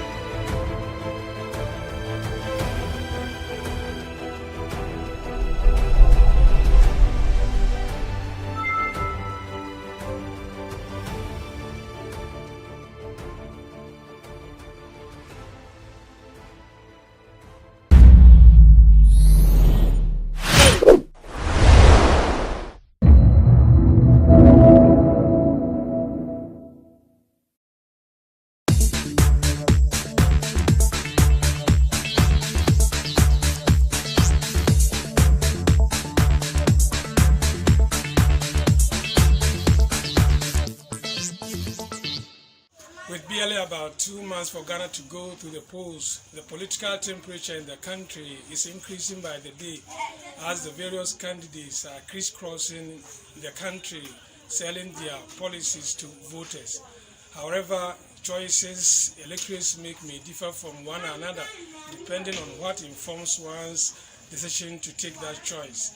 So GhanaWeb has hit the Wa Township in the Upper West region to get the expectations of electorates and what will inform their choice of a particular candidate.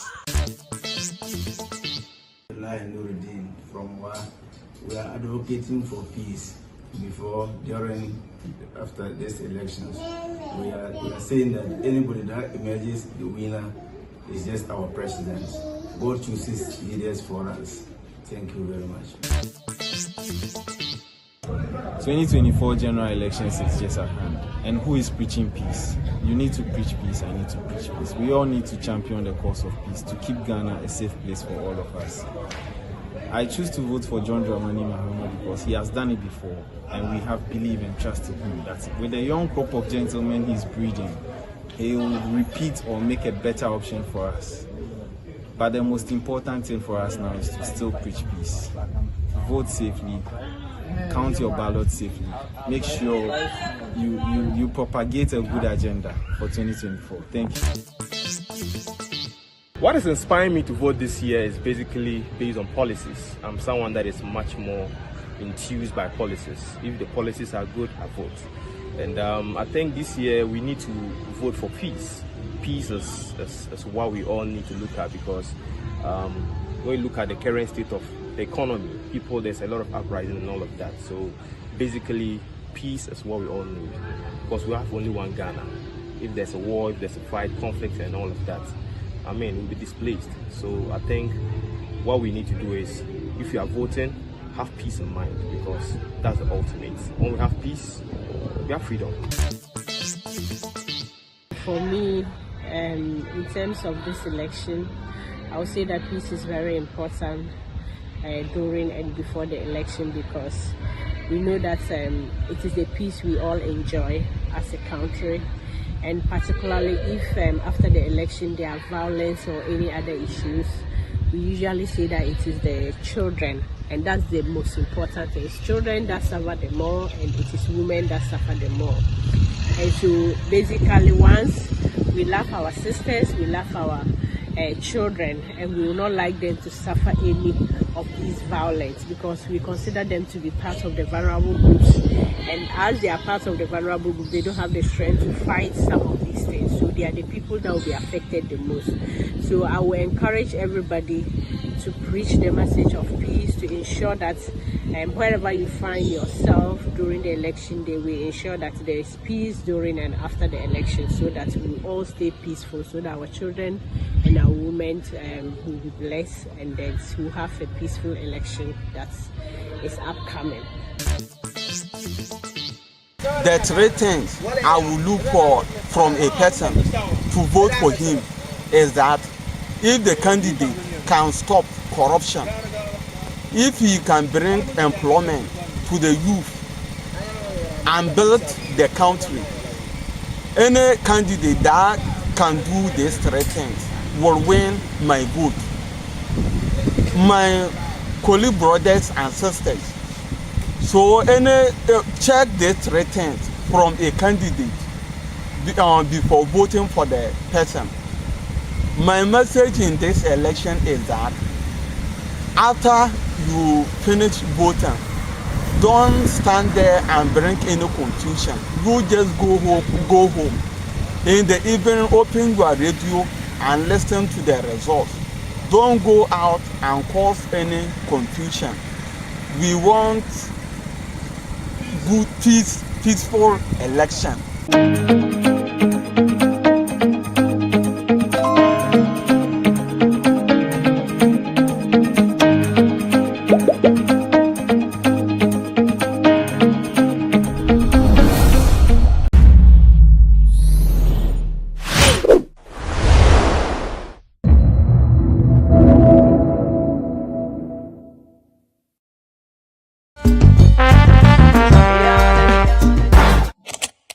I wish everybody to open up his brain and think well and choose a good person who can take care of this country. Not only people who comes in and say only what they want to say, convince people and give people what they small things, and then they go and put them on power. Then later on they start suffering. We don't want that kind of whatever. So I wish Ghanaians to think well, to choose their choice. They should think twice. They should sit back and think very well for so many years. If it's good for you, it's not good for your brother. If it's good for you, it's not good for your daughter. So you have to think well. Think very, very well. Who is the best person? I'm not for NPP, I'm not for NDC. I'm for the whole Ghana. So you guys should think. The way the white people are thinking, think like that. You shouldn't think like it's stupid. They give you 100 cedi, 200 cedi, you vote. Your future is very, very miserable. You guys should think well. How many years you are suffering? These people are for themselves. Don't you see the way their children are enjoying? You don't see what they buy for their kids? You don't see the cars they are using? And then you follow them? Think twice. Ghanaians should open up their minds.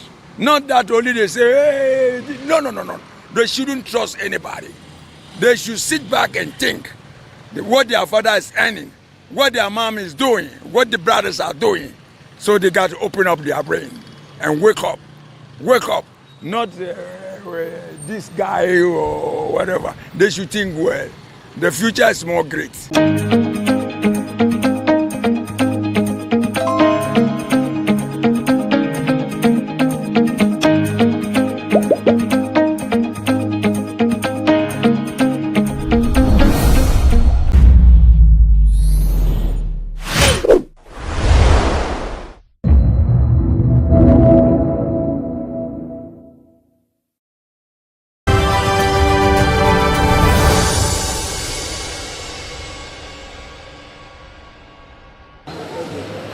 We are now at the Madina Police Station, the special voting center for the Madina constituency. Here, 3 people will be contesting in the parliamentary elections. They include the Member of Parliament, the current Member of Parliament, Francis Xavier Sosu. The other contender who is expected to give Sosu a stiff competition is Robert Lamte of the MPP. The third contender is an independent candidate. So we have 2 centers at the Madina police stations. Center A is expecting 384 people to vote, and so far 80 of them have turned up as at 9:10 this morning.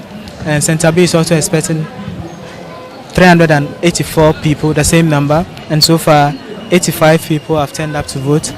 And the electoral officers who spoke to us off camera indicate that the voting started on time, and so far there has been no challenges. They told GhanaWeb that they have extra materials, especially the BVD, in case the one they are using now is faulty, to ensure that the process runs smoothly. And then the party agents who we spoke to also indicate that the process so far has been smooth, and they are happy with the efficiency of the EC and the way the election is going so far. So they are hoping that all the people voting in the election, the special voting election for Madina.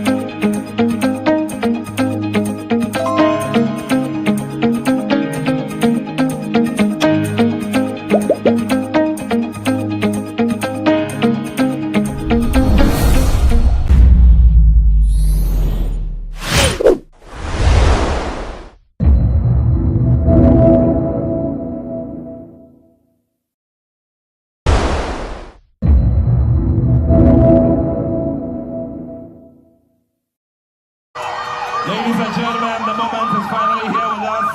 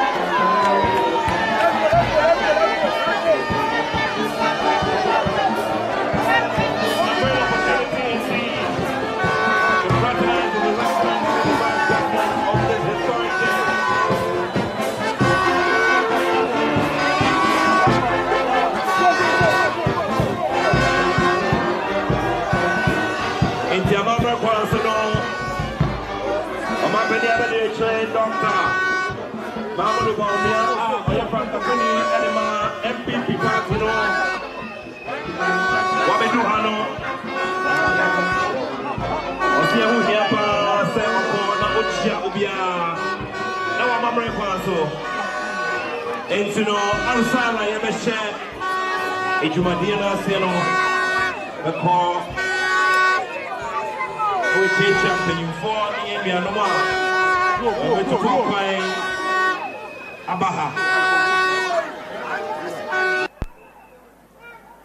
And to welcome His Excellency, the Vice President, on behalf of the chiefs and people of Greater Accra.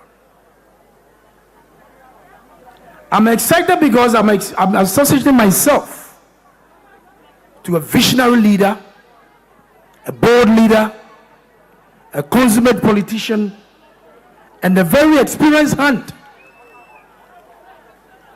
that will change the fortunes of this country come the 7th of January 2025.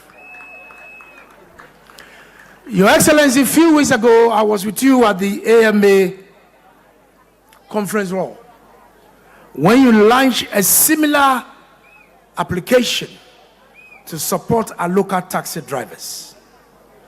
Sometimes when I sit back and I listen to John Mahama, that you are running away from the economy and talking about digitalization, I see this as a problem. You cannot talk about the economy without talking about digitalization.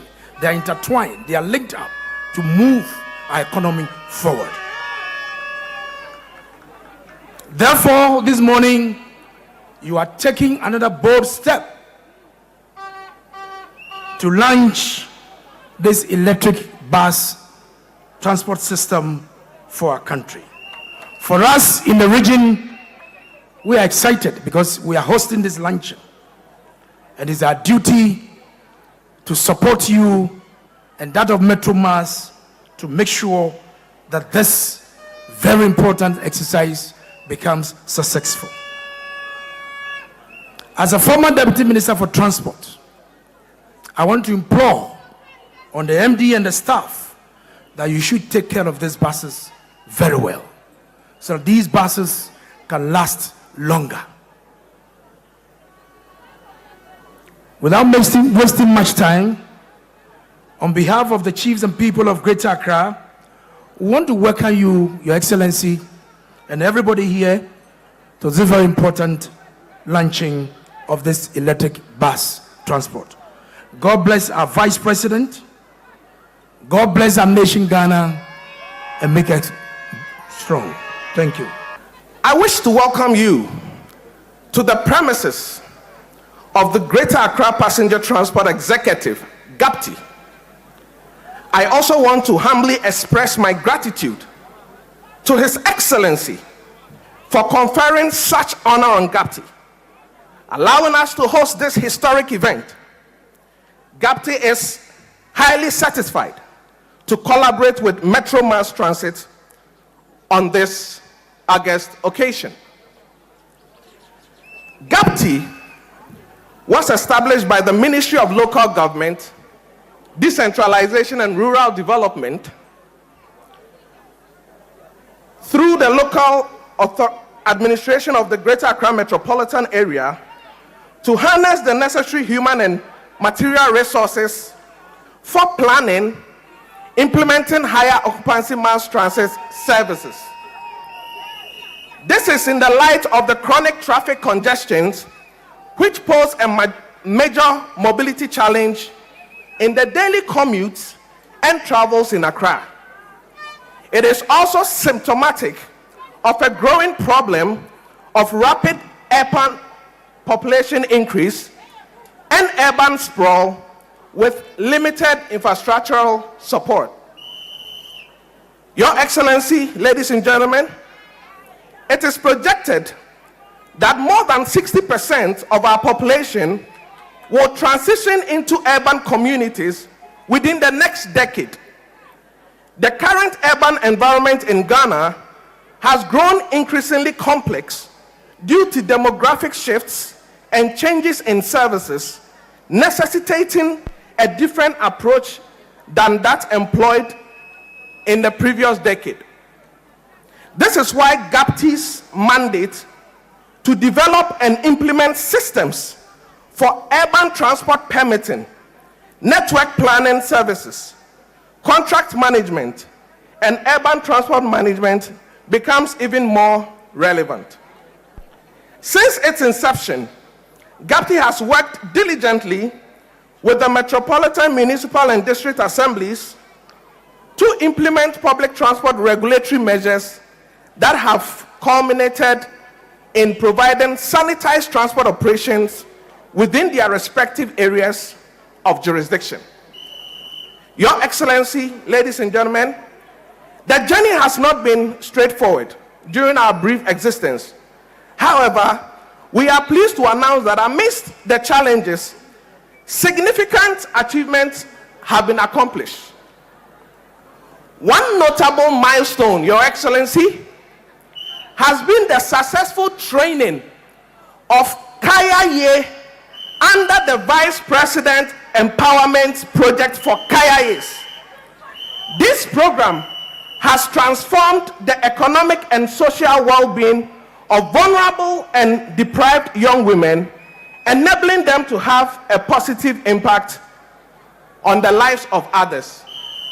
Ladies and gentlemen, for what I've just said, the Vice President, knowing that in 2017, GHAPTI trained the first batch of 60 female drivers to drive buses in Ghana, called us into a meeting and said, GHAPTI, how can you train Kaya Ye's to also drive buses?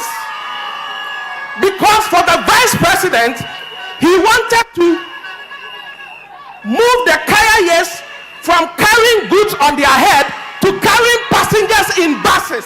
So that was the Vice President's vision, and he called us to let this be possible. We told him, Mr. President, it is possible for Kaya Ye's to drive buses. It is possible for us to do it within 5 months. And today, Your Excellency, I am here to tell you that the ladies you gave us today are driving buses, and you will see it very soon on your screens.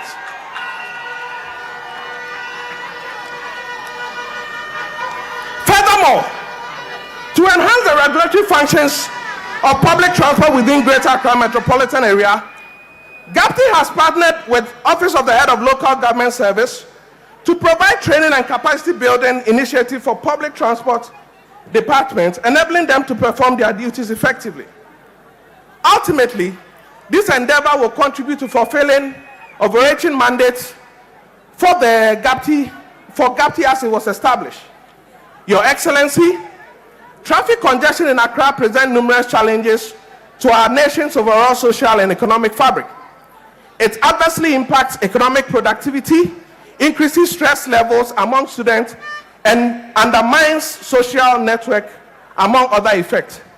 To address this, GHAPTI has initiated effort to implement a contra-flow concept that is expected to reduce travel time for passenger transport and cause a modal shift from car dependency to public transport dependency.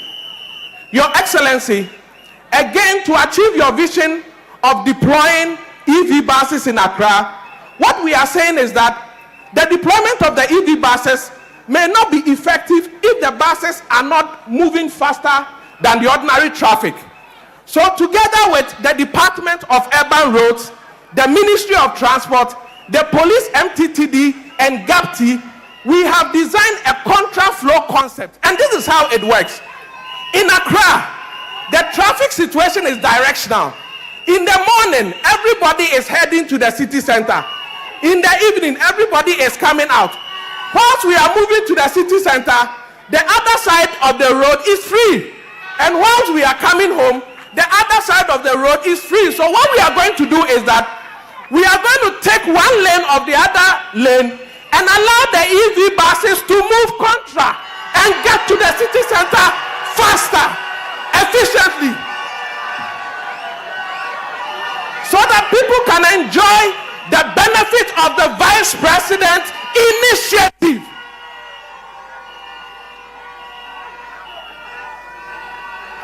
It is possible. It is possible. It is possible. Excellency, at GhanaWeb, we are pleased and motivated by the digitization initiative.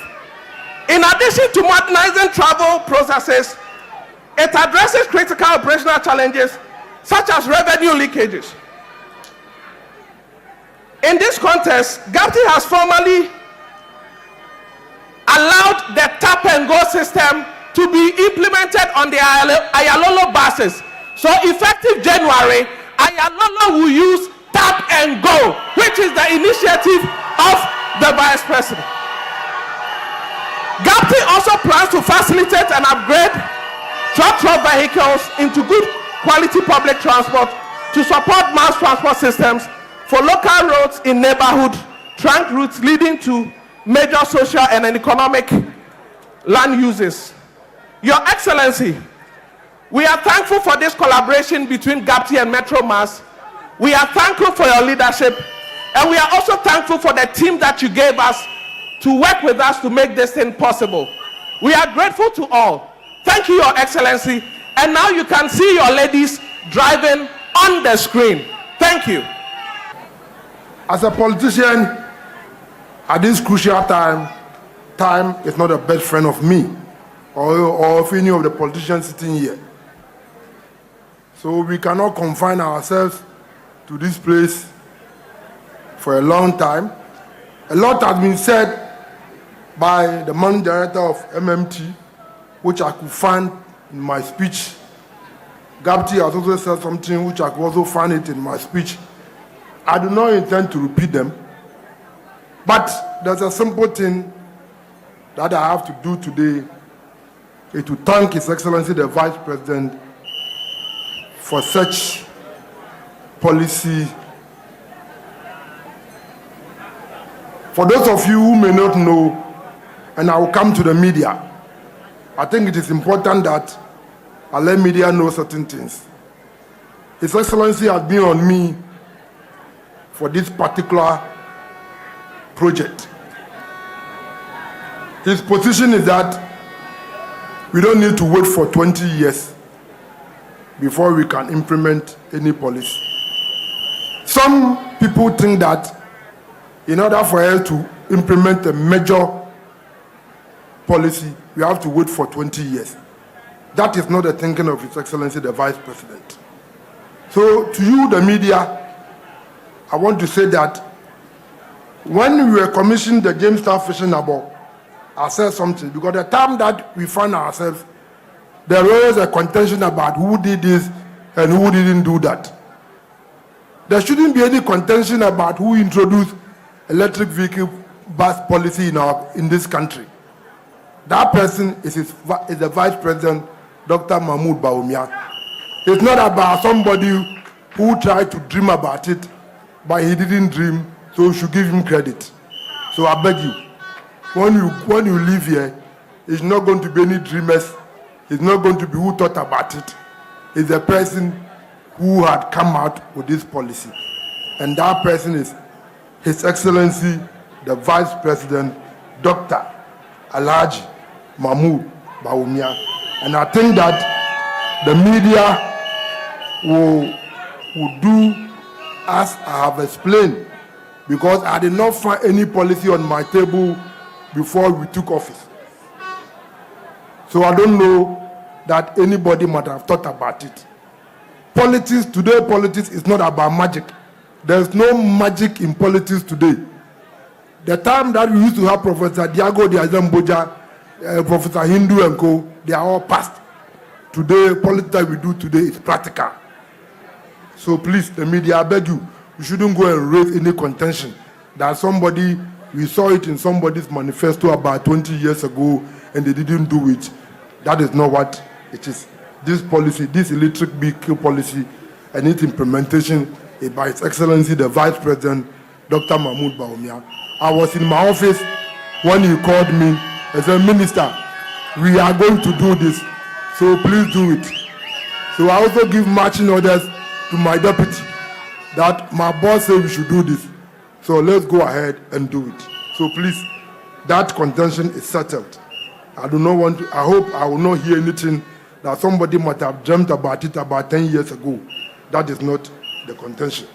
The second thing is that this policy or this project is not about Metro Mass. The Vice President's intention is to reform the whole public transport system. Because if we concentrate only with Metro Mass and STC, it means that we are dealing with only about 5% of public transport system. That is not his position. His position is that we are introducing a policy, we are introducing a project that will revamp or that will change or reform the public transport system. So we are using the Metro Mass as a test base. It's not that we are only concentrating on the Metro Mass. So this first phase that we are launching, we want the Metro Mass to operate it for us to see the issues that we are going to have in terms of problems and other things, so that we can deal with it when we are going to do the whole arrangement. So please, that is it. So for the private sector, especially GPLTU and GLTCC, please be ready for training. Be ready that the Vice President is going to introduce these electric vehicle buses for the whole public transport system. And we need your people. That's why we are entreating the people who are operating public transport in this country that please belong to an association. Please belong to a group, because we cannot deal with a group of people that we cannot identify. So National Road Safety is coming out with a policy from next year going. We are going to be strict about it. We want people to belong to an association so that government can also help them when they can in terms of training and also providing them with buses. So nobody should think that this thing is about Metro Mass. We are using Metro Mass as a test base because it will be easier for us to identify the issues involved and deal with them. When I first suggested the idea of moving public transport in Ghana to electric vehicles, many thought that it was not possible. They said it was an election promise that will not be fulfilled.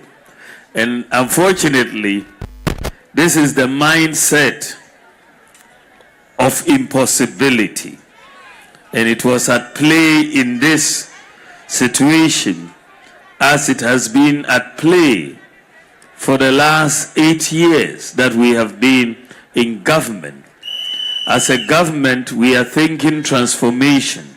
We are thinking making things possible that have not been here. But a lot of people are always, expressing the mindset of impossibilities.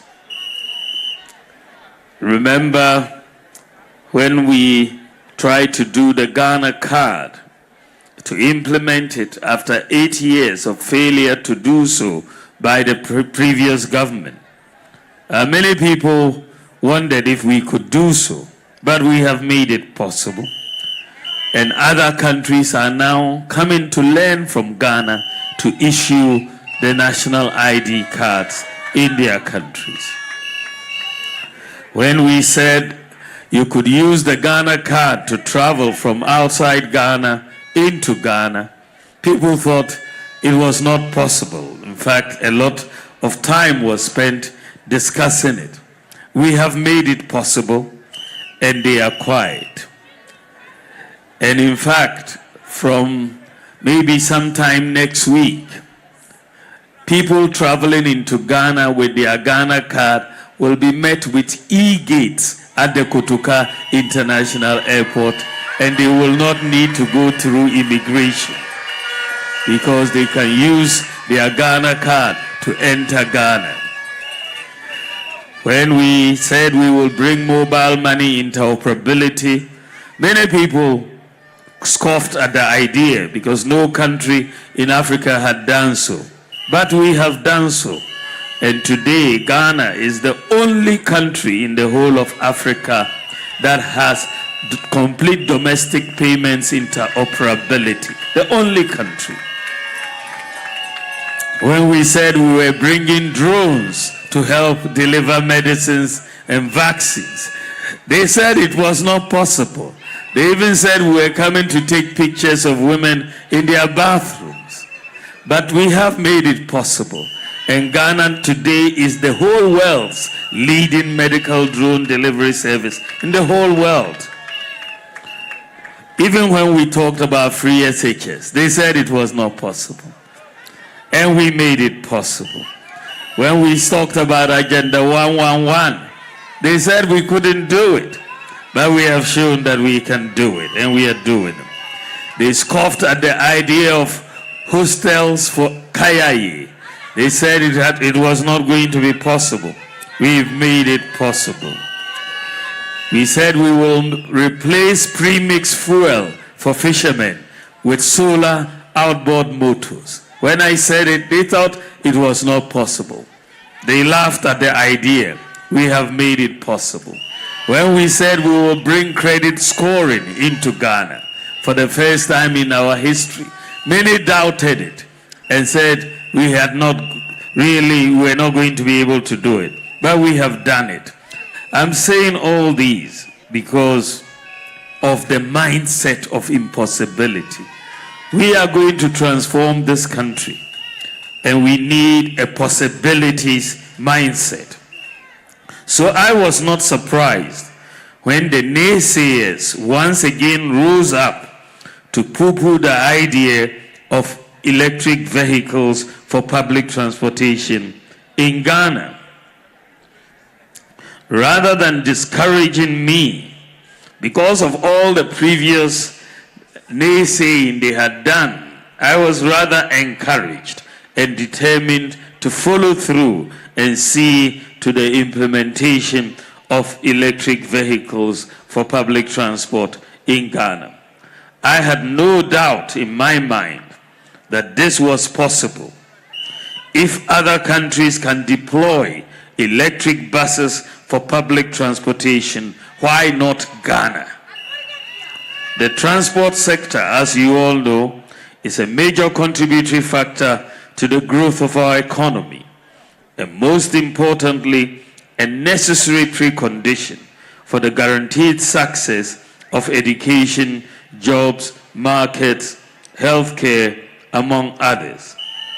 In pursuit of this, agencies such as Metromass, Transit Limited, Ayalolo, STC, and so on have existed to implement government policy to make transport services accessible and affordable to all. These companies provide services to very remote areas of Ghana.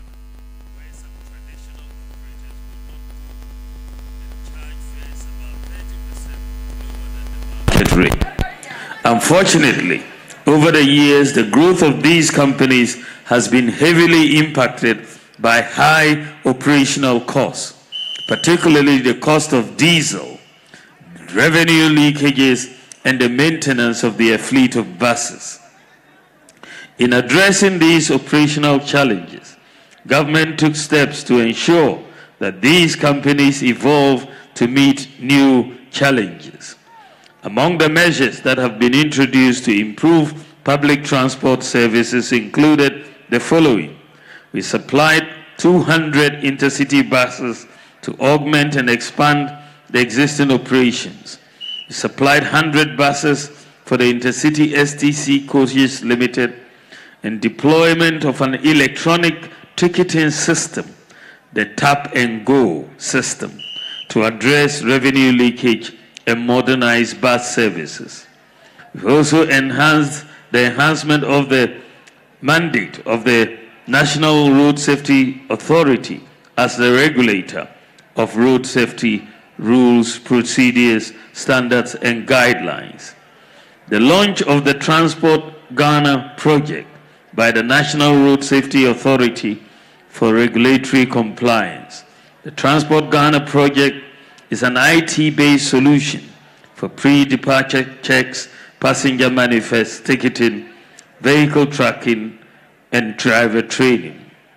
Distinguished ladies and gentlemen, the acquisition of these electric buses is not just about revamping the operations of Metromass Transit Limited and a signaling to other agencies to follow suit, but also to position them to play a leading role in the drive to net zero emission transport future, and a future with low cost of transportation.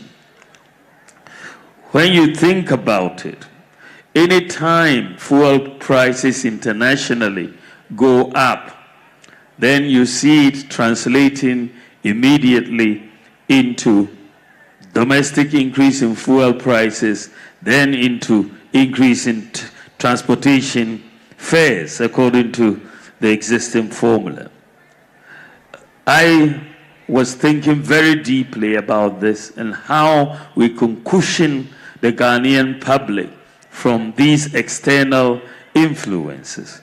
But I came to the conclusion that going towards electric vehicles in public transport was the surest way to protect ourselves from the external influences of the rise in diesel and other petroleum prices that affect the cost of transportation in Ghana. The launch of the National Electric Vehicle Policy has ushered in a new era of innovation. And this policy was launched by His Excellency the President, Nana Addo Dankwa Akufo-Addo, on the sidelines of the COP28 in Dubai. We have ushered in a new era of innovation, driving gradual decarbonization of the transport sector.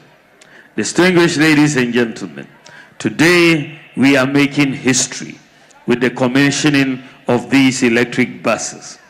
It represents a visionary shift in how we approach public transport.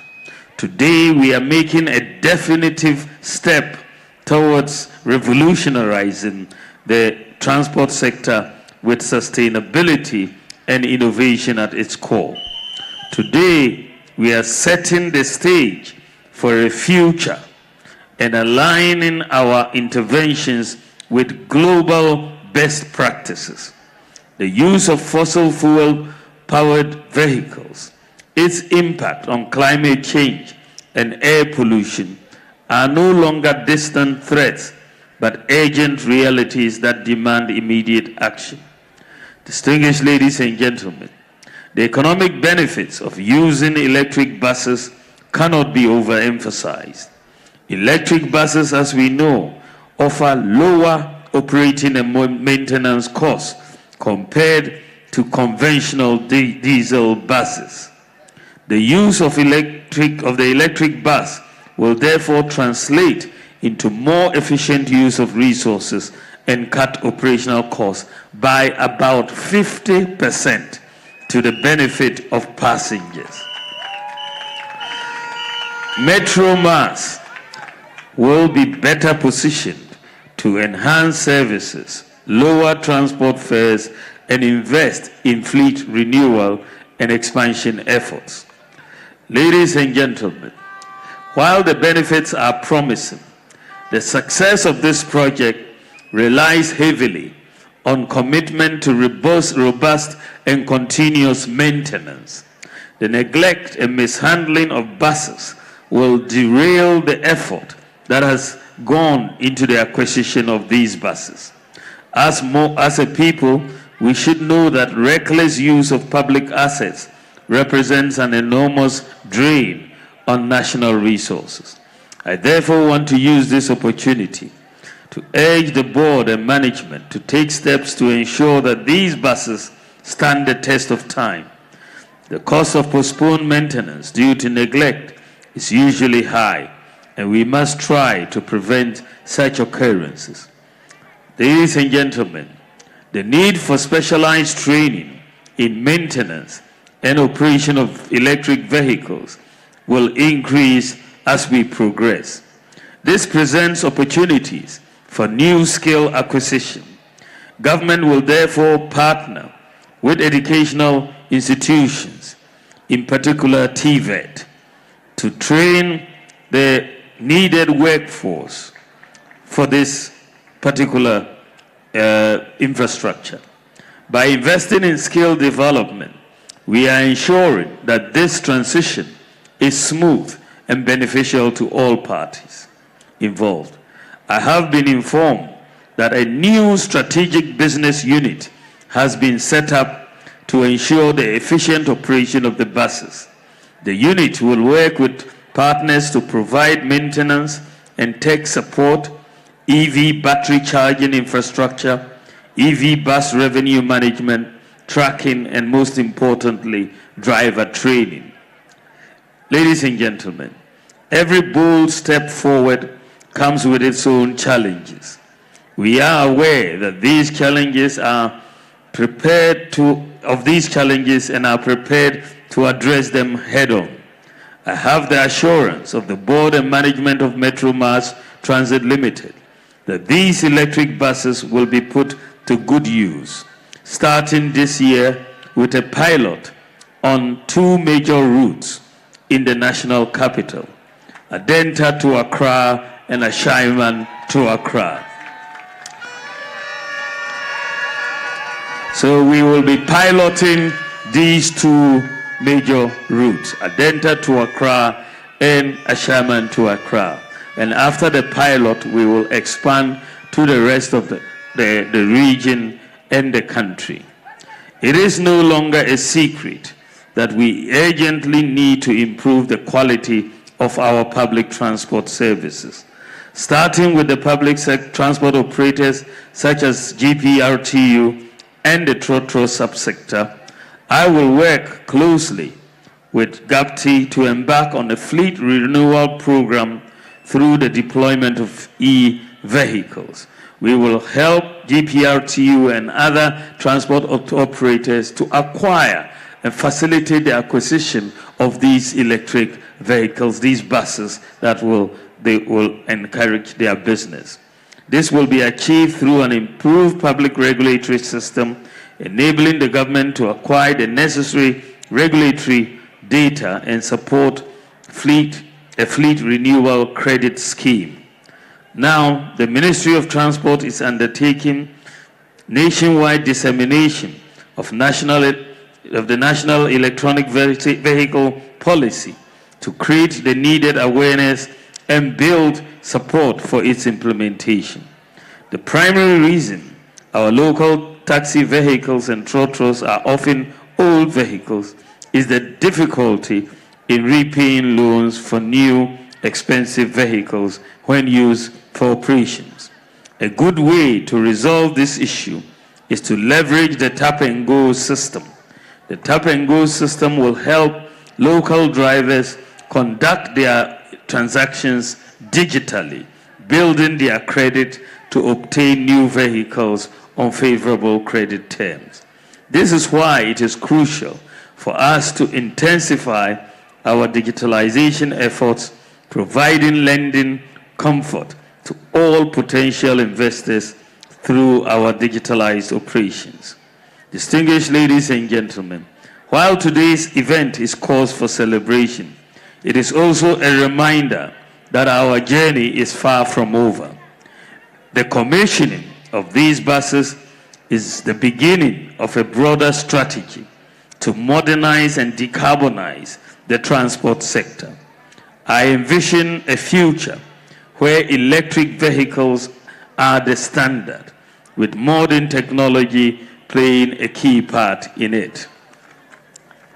This vision will require us to be innovative in our approach to problem solving and collaborate to build a seamless transportation system where one tap-and-go card can be used on all public transport vehicles, including our railway system.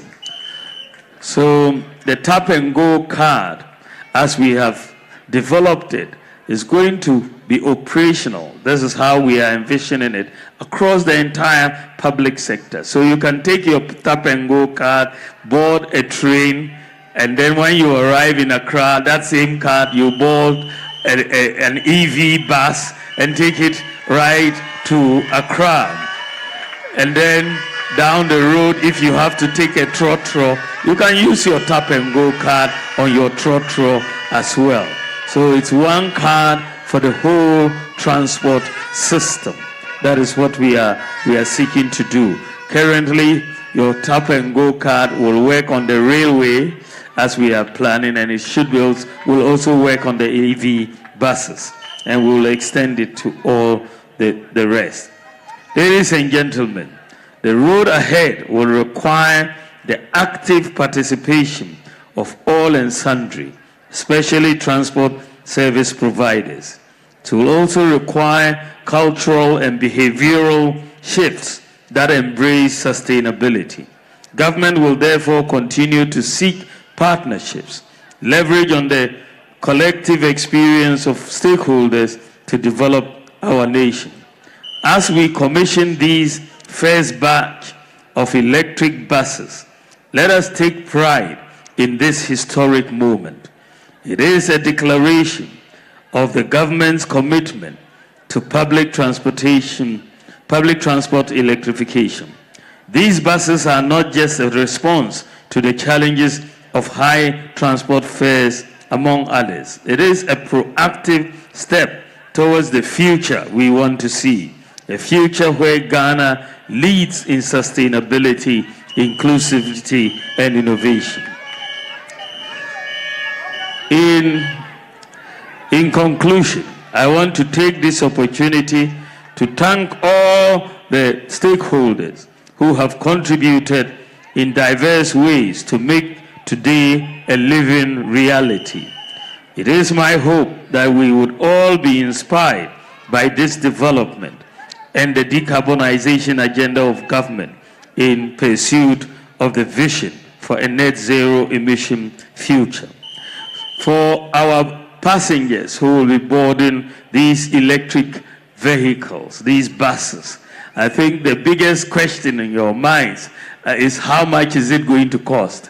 And I think that the answer, and it is consistent with our estimates, that when I announced this policy in February of this year, when I gave my lecture at the UPSA, I think between 40 to 50% reduction in the fares from these electric buses. This is what you are going to see.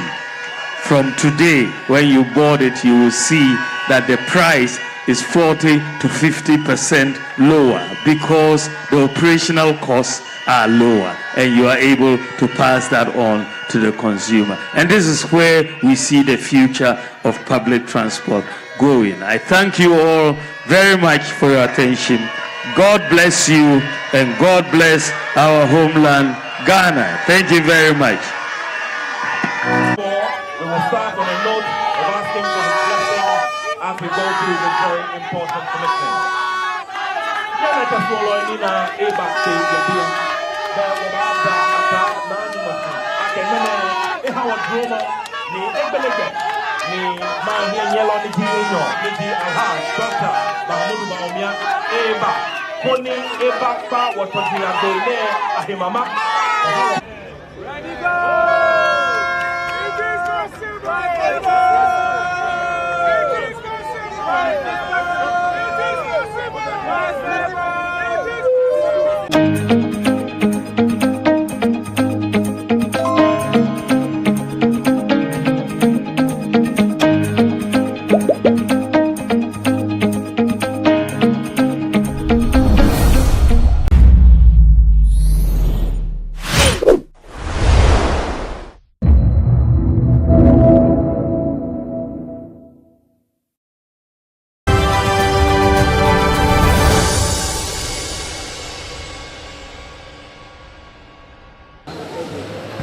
We are now at the Madina Police Station, the special voting center for the Madina constituency. Here, 3 people will be contesting in the parliamentary elections. They include the Member of Parliament, the current Member of Parliament, Francis Xavier Sosu.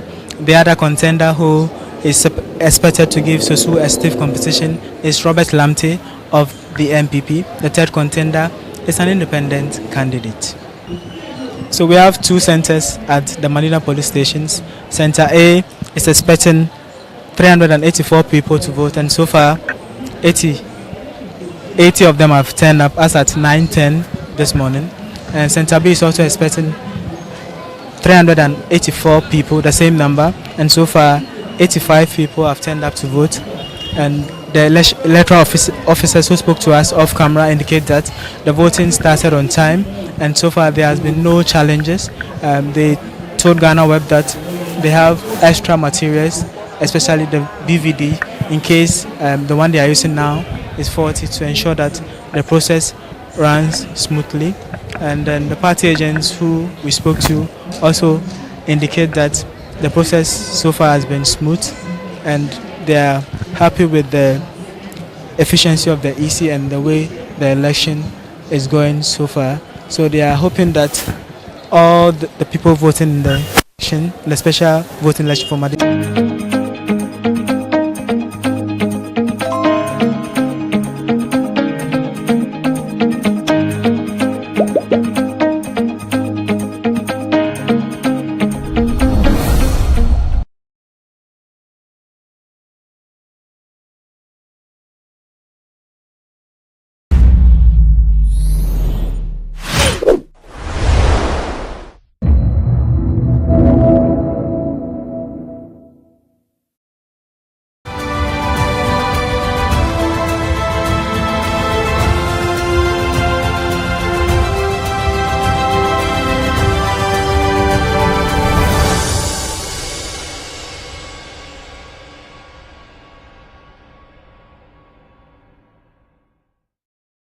Over 100,000 Ghanaians are expected to vote today for the December 7, 2024 elections. This category of people are what are people classified under the special voting class. These voters are those who are going to work on the election day, and the Electoral Commission is giving them the special dispensation to vote in order to be able to work.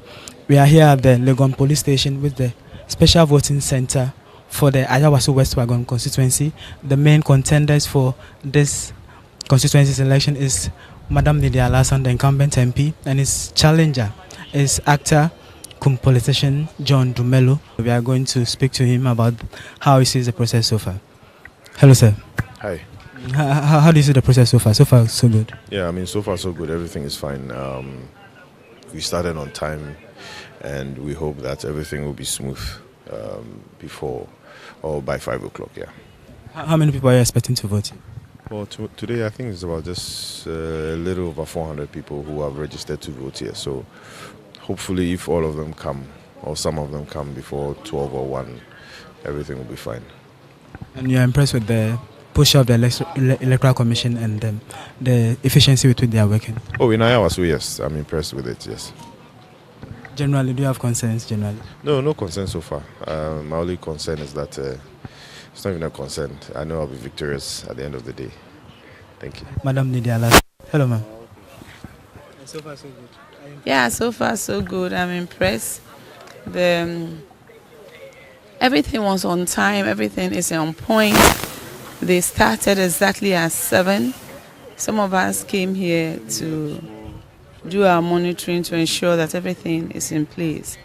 And the process is smooth. Generally, it has always been. These are mainly security people with a few journalists. So it's always been smooth, orderly, and everything goes on well. I don't expect nothing less. I expect them to come in their numbers today to exercise their franchise, exercise their democratic rights. So we are waiting. So those of you watching us, those of you watching me, kindly come early to avoid long queues. There are over almost 1,000 voters here today. So come early so that you leave early to continue your work. So are you confident? This is the beginning of your re-election. Are you confident of that? By the grace of God, I want to thank my constituents. I appreciate them so much for the confidence in me, for the love they have shown me, and the support.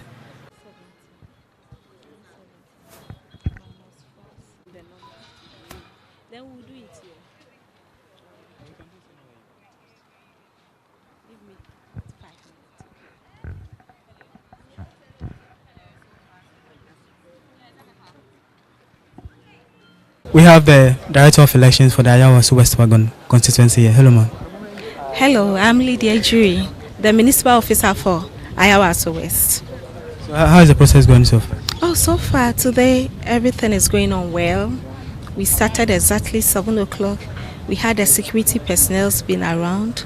All our BVDs and the materials are intact. Voting is going on process. It's going on smoothly. So how many people are you expecting here? We are expecting 970 people for Center A and B. But we have backup BVDs to cater for any issue that may come up. You've not encountered any challenges yet? Not at all. We've not encountered any challenge this morning. Everything is going on smoothly. The voters are voting. The BVDs are working. Everyone's name is in the register, and it's going on smoothly. Briefly take us through the process. If a voter comes, the voter will join a queue. When it is his or her turn, he will issue or bring his card out. Then we'll check from our reference book. When the name is found, he moves to the next stage by verifying it. When it is done, he moves to the next stage. But before then, we apply the indelible ink. Then he moves to the presidential ballot issuer. He's issued the paper. He goes inside the booth, and there is a thumbprint pad. He uses it, or she uses it. After that, the person moves to the next one, then also apply. After that, the person exits. That is the end of the process. And the officer is supposed to educate them on how to fold it or don't fold it? Immediately you come, the officer will educate you and tell you that the way it has been folded, you should maintain it like that so that it will go into the box as it is. So you are being educated on the process.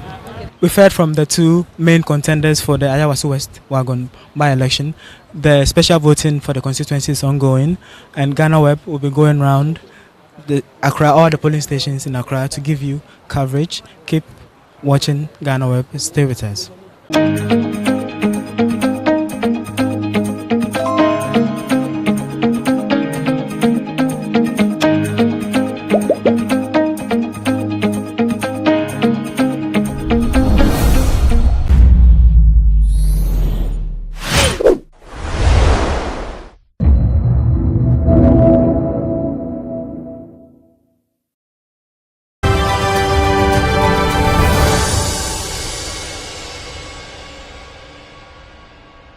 We are now at the Domi-Kwabenya constituency, the police station at the constituency specifically, where the special voting exercise for this constituency is taking place. For the parliamentary elections, 4 people are contesting. We have Aaron Makekwe Jr., we have NDC's Faustina Elikplim. Michael Kwe is the candidate for the MPP. The third person is Dora Nyakun of PNC. And then we have Pa Kwe Edwardson of the PPP. And as you can see, the voting is going on smoothly. Okay, so you just start from your name. Okay.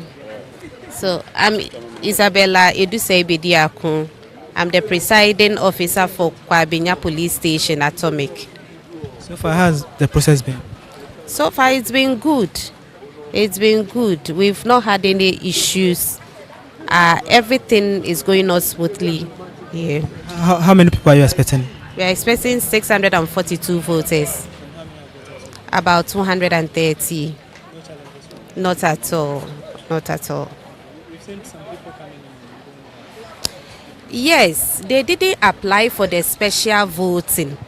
This time we did it in such a way that you have to come physically, report physically at the EC office, your district, to apply for the special voting. But they thought sending the list to their various stations will let them take part in the special voting. But that is not how it works this time. So when you come and your name is not in the register, you have to wait until the 7th December to vote. Any challenges with the queue? I see the queue is very long. Have you had any complaints? No, we don't have any challenges. Everybody has comported themselves very well.